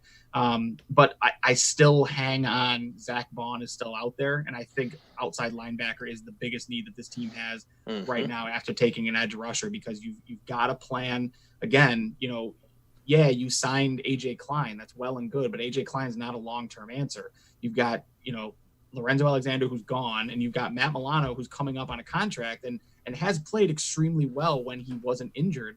So you've got to plan a contingency for if he's not here. At the very least, if you're not planning as a contingency, you're planning it as a leverage opportunity when it comes to contract negotiations with Matt Milano, that we've got a guy that can step in and play this position. So I think, again, I brought it up in the 2nd round. I think outside linebacker is a sneaky need position for this team that not a lot of people are talking about, that I definitely could see them go with some of the linebacker depth that's kind of pushed itself down. Willie Gay Jr. came off the board, but he's an inside linebacker. He's not a guy that you're really going to look at. But, you got Zach Bond, Akeem Gaither out of Appalachia State is another guy you look at. Troy Dye, I think, out of Oregon. I know, Drew, you talked about him on your podcast. So I think there's definitely some options here for the Buffalo Bills at a need position. Would you trade up for Zach Bond? Well, no, but here's Depends the on where he thing. falls. Obviously, I'm not trading up to now, but if I'm trading up to like 75, I'm coming up 10 slots. Yeah, probably I can do that for a 4th. He might, that might be an opportunity. You guys are operating under the assumption that they value the Sam linebacker position, but you're talking about a team that plays most of its snaps out of the nickel. With that said, weak side linebacker. We did talk about Troy Dye. The reason we talked about Troy Dye on the podcast so much was because he seems like the most natural fit to have a dynamic upside as a weak side linebacker in a 4-3 defense. He's the type of guy you draft if you think that it's going to be a problem trying to re-sign Matt Milano. Because if you think about all the other contracts they have to dole out, you have left tackle is a big deal to an NFL football team. Ask the Miami Dolphins, they'll tell you. Ask the Houston Texans, they'll tell you. Well, what I'm looking at is I'm looking at a chart right now on the TV, and when I look at the cap hits for these guys, you go down the list, right now he's going to fall somewhere into that 8 to 9 to 10 range, which is what we're paying our offensive linemen. It's what we're paying John Brown. That's what the market's dictating. So with that said, if you find out that, hey, we could have our left tackle for 15, but it's going to cost us 10 to keep a weak side linebacker, maybe you have to start considering drafting a weak side linebacker simply because Milano's the one guy who's the most replaceable. I mean, would anybody else here argue, out of anybody, who's easier to replace? A left tackle, a linebacker, I mean, what else? Quarterback? I mean, who else has? We're coming up here on new contracts for guys. Safety, Micah Hyde. Micah Hyde. I would rather keep Micah Hyde and try to replace Matt Milano. Am I alone in this? No. See, with the will linebacker position, we've seen an attempt, and we've really seen a prototype that this front office prefers when filling that position. Am I correct in saying that? When you talk about players that are about 6 foot tall, 5'11", 220 to 225, those guys that can run in space have some physical limitations because of that lack of size, but are not afraid to contribute in run defense and are capable of dropping back in coverage. And I think a player that you're probably not going to hear his name until tomorrow, honestly, is Khaleke Hudson out of Michigan. You're talking about a player who, in his early portion of his career, was on the Michigan defense as an edge defender. He's played every position from edge to safety to linebacker to nickel cornerback. He has a ton of versatility, and that's something that Sean McDermott and Brandon Beane look for when filling that will linebacker role specifically. Look at a player like Bashan Joseph, who has very many similar traits to that of Khaleke Hudson. Khaleke Hudson's willing to fill a gap in the run game. He's willing to stick his nose, and he's capable. He's athletic enough to drop back into coverage and run with tight ends, run with running backs, run with some big slot wide receivers. And, we've seen them fill this role on that team with 5th-round picks in consecutive seasons with that of Matt Milano and Vosean Joseph. I wouldn't be shocked to see it maybe even in the 4th round, as Khaleke Hudson is as Matt Milano was, a transitional safety moving down in the box to play linebacker in the next level. Drew, why are you talking about eating paste? Because if you didn't eat paste as a kid, it was a little bit salty. It had the right consistency. You dip your fingers at you'd open that big hot desk. What are we talking about?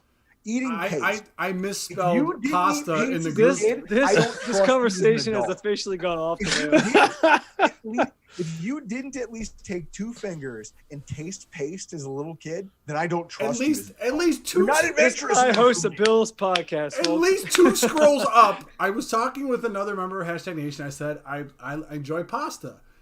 And I spelled it paste as an accident. Meanwhile, we went through an entire conversation with all of Hashtag Nation, and then Drew comes in out of nowhere. I think we can't be friends if you don't eat paste.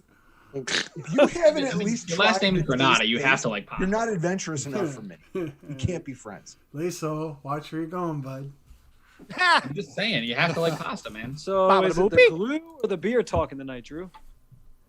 Listen, at this point, I'm a little bit of I'm the perfect mix of booze and frustration, but I'm watching this. I'm watching this draft unfold, and I'm holding out hope for our next pick, and I'm watching the way the board's falling. And you're looking at it. I mean, nice paste jokes. Nice job, Mario. You've cultivated Hashtag Nation. I thought these were an open-minded group of people. We're just going to talk about paste eating. What do you mean open-minded people? What are you talking about? What do you mean by you people? You people. What do you mean by you people? Ultimately, what I'm doing is I'm watching the way talent's coming off the board. You got right now the Cardinals are taking another offensive tackle who's a really raw prospect. I feel there are some picks that came in, so we'll cover that. So Ashton Davis, we talked about him, safety out of Cal. went to the Jets. The Seahawks got in. Damian Lewis, bit of a reach for offensive guard out of LSU, goes to the Seahawks. Dolphins get in there, and they take a safety, Brandon Jones, out of Texas. So a little bit of a mini safety run here, 2 in the last 3 picks. And then the Ravens came in. Justin Matabuki, defensive tackle out of Texas A&M, comes off the board as well. And now the Arizona Cardinals, they come in and they snatch up Josh Jones, who's a guy that I know we've talked about just in the chat that we have going on here. Surprised that he was still around. Paul, you were the most surprised that Josh Jones fell. Little rundown on him just to give some folks a reason as to why you're surprised there. Sure. Yeah. So first off, a lot of the draft nicks had him rated pretty high. Again, if you take a look at the player that he is, he's exactly what you want as far as athletic ability. Super athletic for somebody his size, really good at getting in the run game to that next level, getting that linebacker level. The problem is he's still really, really raw. And as big as he is, he's not as strong as he should be. So probably one of the reasons why he fell was, I have a feeling, as far as testing out, it probably didn't test out, and play strength the way that they really wanted. A lot of other NFL teams probably felt that he was a little weak for the position still. And that's one thing that with an abbreviated offseason, you kind of have to be a bit concerned about, getting these guys, getting that 10, 12 pounds on them to be at the ideal size that you want. You're not going to have that time. So if you're drafting a player that needs to add weight or needs to add strength, that's a player that's not going to contribute for you right away.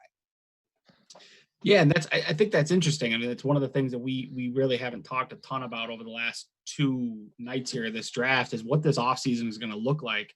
And, I know, Dan, you've mentioned it a couple times, a truncated offseason, but, I think begs the question first and foremost. I mean, at what point is this offseason going to start up after this draft? And, Dan, I'd like to get your thoughts on this first. I mean, obviously we all are aware of what's going on in the country and in the world. And, I know I'm working from home at least until the middle of May, probably until, closer into June. You're starting to get rid of rookie mini camps at that point. You're starting to get rid of, OTAs at that point. You're staring down the barrel of maybe missing some training camp time. Dan, when does this all start getting back up and going, do you think? It's funny. If you're the New Orleans Saints, training camp at the earliest. We all know that Sean Payton went through firsthand the big thing right now that's causing all of us to do this from home instead of at Batavia Downs, Thurman's 34 Rush. And he even told his guys, don't worry about it. Stay healthy. Take care of your families. I'll see you at training camp. And I think that once one coach does that, particularly a Super Bowl winning coach with a great track record, now he does have a veteran quarterback. That helps, all right? And he's got a good track record too, okay? I think that veteran teams with veteran leadership, established quarterbacks, they're going to maybe push it and say, you know what, let's wait until the last possible moment. But then if you're the Carolina Panthers or you're the Cleveland Browns and you got new coaching, new front office, all of a sudden you may want to pull the trigger a little sooner. And that's going to be a real delicate balance right now. And I think, and I said this yesterday, maybe I said this yesterday, I may have said it before. Go back to 2011. Remember the lockout year? Take your cues from that and see where, but when the lockout happened, though, there was a definitive, okay, go back to work, but it was a little later than normal. I think that might be your template. And I think maybe that's the reason you don't see a lot of teams doing a heck of a lot of movement in this draft because, hey, we got to trust our boards. We got to be smart. And I think smart's going to have to win in this. So, frankly, I think the veteran teams might just hold off as long as possible. And I think the teams that are kind of new to this, with the coaching staffs that are kind of new to this, might be a little quicker on it. But I don't see anybody doing anything until June. And they may even say, hey, look, you had enough time off. We got to go. Spencer, with the offseason kind of looking the way that it is, the NFL teams entered into an agreement where if one organization can't use its facilities, none of the organizations are going to use their facilities. You're looking at some situations in, Virginia's closed through the end of June.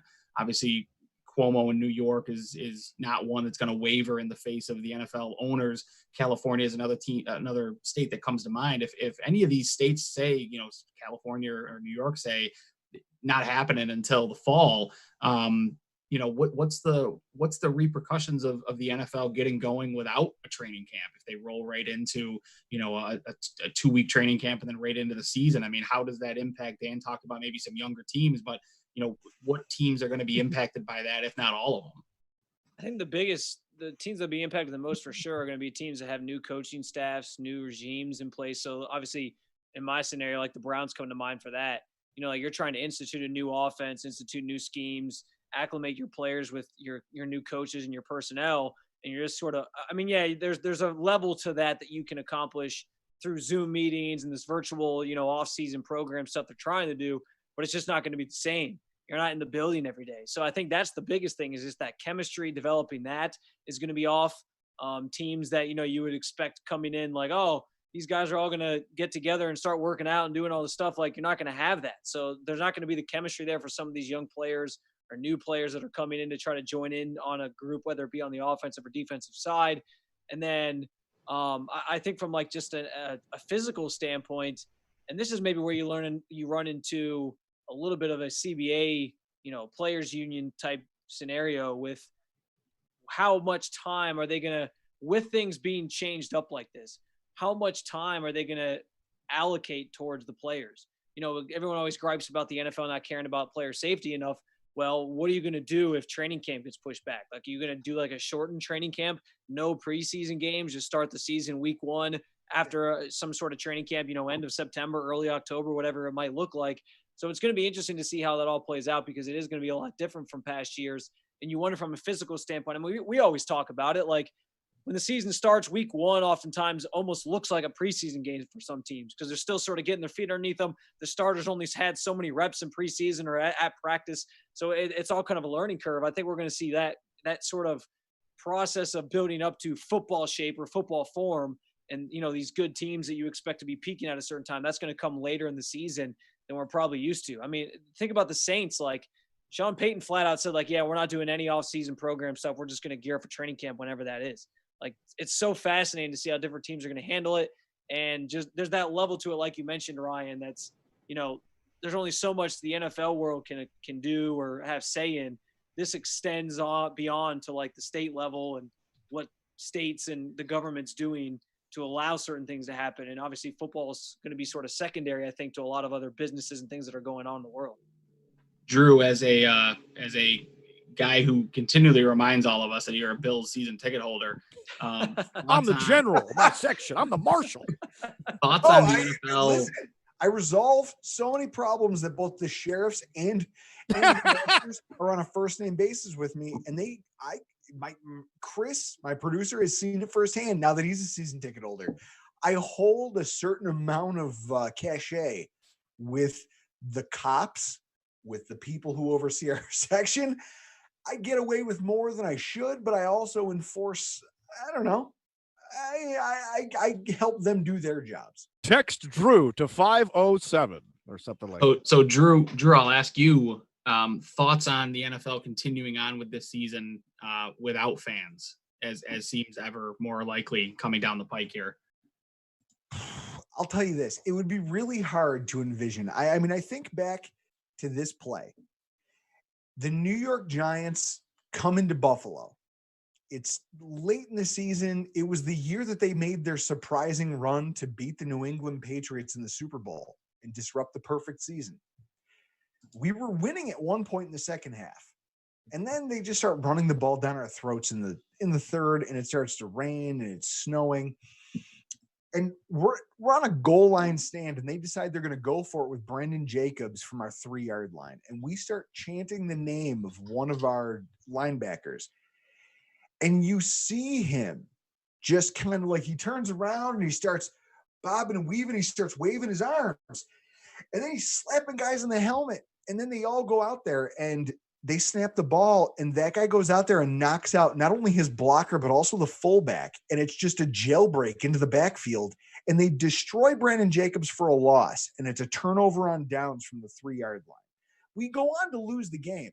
But that play right there illustrates how the fans influence the course of a game, because those players, they thrive on emotion, especially on the defensive side of the ball, especially in the positions where contact like when you're running into it, to play a game in an empty stadium, I feel like this would turn into flag football. I feel like it's almost a detriment to the game to play it in a stadium with no noise, because I mean, think about it. The crowd noise is what hurts an offense in terms of execution in the huddle, execution with line calls. If it's dead silent, what you're going to see is going to be a shell of what the game should be. Yeah. Interesting. So we do have had a few picks come in here. So Josh Jones again goes to number 72 to the Cardinals. Jaguars get in at number 73, take Devon Hamilton, defensive line out of Ohio State. The Saints get in. They actually take Zach Bond, linebacker, off the board. Who's a guy who, talked a little bit about the Bills potentially taken with their pick at 86. The Bills are coming up here. We're at 85, so we're about 11 picks away. The Lions just traded up with the Colts, so now they're sitting at 75. It'll be interesting who they see worth trading up for at this point. But Paul, thoughts on some of the movement that we've had so far, or you can get a chance to weigh in on the situation we talked about earlier. Yeah. So the interesting thing about Zach Bond, first off, that's a very good pick for New Orleans. They just lost AJ Klein, so why this move actually makes a bit of sense for them. And the fascinating thing is that they traded next year's 3rd round pick and the 88th pick to move up here, and they gained Cleveland's 7th, right? So they get this pick, they get the 74th and Cleveland's 7th for next year's 3rd and the 88th overall pick. That's a lot to give up. That is a fair amount to give up for a player. So I'm down with the Zach Bond pick. I think that's great for New Orleans. It's a smart pick, especially since I don't think he would have got past Denver, the Falcons. The Vegas has got 2 picks. They're ridiculous. So who knows what they would have done. And honestly, the Bills at 86. So that move made a lot of sense. That was a sneaky move. They paid a lot, but it does make a bunch of sense.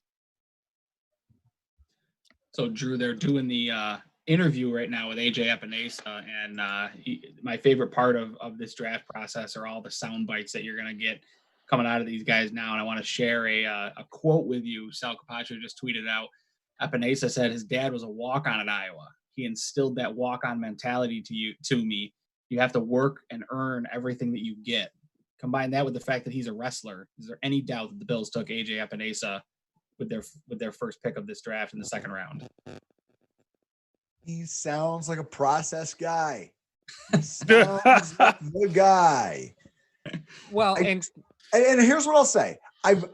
This is what I think hashtag Nation. I want hashtag Nation to take this in, because I've been sitting here sipping whiskey. I've been slugging beers. I've had some time to wrap my head around things. And this is literally what our podcast is. I watch a Bills game happen. Mario's watching with me in my own home, and he knows I'm a lunatic. I've broken furniture. I've thrown things. I'm looking at Mario right now. He's shaking his head. He's nodding in agreement. This is a true story. So what happens is this. I take a deep breath, I drink on it, and I think it through. I understand why. I'm willing to wait this out. Cooler heads always prevail. In the moment, you're going to get knee-jerk reactions from me. I think AJ Epinesa, he could go on to be a guy who becomes our Cam Hayward. I don't think he's athletically built to be that guy in terms of his athletic explosion, but if his work ethic is there and he's willing to try, then maybe they find that type of, like how the Steelers rely on Cam Hayward to be the tough guy on their defense. Maybe that's who he becomes for us. I'm willing to be open-minded on it. So the Lions, again, they trade up into pick 75, which is 11th of this round. They take Jonah Jackson, guard out of Ohio State. So the Lions decide to trade up to take an interior offensive lineman.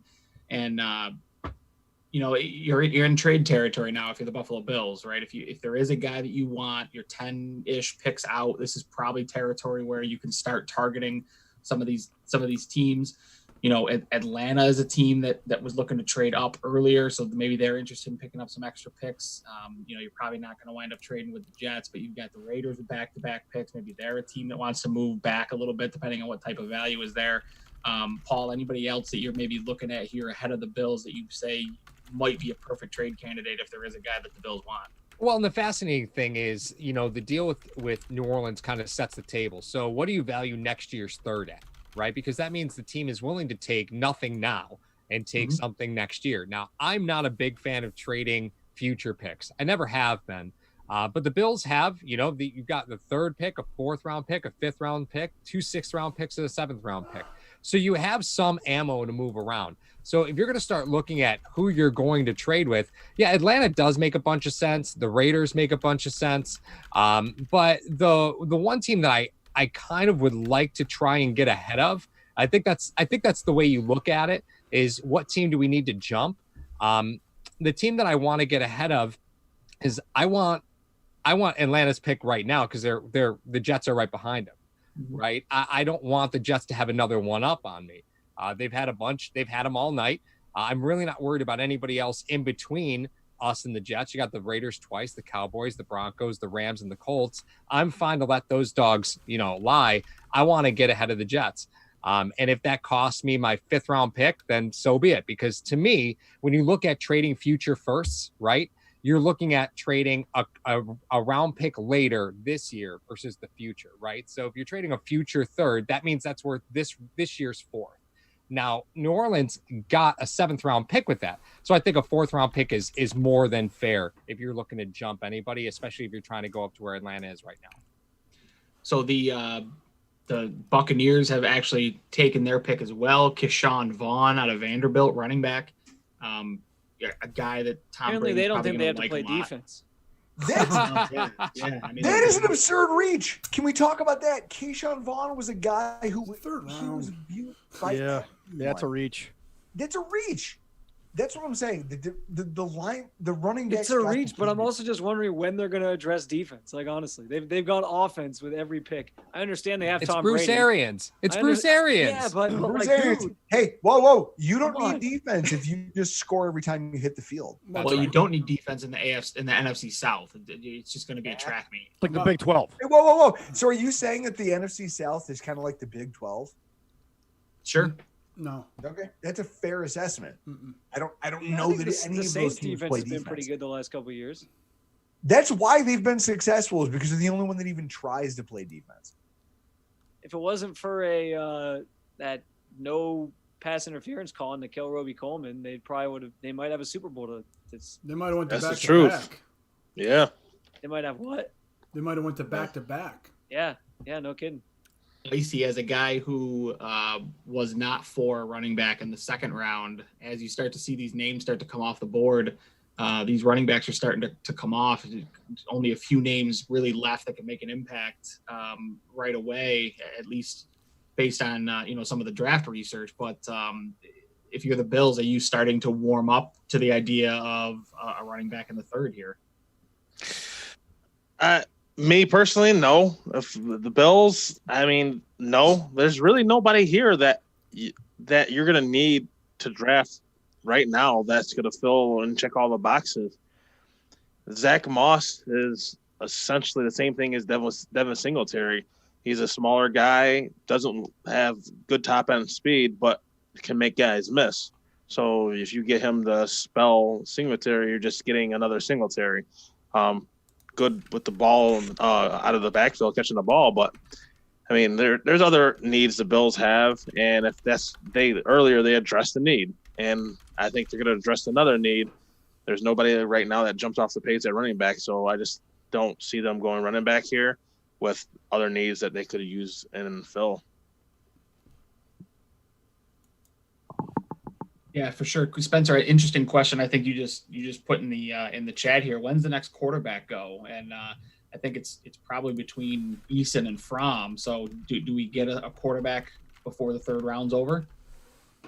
Yeah, I'm kind of trying to look ahead here and just figure out who would maybe take a chance on a quarterback. The Raiders got a pair of picks coming up soon, so maybe, we know John Gruden isn't necessarily all in on Derek Carr moving forward, so maybe that's a spot. Maybe the Colts obviously could maybe try to find somebody, knowing with Phillip Rivers' age that he's not going to be there forever. Maybe this is finally where we see New England. I just sort of that came to me as I was kind of looking at the fact that we haven't seen a quarterback obviously taken since the Jordan Love pick at the end of the first round. So it's been now a round plus that we've seen one. And it always does seem to work that way. Like normally you get that early run in the first round, everyone wants their guy, and then it takes some time. But I was just curious, because generally this is where in the third round you start seeing teams, take a flyer on a guy, especially if they have multiple third round picks. They maybe have a guy in mind that could become somebody they could develop potentially. So I was just kind of curious. I don't know what you guys think about when you could maybe see the next quarterback go. There was talk, Spencer, this morning. Again, it's all just talk, but there was talk from a few outlets trying to link Jacob Eason to the Colts. So yeah, and they're one of the teams obviously I mentioned coming up. So could be the spot. Well, and that's an interesting question. So if Eason goes to the Colts, does that mean that the Colts send Jacoby Brissett back to the Patriots? I'm just saying. That's a distinct possibility. Yeah. Because what are you going to do with them, right? I mean, you can draft seriously. Isn't it funny how every time somebody drafts a quarterback and they have another quarterback in the room, the first thing you think is like, oh, somehow the Patriots messed away. Right. Like earlier, I joked around like, oh, the Eagles took Jalen Hurts. Guess Wentz is going to the Patriots. Like you just always assume they're going to somehow end up with the best quarterback out there. Mike Reese is reporting that Bill Belichick is cryogenically creating a quarterback in a lab as we speak. So, Thank God he did it 20 years ago, or else he wouldn't have 6 rings. Right. That's great. Chris, bring that tweet back. Please find me that. I just see. He had the build of Chris, Tom Brady, in his draft photo. This is the first time Gase's kids have seen him in 3.5 years. 2 out of 3 weren't impressed. Drew, to that point, Drew, I want to know which of those kids was the one where his wife was having a C-section. All right, the baby's out. Can I go visit Peyton now? Can I go meet Peyton Manning now? Can I? I heard about that. Which kid was it? Not the favorite one, obviously. Not his. So Clayton, we're looking at the Bills here coming up in about 9 picks here. Thoughts on what's transpired thus far and maybe where this team's looking? No, it's going to be really interesting to see what they view as the best player available for their needs. Because, I mean, we could sit here and talk that they're drafting best player available on the board. I mean, let's be realistic. No team is going to draft the true best player available on the board if he doesn't fit the scheme, if he doesn't fit overall the usage of a football team. They're not going to draft a player to be wasted. I think Zach Moss, if he doesn't go before they are on the clock, I think he's definitely going to be an option. He's a viable option as well. I mean, Icy touched on it earlier, him being a back similar to Singletary, but I don't think that necessarily hinders you if you were to draft Zach Moss. If you get a player like Singletary, you're not going to have drop-off production and potential to execute when he comes onto the field in relief for Singletary. Another player that I like is Cameron Dantzler, a defensive back, was a ton of potential. He has a great athletic profile. I think he would be an excellent fit for this defense. He doesn't necessarily have to come in and play right away with Josh Norman and Levi Wallace. I mean, we'll see what happens with Levi Wallace. I think Josh Norman has a ton of potential for this upcoming season, but I think Cam Dantzler from an athletic profile standpoint, he's definitely one of the best players available. I think Zach Moss, as far as complementing Devin Singletary, he'd be an adequate complement for Devin Singletary.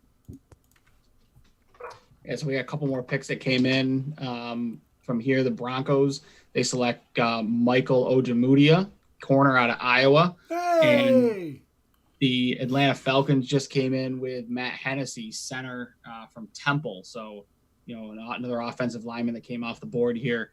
Only the third interior offensive lineman taken.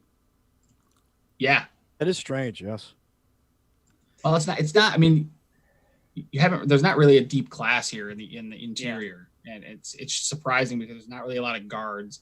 Cesar Ruiz at center, he was kind of the primary guy that a lot of people were looking at the interior. But, the interesting thing is you've got such a deep tackle class. I think a lot of these tackles in the later rounds might kick inside to guard.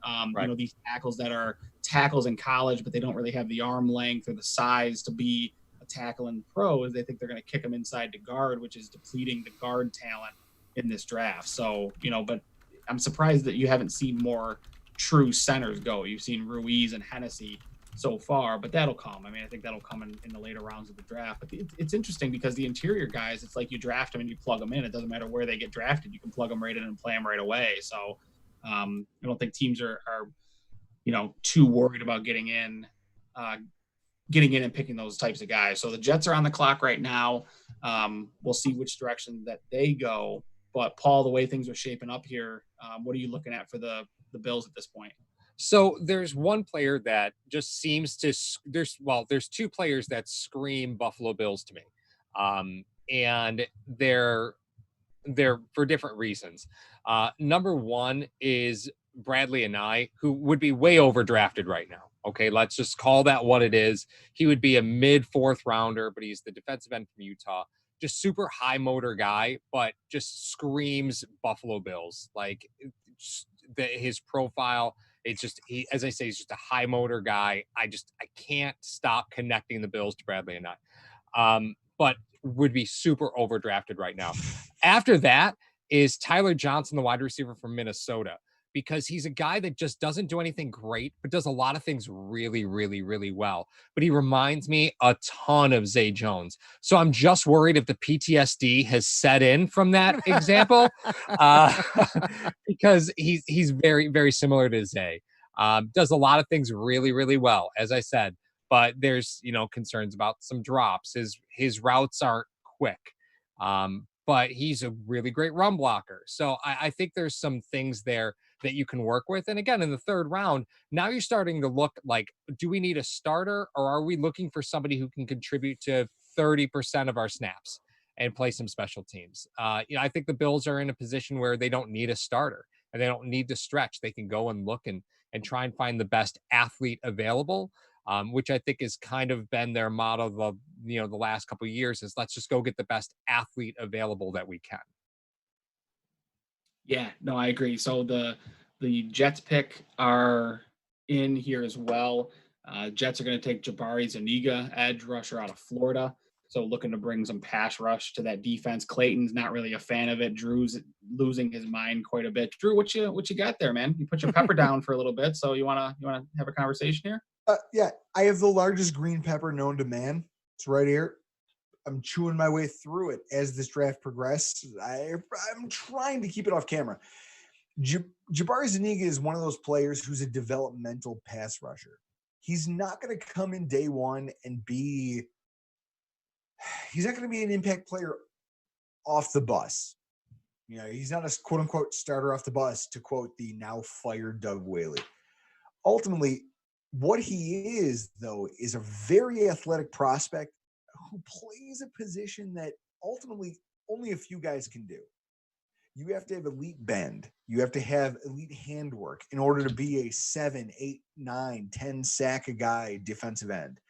Jabari Zuniga scored a 9.75 according to his relative athletic score. We talked with him, Kent Lee Platty, developer of the relative athletic score, Math Bomb on Twitter. We talked about him because he's one of those guys who he won't come in day one and blow the doors off anyone. But as he develops in the NFL, he has more athletic upside than anyone that you put him next to in terms of this draft class. The AJ Epeneses of the world. I know people in #Nation are killing me for this. But when I look at a guy like this, I see here's a raw athletic prospect, but his athleticism is so high that he just disrupts plays one way or another. Knowing the Jets have that's problematic to me because I still have 2 tackles that I don't know what I have at the right tackle. So now what they're doing is they're adding pass rush on both sides, something they didn't have last year. Our division is getting better, and I don't know that we're getting better alongside of it in commensurate positions. That frustrates me.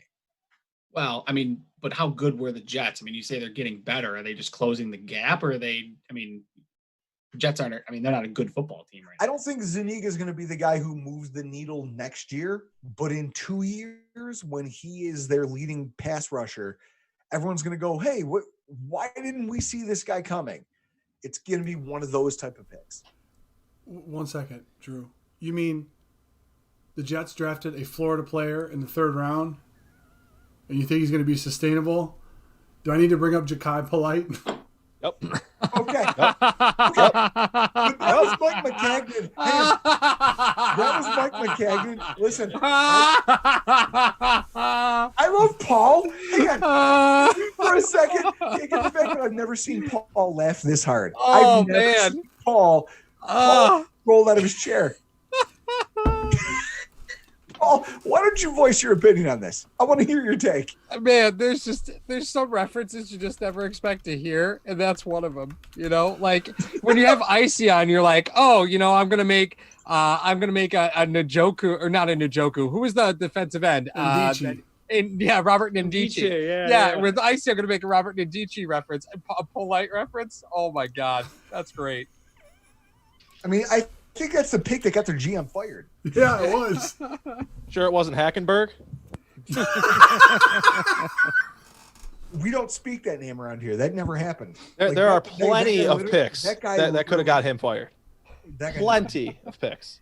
But We so brought in Zuniga. Let's talk about Zuniga. Let's get back on track here. Zuniga, the dude's he's going to be developed into a solid pass rusher, and that scares the hell out of me that it's added to our division. Again, the Jets and the Dolphins are getting stronger here.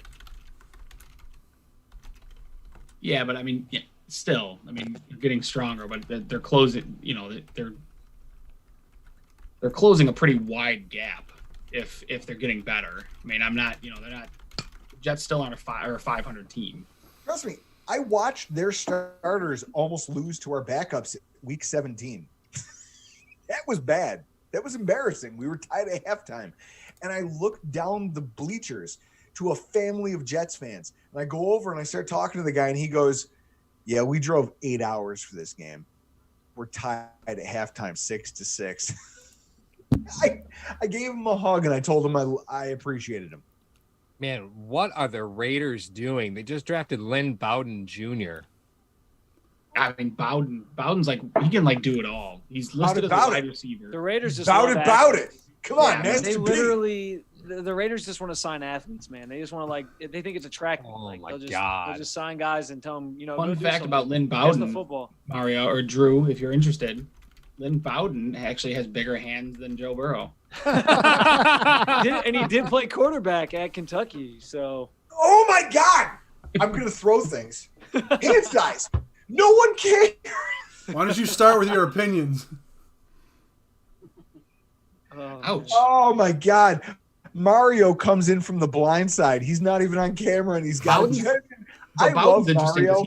He's one I of the love few Mario guys. tonight because he's silently producing this, but I'm watching him slug shots out of a bottle of whiskey. I can see why Chris likes this angle. He just takes the one-liners out when he can. It's pretty nice.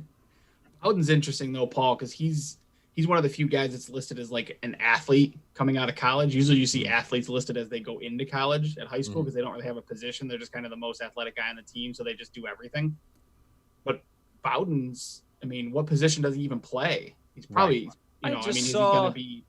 I actually just saw a tweet. I think it was from either Schefter or Rappaport, someone. And they said that they plan to play him at running back. So he'll I guess running back. Yeah, which is crazy because obviously they already sort of have that position locked down. But I guess I would assume they'll use him as like a running back that's going to be a pass catching running back, like, you know, more third down situations and maybe line him up in the slot.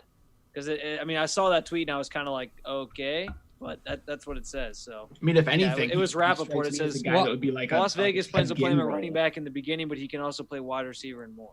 Yeah, I mean, he's only got 30 receptions. You know, like he had 30 Right. receptions this year. So you're not talking about a guy who is, you know, necessarily very elite at running routes. They had 30 receptions for 348 yards in 13 games. Like this one just feels like a stretch to me. He's also so got a lot weird, of though, drops. because- He has no awareness. He's just kind of a nice athlete, basically. Yeah. The Raiders, just I don't know.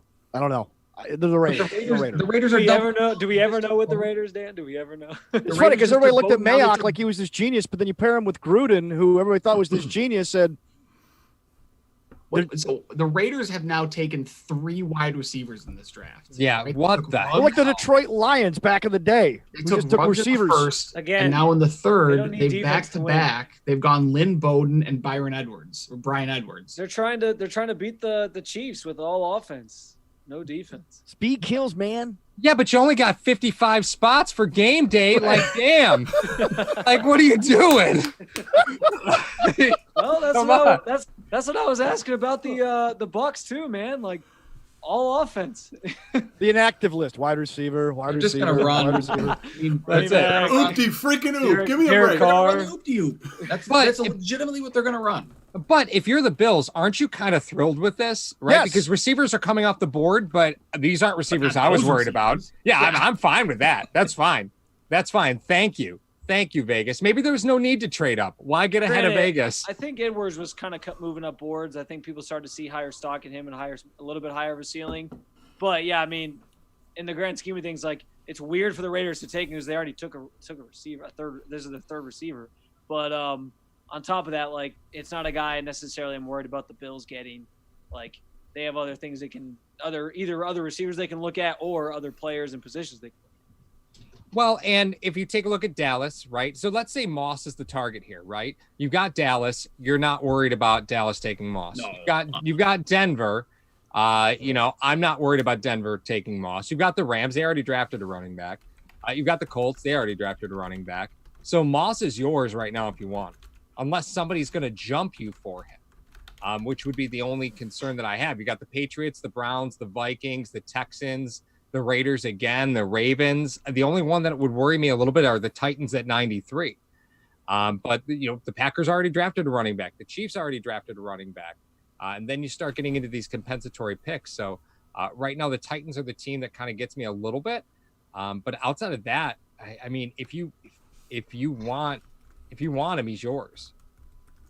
So I just saw on Twitter, this is probably the video that Mayock must have seen that talked him into Lynn Bowden. It was a video of Lynn Bowden playing high school football, and he's the punter. From the 1 yard line, there's a bad snap, and he winds up taking the ball 99 yards for a touchdown on a bad snap.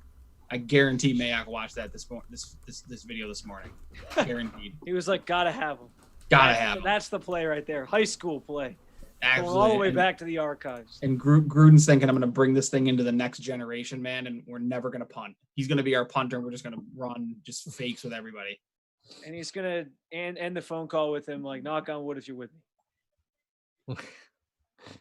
So we're looking here.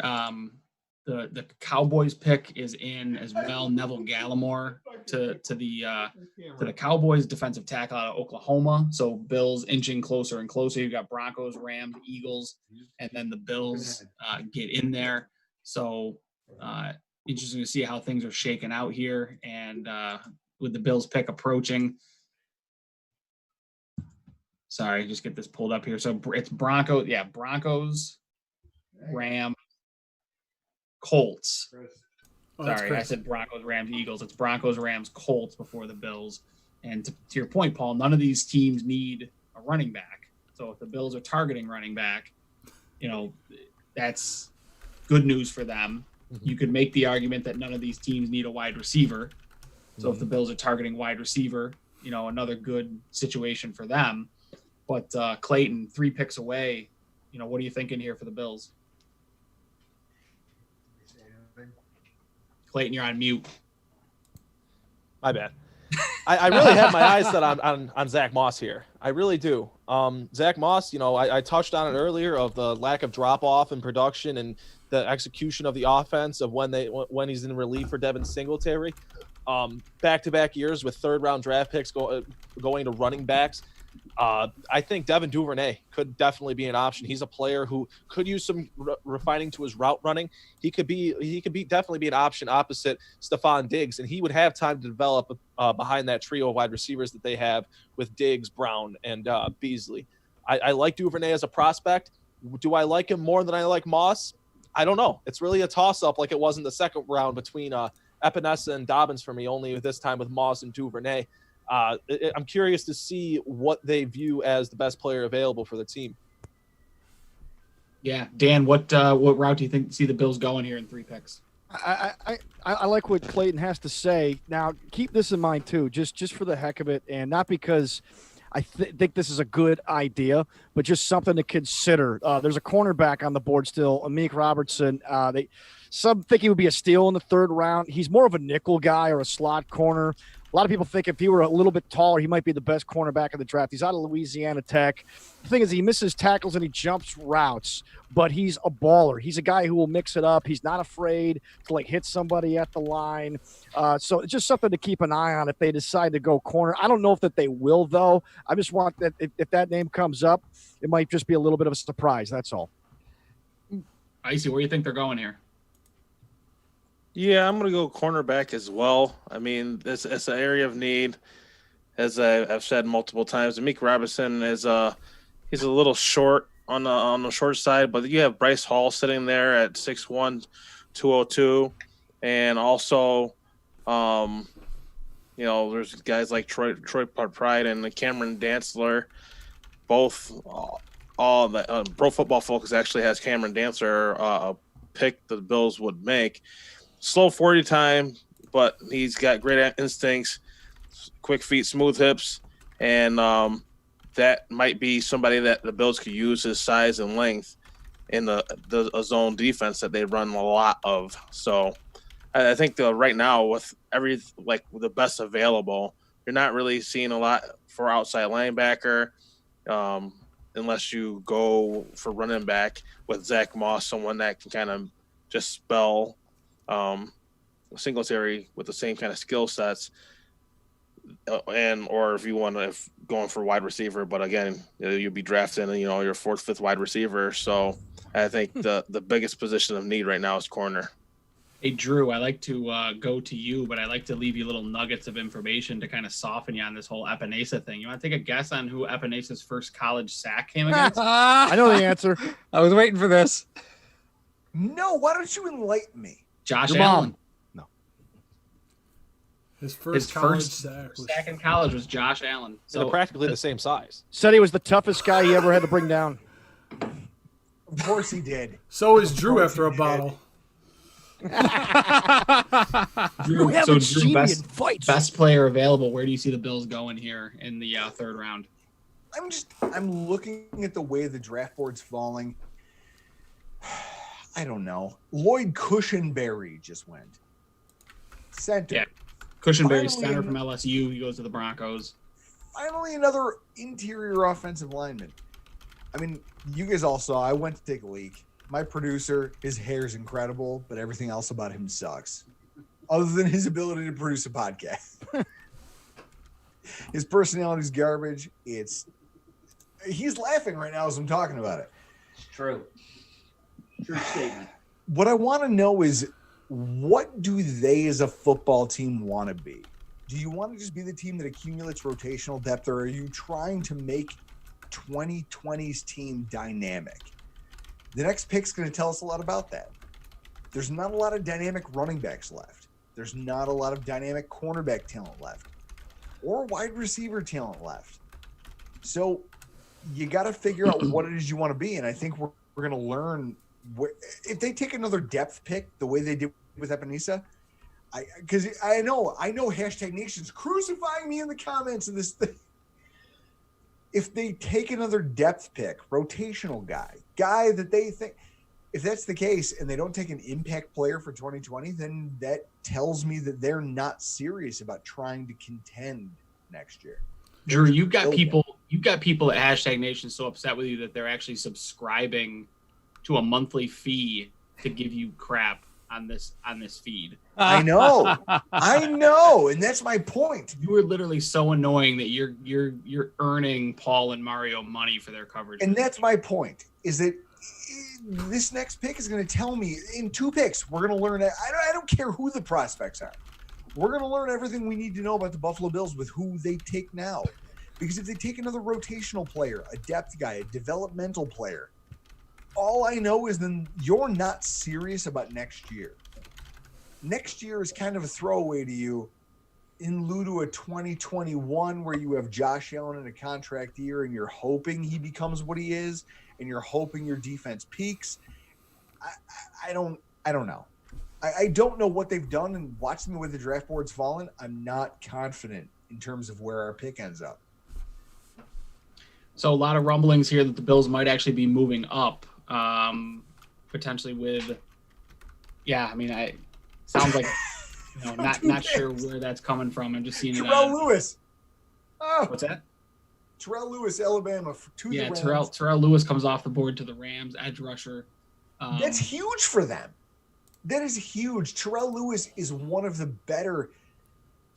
If you want to talk about developmental pass rushers, Terrell Lewis, he's a guy who he's not going to do everything for you. He's stiff. But at 262 and 6'5", he's a thumper. And he's a chess piece if you have the right scheme. Because you line him up like everyone who's watching at home, just watch him line up over center and just destroy the guy off the jump. You can move him around your front seven and he'll do a lot of different things for you. He's a jack of all trades, master of none, but with the athletic ceiling to maybe be really good at being a Sam linebacker or a 4-3 out or a 3-4 outside linebacker. God. Spencer, where do you see the Bills going here with this pick? I like what some of you guys have said. I think obviously Moss, if he's there, is a good option. I know he's right now. Take it for what it is. Mel Kiper's big board. He's one of the best players available on there right now. I think in our eyes, he's probably one of the better players available, especially from a skills position standpoint. So I like that thought process. I don't. It's crazy to me that they're trading up maybe just one spot. Although now it says the pick is in for the Colts, so I guess that's not happening. Yeah. Yeah, I mean, I think that would make sense. I also, though, I wouldn't be opposed now that the running back names aren't as big as they were when they were first on the board or earlier, with Dobbins still there and whatnot. I wouldn't be surprised if they went cornerback, which I know all of us have sort of mentioned as another need potentially. I actually still, of one of the guys left, I still like Bryce Hall. I know he's still there. He has the same size and build to him as Jeff Okudah, who obviously went top 3 picks. One of the biggest things with him, I know, is just that he dealt with some injuries. So, but he's a guy that I like, and that I think could maybe be an option for them if they're going corner. But I think right now I'd say they probably go Moss because the need at running back there to try to pair with Singletary. But I think corner would make sense as well. And that's kind of the direction I think I would go. So the Bills are officially on the clock. The Colts jump in, take Julian Blackmon, safety out of Utah. So he is now off the board. The Buffalo Bills are on the clock. Lots of talent there, specifically at the wide receiver running back position. Depending on where this team wants to go, you've got a lot of corners. Bryce Hall is, a guy who Spencer just mentioned, certainly a name that's getting thrown around quite a bit on Twitter as a wish list kind of guy for the Buffalo Bills. Cameron Dantzler is another one. Clayton mentioned him a little bit earlier. So it's going to be interesting to see who the Buffalo Bills go with here. And I was going to say another guy you guys might think it's too early for him. But I do like Malik Harrison for them potentially as a linebacker. Yeah. We talked about outside linebacker. I know he's kind of been projected as a third, fourth rounder guy. So maybe you could wait on him and get him next round. But if they don't think that that's going to happen, then you might, maybe they pull the trigger and take him here too. So the Bills have drafted Zach Moss, running back. Oh yes! Wow! Oh yes! They wait and they wind up with Zach Moss out of Utah, 5'9", 223. Definitely, a guy who probably is right around this spot is about the right pick for him. Dan, what are your thoughts? I'll give you the first crack at Zach Moss here. He's been chugging the rock for 3 years. He's a bit older. He is 22. He's had lots of touches, but they've been spread about 220 carries a year. Nothing like Devin Singletary's senior year. He averages about 6 yards a carry. He's elusive. He's not speedy, but he can make plays with his feet. Can also catch the ball out of the backfield, break tackles. He doesn't have a lot of speed, but he's carried the ball a ton. He's not great in short yardage, but here's the side-by-side comparison a few scouts have put on. You ready for this? Kareem Hunt. Look, you could do a lot worse than this kid right here, Zach Moss out of Utah.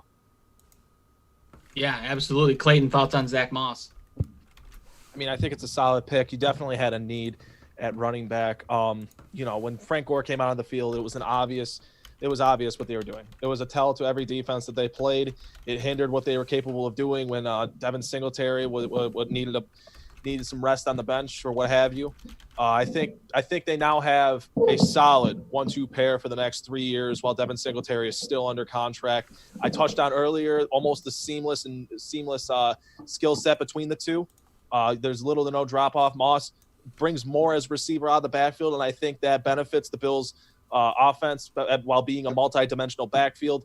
And, I think this is a great pick. AJ Epinesa in the first round, I thought that was a best-case scenario going into tonight. And now they get Zach Moss, who I almost expected in the third round. And given the run on running backs earlier in the draft, I honestly didn't expect him to drop this far after A.J. Dillon went in the second round. I think this is a great pick here at 86. Yeah, it feels like another value pick, Paul. Thoughts on Zach Moss here and what he's going to bring to this Bills offense, maybe as another dimension to Devin Singletary. Yeah, so I want to first mention thank you to Tony B for signing up for the Pro Bowl package with #sports. So thank you very much for that.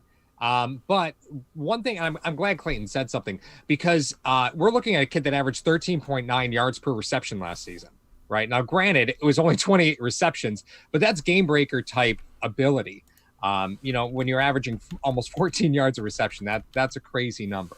And yeah, that was the thing about Devin Singletary that kind of got me a little bit, was you saw him very involved as a receiver, which wasn't necessarily something that I think a lot of us were super comfortable with. But given the dynamic of the running back room and the fact that TJ Yeldon wasn't active for 75% of the season, that's kind of the hand that you were dealt on game day, right? But Zach Moss is going to change that. And he's going to come in and give you the opportunity. And we talked about it for years. Although I do not expect to see 2-back sets, it is something that we could kind of have a conversation about. Now, the running back room is far from burners. These are not guys who are going to run down the field in a blaze of glory. These guys are guys who can get caught, but they're not there to run 90 yards for a touchdown. That's not what this offense is. I think Zach Moss and Devin Singletary, that's a really fun 1-2 punch. Drew, over to you. 3 straight 1,000-yard seasons at Utah for Zach Moss, cousin to Santana and Sonoris Moss, obviously out of Miami. So good pedigree there. What are your thoughts on Zach Moss? So we hosted Matt Waldman from the RSP Film Room on our podcast a few weeks ago, and we were talking about running backs. And he talked about Zach Moss, and I go back to what he said about 40 time when it comes to running backs a year or two ago, when he said that 40 time for a running back just means that at some point after 40 yards, someone might catch you. That's all it means for running backs. With that said, when you look at Zach Moss, I'm looking at a quote right now. He says, flip the tape on Zach Moss. Speed and quickness won't jump off the screen, but Moss runs like water flowing downhill. He just bends around obstacles he can't carry. Devin Singletary has shown he's a short, light, and a slow runner with below average NFL quickness, but he can deliver capable production in the starting lineup. With a guy like Zach Moss, he's comparing him against Devin Singletary in his film room study, and now he's a Buffalo Bill. The two of them are going to get to work together. What you have is a hammer to add to your toolbox. At the running back position, you didn't have that last year. And everyone, I heard it earlier in this broadcast, people talking about Frank Gore's decline in production. He was a hammer early on in the season, and then as things went on, he kind of wore down. When you come into this now, what you have is 2 fresh running backs. One of them is a jitterbug and who can kind of get shifty in a hole. The other one will come downhill at you and just run you over. I like the fact that he's got a proven floor of production, and yet he's a physical running back. And for as much as Bills Mafia might hate Pro Football Focus for all their anti-Bills bias, Pro Football Focus had Zach Moss rated as their number 1 running back in this entire draft. They did. Well, Mario, Drew, your buddy Kent had a relative athletic score 2.87 for Zach Moss. Also a low relative athletic score for Devin Singletary last year. So worth noting, as Kent will be the first to point out, that this is a piece to the puzzle, but certainly it's not a piece of the puzzle. End all be all. Oh, wait. Bill Belichick, just for all those you can't see it, Bill Belichick is on TV right now, and he's at his one computer trying to manipulate everything. The most hilarious parts of this draft. Just to give everybody a background, I'm sorry, Ryan, I'm just jumping in here real quick. Just give everybody a background if you want to compare this, and because we've talked about this on Hashtag Sports every once in a while. So you got Zach Moss, 4.65, 19 bench, 33 vertical. Devin Singletary last year, 4.66, 15 bench, 35 vertical. Their 20-yard shuttles were 4.37 for Zach Moss, 4.4 for Devin Singletary. A lot of the things that we talked about on Hashtag Sports was, who could you bring into this offense that you don't have to change the philosophy of the offense? When they come in, it is a change of pace back. Said it so many times. Now you don't have to change your offensive philosophy like you did with Frank Gore versus it. And I know some of you guys already said that, but I just wanted to bring those statistics to light for you guys. I like that Moss also is like this power running back. He's this bigger power guy, as obviously we've all sort of low highlighted. center of gravity. Right, but he just runs so smoothly though. Like some of the highlights you watch of him, and they showed one of the ones that I remember when I was sort of watching some of his tape, where he had a spin move like at the line of scrimmage, and he just like put his head up and was like, "Oh, I got all this green in front of me." He just like took off. Like he's just he has a great center of gravity, like Dan said. He sort of keeps his balance, and he just seems like such a smooth runner, which you wouldn't necessarily feel like a guy that size. Like those guys just kind of run out and they're like, "Oh, I'm just gonna run this dude over." But like he actually has some like smoothness to him, which is good to see too. So I think it's going to make for a nice 1-2 punch for those two guys in the backfield, and it's obviously a need for the Bills. So great pick all around. I think to this point, the Bills have just made two solid, safe, and instant contributors picks that are going to be instant contributors as well. Like I don't really have any big complaints about him. I know there was some debate over Epenesa, whether what kind of talent he's going to become, whatever. But I think like overall, like these two picks based on value and just needs, I think they make sense for Buffalo. It's really hard to like complain about anything with these two picks today. Icy, you gonna try and complain about Zach Moss? No, I'm not gonna complain about him. I mean, he was the number one guy on my board right at that spot. So I thought you were gonna say overall. The value, yeah. Chase Young, no, Zach Moss. The value was there for picking him here in the third round, as far as I'm concerned. And as I said, other than cornerback, I didn't see anybody there that really fit the Bills scheme at that spot, at draft position. So it was either, trade back a little bit and find somebody that's going to better fit your needs with, the value you're going to get out of them, or you get the best player available. Zach Moss does bring exactly what you're getting with Devin Singletary, a change of pace guy for Devin Singletary. I shouldn't say change of pace, but to spell him, yeah. And you're not going to have any drop off. You're going to have the same type of athlete, not very explosive, but quick, obviously quicker than fast. He's not running away from anybody in the NFL.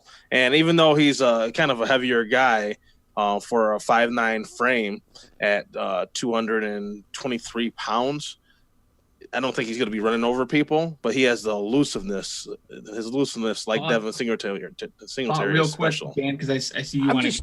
I'm just putting this out there. I mean, could Devin Singletary be spelling Zach Moss next year? I mean, or this year? I mean, is it automatic that Singletary's like the guy? I mean, I love him. Don't get me wrong. Yeah, averaged 5.1 yards per carry last season. Why wouldn't you go with him?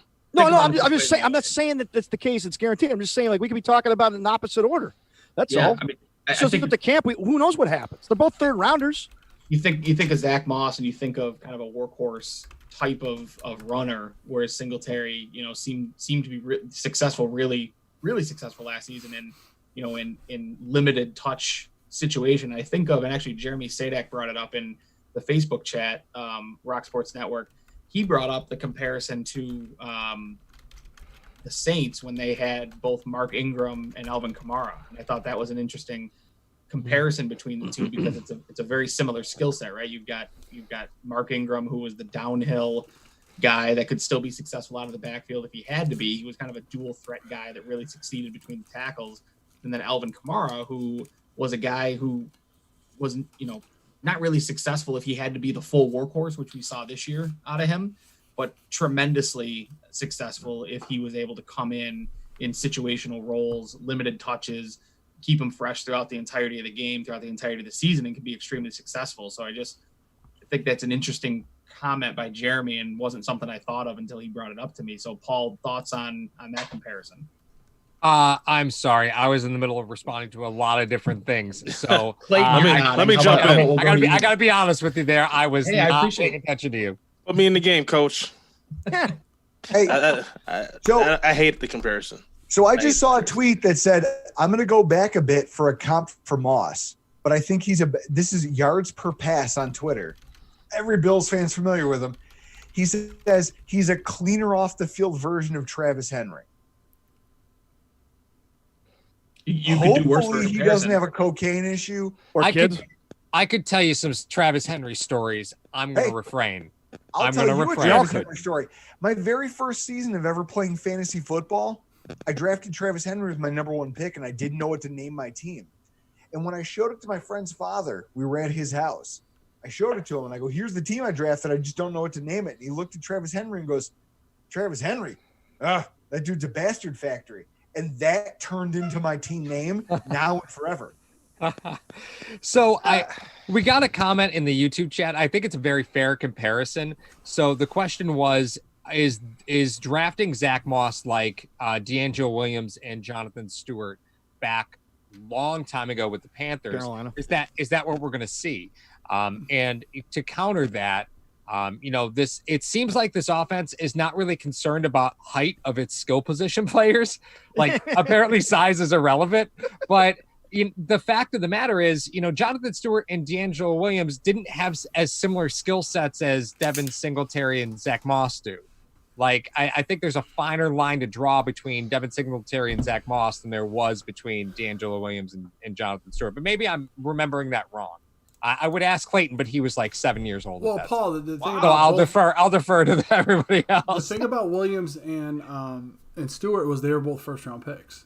That's okay. That's the number one stark difference between both. Yeah, of them. but wasn't it 2006? Carolina didn't run the EP system. Number one, number two, you had Mike Tolbert vulturing touchdowns from both of them. Right. So running backs don't go in the first round anymore. Right. I really want to, because now, I mean, obviously this is the meat and potatoes of the Bills draft. At this point, they're drafting for depth. They're filling out their roster rounds 4 through 7 with players to either groom for the future or for their special teams unit. And, this is an opportunity for all of us as main Bills guys to step back and really look at what they did this offseason, the players they added, where they added them, at the price that they added them via free agency. And really the only complaint that I had, I didn't really understand the Burton Butler ad. I'll admit that, but they didn't overpay him. The one addition that I had a huge question mark around was Mario Addison. And people say, 32-year-old, he averages 9 sacks per season the last 4 years. Okay, I'm not banking on a 32-year-old player staying consistent for years to come. And they really filled every question that I had with that second-round pick and having A.J. Epinesa fall into the laps at 54. And then they complemented Devin Singletary with a player who has the same, similar, if not the same skill set with Zach Moss. And now you really look at this roster from top to bottom, and it's well-rounded, and it's very well built. And now this is really the team that Brandon Beane and Sean McDermott hope to contend in 2020 for not just a divisional championship, but an AFC championship as well. Yeah, no, I mean, absolutely. And while we're chatting here, there's another two picks that came in. Drew, your guy, Anthony Jennings, goes to the New England Patriots, outside linebacker out of Alabama. And I say he's your guy because you're an Alabama fan. And then How many more? Too many more. Cleveland Browns come in. They draft Jordan Elliott, defensive tackle out of Missouri. Go to teams I hate. Yeah. How many SEC products do I have to watch go to teams that I despise? It happens every single season. It's incredibly frustrating. I wanted Kenyon Drake, and then he went to the Dolphins. It's inevitable that everybody I like out of the SEC goes to everyone but the Buffalo Bills. And then when they do go to the Buffalo Bills, they bust. They bust so hard. They bust so hard that it hurts everyone's feelings. Like Reggie Ragland? Reggie Ragland? Yeah. What about Marcel Darius? Oh no, let's get it out. Marcel Darius. Whoa. The moment He wasn't a bust. He wasn't a bought- bust. No. Was not a I'll bust. tell you He what. wasn't a bust, but No, he wasn't a bust. But let me Reggie explain you. Ragland. During he wasn't a bust. But it's Wasn't one of my a favorite bust? phrases. During his interviews, they asked him what motivates you, and it wasn't being a Super Bowl champion. It wasn't being the best in his position. It was weed. It was personal. No. And sailor What it was hats. is that him and his kids, him and his brothers and sisters were broken up as children. They were sent to different homes. He was lucky enough to go live with his high school coach. Every one of his brothers and sisters got put into the foster care system when his mother and father died. So he lost his family as a child, and him and his brothers got split up. So what he said was that I want to be able to make enough money to build a house that me and my family can live in together and never get split up again. And he did that. He played his balls off until he got that contract. And then he built that house, he moved his family in, and you never saw him play like that again. Because Fair. he'd achieved his goal. How He'd about achieved what about the Trey goal White that though? mattered to him. Trey White, SEC Oh, product. No, but look, Bill. he's not a bust.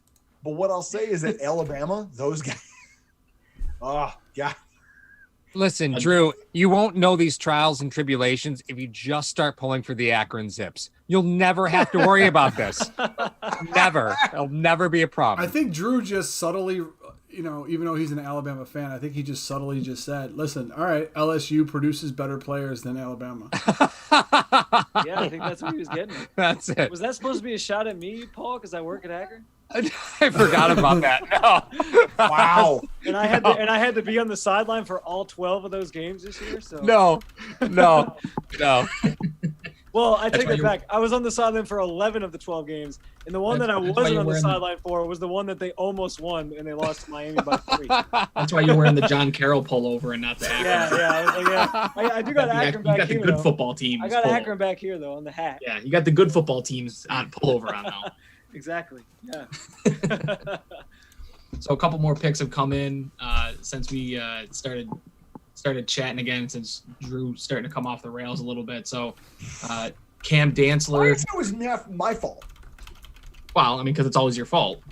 That a good enough answer for you? So If Cam my internet goes Dantzler, out, it's your fault. Drew. corner out of Mississippi State, he goes to the Minnesota Vikings. And then Jonathan Greenard, linebacker out of Florida, he's going to the Houston Texans. And the Raiders are back on the clock. This is a pick they got from Seattle through Houston. So, again, the Raiders are back on the clock, starting to wind things down here for the rest of this draft. You've got 6 more picks. Then you get into the comp picks. Comp picks are going to be another 10. So 16 picks left here. And oddly enough, it's tonight seems to be going faster than last night. It's barely How about- 11 how about the o'clock. Patriots, by the already way? This thing's starting to wind down. How about the Patriots as they're on the clock right now, or the pick is almost maybe in? So the Patriots have traded in but with but the how about Raiders. the fact that they've gone defense? All they've done in the draft tonight, and I guess last night too, because they didn't draft last night, but it's taking defense. Like, Drew was talking about. We were arguing about the signing a veteran quarterback to approve a deal type thing. Like, they really do whatever they're doing. They seem pretty content with like how the offense is. They're going all in on making this defense like the 2000 Baltimore Ravens, and just hoping that whoever the quarterback is just going to like be good enough with whatever weapons they have. Like, it's crazy. So this deal, the Raiders, the Raiders are gonna wind up getting pick 100, 139, and 172. The Patriots are coming in at 91, and they also pick up pick 159. So swapping 3 picks for 2. I'm gonna throw out there just because I don't know. Oh, the pick is already in.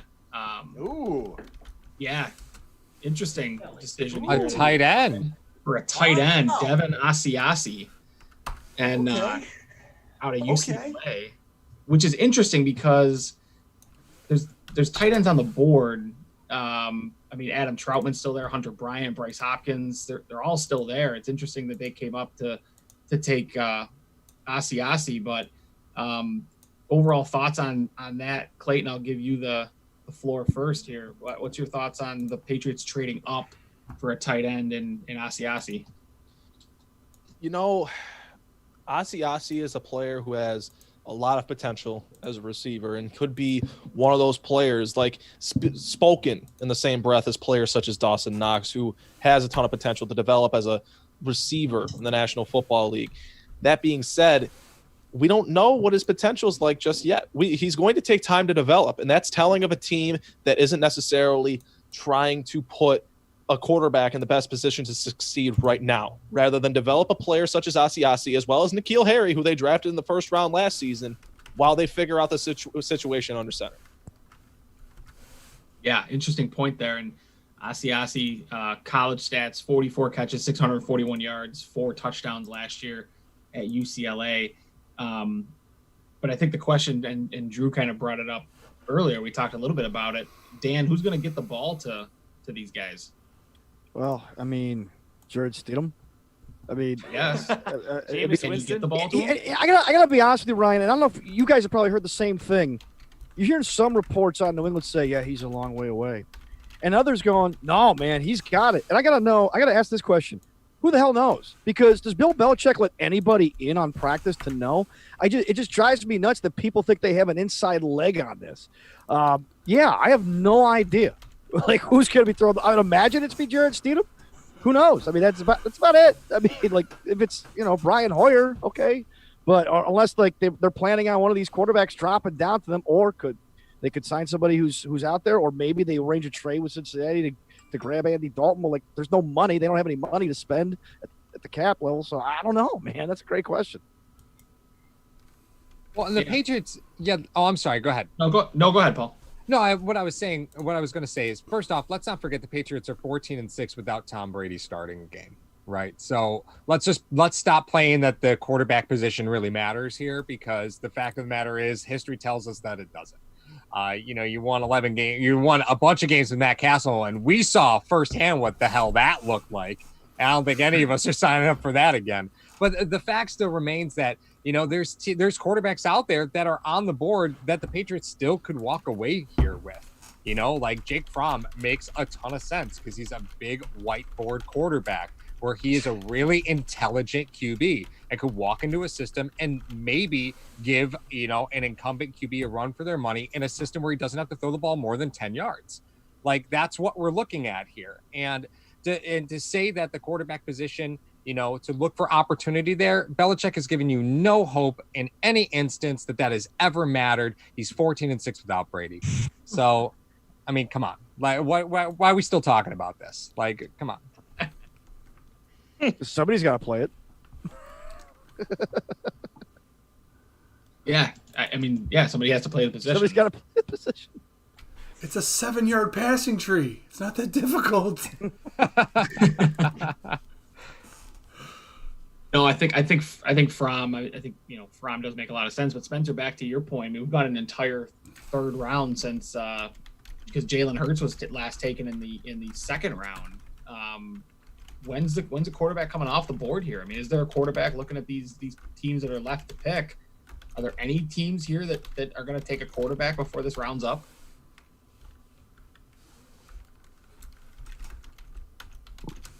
You're asking me specifically? Sure, why not? I think that the tip-off was Spencer. Do you think? Spencer Tillman, is that you? It's because he started it like Spencer. You brought up the question about the quarterback, so I didn't know if he was like, he was just saying in general, like, hey, this was something you brought up earlier. Anyway, no, I mean, it is going to be kind of interesting to see, because I know Dan and I were talking about the Colts being one of the teams that were potentially looking quarterback, but they don't have another pick tonight. So I go back to maybe the Raiders again. They got one more pick tonight after that trade with the Patriots. So that could be maybe where we see it. But otherwise, like, there's not a lot of teams. Maybe the Steelers, who may, maybe take another flyer after realizing Mason Rudolph clearly isn't going to be the answer behind Ben Roethlisberger after he retires, and they try to find a guy late third round that could be the next guy of the future. So maybe Pittsburgh, but other than that, I don't see a lot of teams left tonight that are going to go quarterback, which means I'm sure most of these guys, Eason, Fromm, etc. down the list are probably going to spill into tomorrow. Yeah, for sure. Drew, for the Buffalo Bills, you look at what's been the haul for these first two nights. I think you can attach pick 22 to Stephon Diggs. So you come out of this draft with Stephon Diggs, AJ Epinesa, and now Zach Moss. So you get a starting wide receiver, top flight wide receiver. You get an edge rusher that can play opposite Jerry Hughes, and you get a complement to Devin Singletary. As someone who, was not unhappy but not overwhelmed with the draft last year that the Bills came out with, and kind of Singletary pick seemed to sour you quite a bit last year on the pick, considering you threw your iPad on the table. Thoughts on the haul this year for the Buffalo Bills, and is this what they needed to do coming into this NFL draft without a first round pick? First of all, I'd like to thank #Nation. Well, here's the thing. Oh, Mario from the top rope. I'd like to thank #Nation for giving me such a rough ride tonight, but I get it. I earned this. Here's what I'll say. Earned. I wear my emotions on my sleeve. That's what I do. When I watch this draft unfold and I see the AJ Epinesa pick, you're right. I go maybe a little harder than I should, but I'm disappointed, and I don't let that be understated. When I see the Zach Moss pick, I think to myself, how did this happen? I thought we would have to draft him in the second round. Now I'm kind of balancing it out in my head. Now what I'm going to do is I'm going to take a night. I'm going to sleep on it. Let's face it. I'm going to drink on it for another hour. Then I'm going to sleep on it. And then I'm going to get up and start doing some research. I'm going to dig into the metrics. But ultimately, I like the haul, especially when you, for as upset as I was about missing on Denzel Mims, we have a number one wide receiver because we gave up that number one pick. And yet, unlike other teams, we don't have to wait for him to learn huddles. We don't have to wait for him to learn to not take his signals from the sideline. We have a guy who understands leverage. He understands DBs. He understands how to get off press. He understands how to eat up cushion in a zone defense. That's worth its weight in gold. And so with that said, I think that the Bills truly did come out of these first 3 rounds of the draft with a solid haul. Yeah, I mean, I brought it up last night when we were talking in the first round about the Stephon Diggs trade. I mean, you traded the number one first round pick, number 22, and if you were targeting wide receiver, which you assume that you were because you traded Stephon Diggs for him, if that's the case, all these wide receivers in this draft, you're hoping that they become as good as Stephon Diggs, and you wind up getting a guy that's an established player that can help out Josh Allen right away. I think it was a slam dunk, but overall, Drew, do you have something to share? No. Okay. So I'll throw it over to you. Yeah, I'll throw it over to you now, Dan. Thoughts on overall what the Bills came away with in the first 3 rounds of this NFL draft, first 2 nights. I'll tell you what. You got Steph Diggs. You got the best receiver in the draft, right? Okay, so you got him, and then all of a sudden you got a pretty damn good defensive end. I know some people are going back and forth on that, but he dropped. I like the value there. And then, of course, I love Zach Moss in the running. I like the Zach Moss pick better than Epinesa. I do. And so I think this is going to be a good haul for the Buffalo Bills. Now, rounds 4 through 7. I mean, the draft's a crapshoot as it is. I'm not too worried about what happens next. I'm sure, we'll dig up something on everybody coming out tomorrow. But right now, I'm pretty happy with this, and I feel a lot of text coming in. I am fired up. Oh, I love what the Bills did. Oh, man, this is great. I can't complain about it at all. I really like what they've done. I love the fact that they haven't traded up, that they've stayed where they are, and they've been very measured about this draft. I like it an awful lot. I really do. And you know me, I'm pretty objective when it comes to the Buffalo Bills, but I like this. I like this draft a lot. Yeah, one thing that's interesting to me, and it's a question that I'll give to Paul because it comes from the hashtag chat. Steve Hampton in the hashtag chat said, in hindsight, what would I'll clean it up a little bit. What would your thoughts be if the Bills took Dobbins in the second round only to see Moss still on the board in the third? Does that make what they've done in these first 3 rounds better because they didn't take running back in the second round only to get a top flight running back in the third? Yeah, so that's always a tough one, right? When you say, what if you had taken this guy a round earlier How would that have changed the board? There's a pretty big difference between Dobbins and Moss, right? So let's call it the way that it is. There's a pretty big difference between Dobbins and Moss. Does that create a stir for another team to trade up into the back end of the second to grab Moss? I mean, it might have, but the fact of the matter is, Moss is here. But I think if you're looking at swapping out those two and the Bills grab Dobbins and don't grab AJ Espinosa, then now you're talking about that position now in the third round is a desert. Like you're not really you're seeing interior guys taken. You're not seeing a lot of edge guys taken. I think you're giving up too much to grab Dobbins if you're grabbing him in the second. So I'm happy with the way that it fell. But if you grab Dobbins where the Bills were, that could have created, a little bit of a stir for somebody to jump up and grab Moss, just out of fear. But then again, you have teams that'll grab Gibson 2 rounds too early. So I guess anything's possible. Icy, as you finish your beverage, thoughts on tonight? Well, NFL draft is a crapshoot. So we could sit here, we could go around and around and talk about, 9 hours of this shit. 9 hours. I'll tell you what, it's a crap. We're gonna start the show with that. No show. We're done. Good night. Listen, pick him out of a hat. We can debate who's gonna be productive, who's not gonna be productive, but we won't know a thing until pads come on and the balls start flying. As far as what my personal opinion is again, yeah, you got Steph Diggs with your first pick, and obviously this is a make or break season for Josh Allen. You're giving him the weapons. You have all the weapons around him. Now it's time for him to nut up or shut up. And if he doesn't, then next year you're gonna be looking for like maybe another option in the draft. You addressed a position of need at defensive end. You addressed a change of pace or a spell running back with Moss. You really can't complain when you address needs and you're filling positions with value, and that's what they did in this draft. I can't really complain about where they went with it, and I think this team is still poised to make a run in the playoffs next year if they can get consistency out of the offense. That has yet to be seen, but if they can do that, it's going to be a real dangerous team next year. So the couple picks have come in since then. So again, Patriots, after they took Asiasi, the Ravens came in. Devin Duvernay, wide receiver out of Texas, and the Tennessee Titans just came in with a running back, Darrington Evans, Appalachia State guy. I mentioned him a little bit earlier when talking about the Bills. Potentially, I knew they had gone down and scouted him a little bit. So Evans goes to the Titans. The Packers are now on the clock. Good points. Paul brings up a couple good points in the chat that, you're still within striking distance of a Bills trade in. If they're interested in getting back into this third round, don't count them out.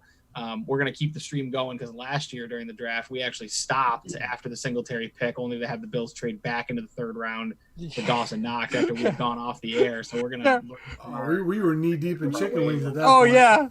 We all had pictures of beer and chicken wings. We're like, hey, wait, what? What? I just want to say one thing real quick. Like, if this is the end of the line for the Bills, number one, #Nation.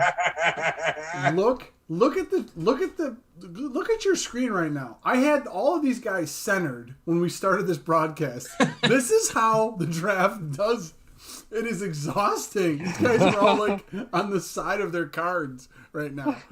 Dude, I've had a migraine since like 11 o'clock. I'm still fighting. Well, listen, Mario, I'm trying to stay out of the frame because I've been eating a green pepper that's the size of a small pumpkin.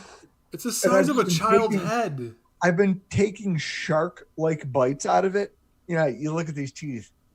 That's kind of what happens. I've been taking bites out of this thing the whole time that we've been on the air, and I'm still not done with it. Well, here's the deal. It's the biggest green pepper I've ever seen in my life. When you guys were going through all of your stuff, like let's just say the Bills do not trade in now in the third round for a player. If you would have said, listen, here's what's going to happen. You would have came up to me a month ago and said, here's what's going to happen. The Bills are going to have Stephon Diggs for the next 4 years on a controllable deal where he can grow and mature with Josh Allen. Okay. The Bills are also going to get an edge guy who is a very technically sound guy. He just needs a little bit more work. And if you decide to cut Trent Murphy, you get $7.5 million. You save that. Well, I think AJ is going to make like $1 million this year. Anyway, you can roll that over into Milano, Dawkins, or White. Okay, great. That's awesome. What else are you going to give me? We're going to give you a complimentary back that has similar combine numbers to Devin Singletary, and we won't have to give up any future assets to get him. What? What are you Can I sub the fries for onion rings? What's that? Can I sub the fries for onion rings? Absolutely. My point is this. If you would have came up to me a month ago and told me all of those things, you would have said Diggs, AJ, even though I didn't like the pick because I wanted a different guy. That's why I didn't like the pick, because I wanted somebody else. My point is this. Those 3 guys in the first 3 rounds are now on the Bills. You are significantly a better team than you were a month ago. And that's that. I mean, we have to be happy about this. I mean, you could spin it any way you want in this and any other direction, but you have to be happy for what the Bills built in front of your team. Hashtag Nation and Bills Mafia. You gotta be happy. You gotta be happy. And I just want to throw in, and some of us are old enough to remember all those other drafts where we had to wait until round 2 to draft because we didn't have a first-round draft pick. The Cornelius Bennett trade, the Bills didn't have a first-round draft pick in 88, and they didn't have a first or a second in 89 to get Cornelius Bennett. But in 88, they got Thurman Thomas and a bunch of other guys you don't remember. In 89, they got Don Beebe in the 3rd round, a bunch of guys you don't remember. We came with like, okay, we didn't know what Thurman Thomas was going to do. Then fast forward, they trade back into the first round to get J.P. Losman. The following year, they got, Roscoe Parrish and Kevin Everett. Great. That draft kind of went away. We're kind of walking away like, whatever. And then the Ronald Darby year, when the year before they lost the first round pick so they could get Sammy Watkins. So they got Darby, who they end up trading away. And the rest of the draft are all Rex Ryan picks that we forgot about. I don't ever remember in my lifetime, maybe Mario, Ryan, you can relate to this, and I know that Paul probably can, Icy can. I don't remember going into a draft going, yeah, we don't have a first round pick. It's not going to be as much fun. And coming out of it going, man, I'm psyched. This is awesome. Am I wrong? I can tell you for sure that it's never happened in my life. I know it's never happened to Clayton or Spencer. All 12 years, Clayton. Yeah, probably the last time that it happened, the draft wasn't the spectacle that it is. I mean, I probably didn't even watch the draft the last time that I looked at a litany of picks and went, oh yeah, it sounds like they're going in the right direction. So I'm just going to throw it out there too. I got an alert via email from the Bills PR team. Brandon Beane's getting ready to jump on a conference call with the media, so sounds like probably they're done for the night. Yeah, sounds like they're done. So I did get that email from Bills PR with the dial-in information. So just an FYI on that. So anyone who's wondering whether they're going to trade back into this 3rd round, they're probably done because he's getting ready to jump on a conference call. So Dan, I do want to bring up the fact that you mentioned Kevin Everett and walking away in the same sentence. I just thought it was important to bring that up. Oh, I'm sorry. Did I? It happened. It happened. Roll the tape back. It certainly happened. Not what I meant. But thank you though for bringing the microscope to my world. You cruel man. Hey, by the way, what else you want me to say? we need 16 more likes and Drew goes through a table. I thought you guys didn't like him. Or you guys just I was going to say, posers? who here is mad at me? Let's go. I thought all of you were against me. And yet now we're 16 likes away. You know what? I'll double down. I'll add a case of green peppers on top of that table to power bomb Drew through. You're not cushioning the blow for him, believe me. Oh, it just jumped to 111. There we go. 113. I'm looking at 113. Oh, and then it went down. Someone disliked it. It was Chris. He's trying to save Chris. He doesn't want you to fall from 8 feet in the air. Oh, no, trust me. Chris wants to see me suffer because I put him through so much shit that guys, let's go. These are rookie numbers. I feel like Matthew McConaughey in Wolf of Wall Street. These are rookie numbers. You got to pump this shit up. Did he bring you another martini? 7. Oh, wait, we're at 121, 122. Come on, They're baby. coming in. Come on, Fast baby. and Furious. Can we get there? Can we get there before the end of the broadcast? 123. We're so close. 124. I feel like the Raiders right now. They didn't draft receivers. They drafted blackjack dealers. That's what they were doing. Guys, I got to be honest. I'm 125. I'm just going to let you know I'm on my own account. So I'm 125. There it is. All right, hashtag. Let's do this. All right. Let's do this. This is gonna Can't hurt. wait. Well, this has got to be done at a tailgate, right? Absolutely. Okay. Oh my God. right. Guys, All right. This we'll is get that wait. together. This is Must coming watch from Drew, TV. who refused to accept a pass from me. By the way. oh no, because Mario throws like fucking Dan Marino. I'm sorry. Cursing on the broadcast. When he threw the ball, guys, for those of you in hashtag Nation still listening to this, Mario showed up to a tailgate of mine, and one of my best friend's brother-in-laws got drunk and said, "Hey, you think you're a quarterback? I could catch a pass." And he goes, "Okay, how do you want it? Do you want the John Elway? Do you want the Dan Marino? Do you want the Brett Favre?" And he goes, "I don't give a damn. Just throw it hard." So here goes this 285-pound guy into the middle of a muddy street to go catch a pass. And Mario spins a Hummer and he catches it center of mass, and it literally takes him to the ground. He falls into a puddle. It was a sight. He falls into a puddle face first. And I look over and I go, "Holy shit, did you just kill him?" I love the fact that the same time I threw the pass, Drew was putting on gloves, and after I threw the pass, he went, Took him "I'm off. done."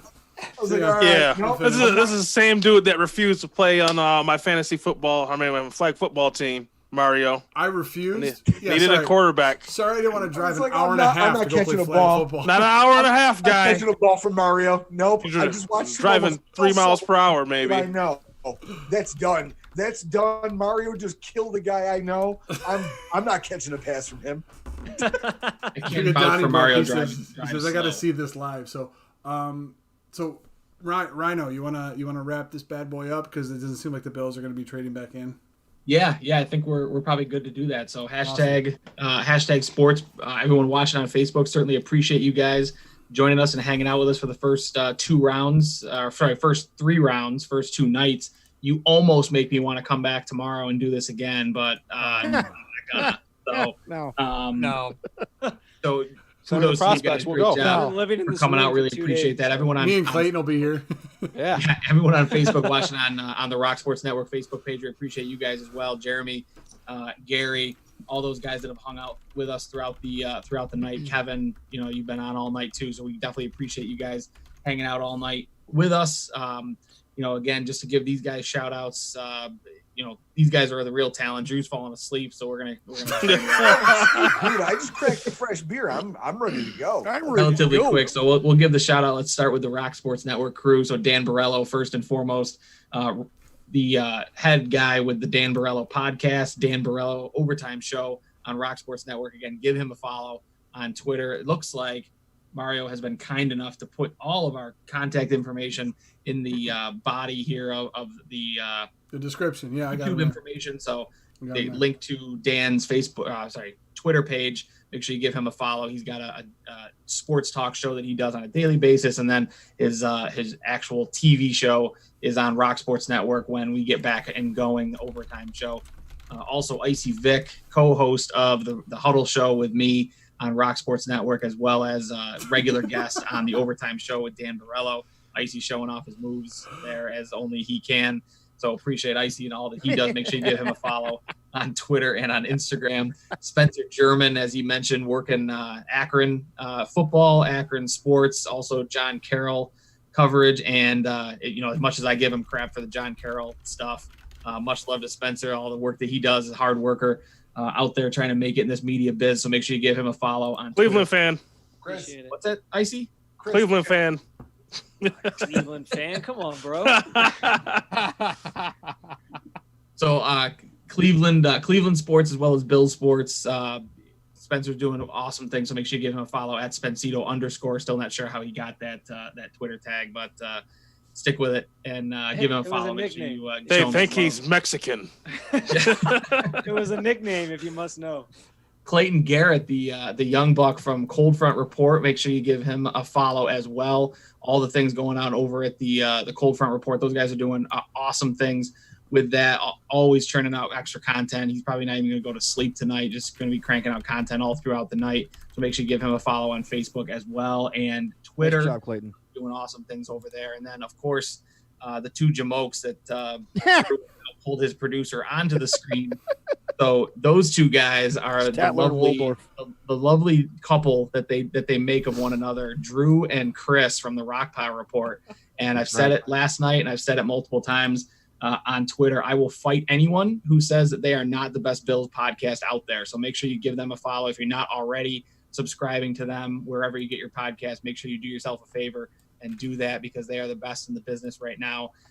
Most entertaining Bills podcast out there. So give them some love. And if you're in the area during a Bills game, stop by to their tailgate, because it is a great time. And if you're feeling froggy, go ahead and challenge Drew to a Seagram's bet, because he's always willing to give himself early onset diabetes by drinking some Seagram's with by making cool bets. No, and then of course, we had a Seagram's bet from Tuesday on what position we're going at 54. I said a running back, and Drew said defensive end. And I lose the bet, and he's mad that we drafted a defensive end. He's been trying to talk me out of being pissed off all night. Here's the thing. It's the worst crutch. Well, let me first by saying this. And I have one. Yeah, exactly. And then of course, Drew, Mario, and Drew. I keep talking because you keep talking over me, but of course the guys from Hashtag Sports, Paul and Mario, for hosting on their YouTube channel. We greatly appreciate that. Give them a follow if you're already watching. I'm sure you're already following them, but you know what? Subscribe to them as well. They got some cool tier programs as well. If you're into subscribing to their channel, they got some cool new options within their YouTube channel. But two of the most entertaining, knowledgeable guys when it comes to not just Bills sports, but football in general, especially Paul with his knowledge of the salary cap and random things that only nerds like him can know. So make sure you give them a follow for that. And Mario, of course, the ever-loving jock that he is, the X's and O's. No one does it better than him when it comes to breaking down plays, breaking down the X's and O's of football, Mario. So make sure you give them a follow. Again, we appreciate everyone. We appreciate our sponsors as well. Thurman's 34 Rush over Batavia Downs. Things are happening every night. Once things get back going, at least every night, make sure you give them a follow on Facebook. Make sure you check them out when everything opens back up. Lattimore Physical Therapy of North Chili. If you got physical therapy you need, make sure you check out LattimorePT.com for your physical therapy needs. Bill Gray's Restaurants if you're in the Rochester area and you're looking for some great food, including garbage plates and some awesome milkshakes. Bill Gray's, check them out. And then if you're in the market for a new vehicle, even during a pandemic, Ralph Honda's open, selling new vehicles. So make sure you check them out, ralphhonda.com. So from our sponsors, from me, Ryan Lasel from Rock Sports Network, and for everybody who joined us over the last 2 nights, we appreciate all of your time and all of your love. And the best thing about this stream tonight, it was all free for everyone who watched it. So we definitely appreciate all of you taking time out of your day to follow and to join us on the viewership. Yes.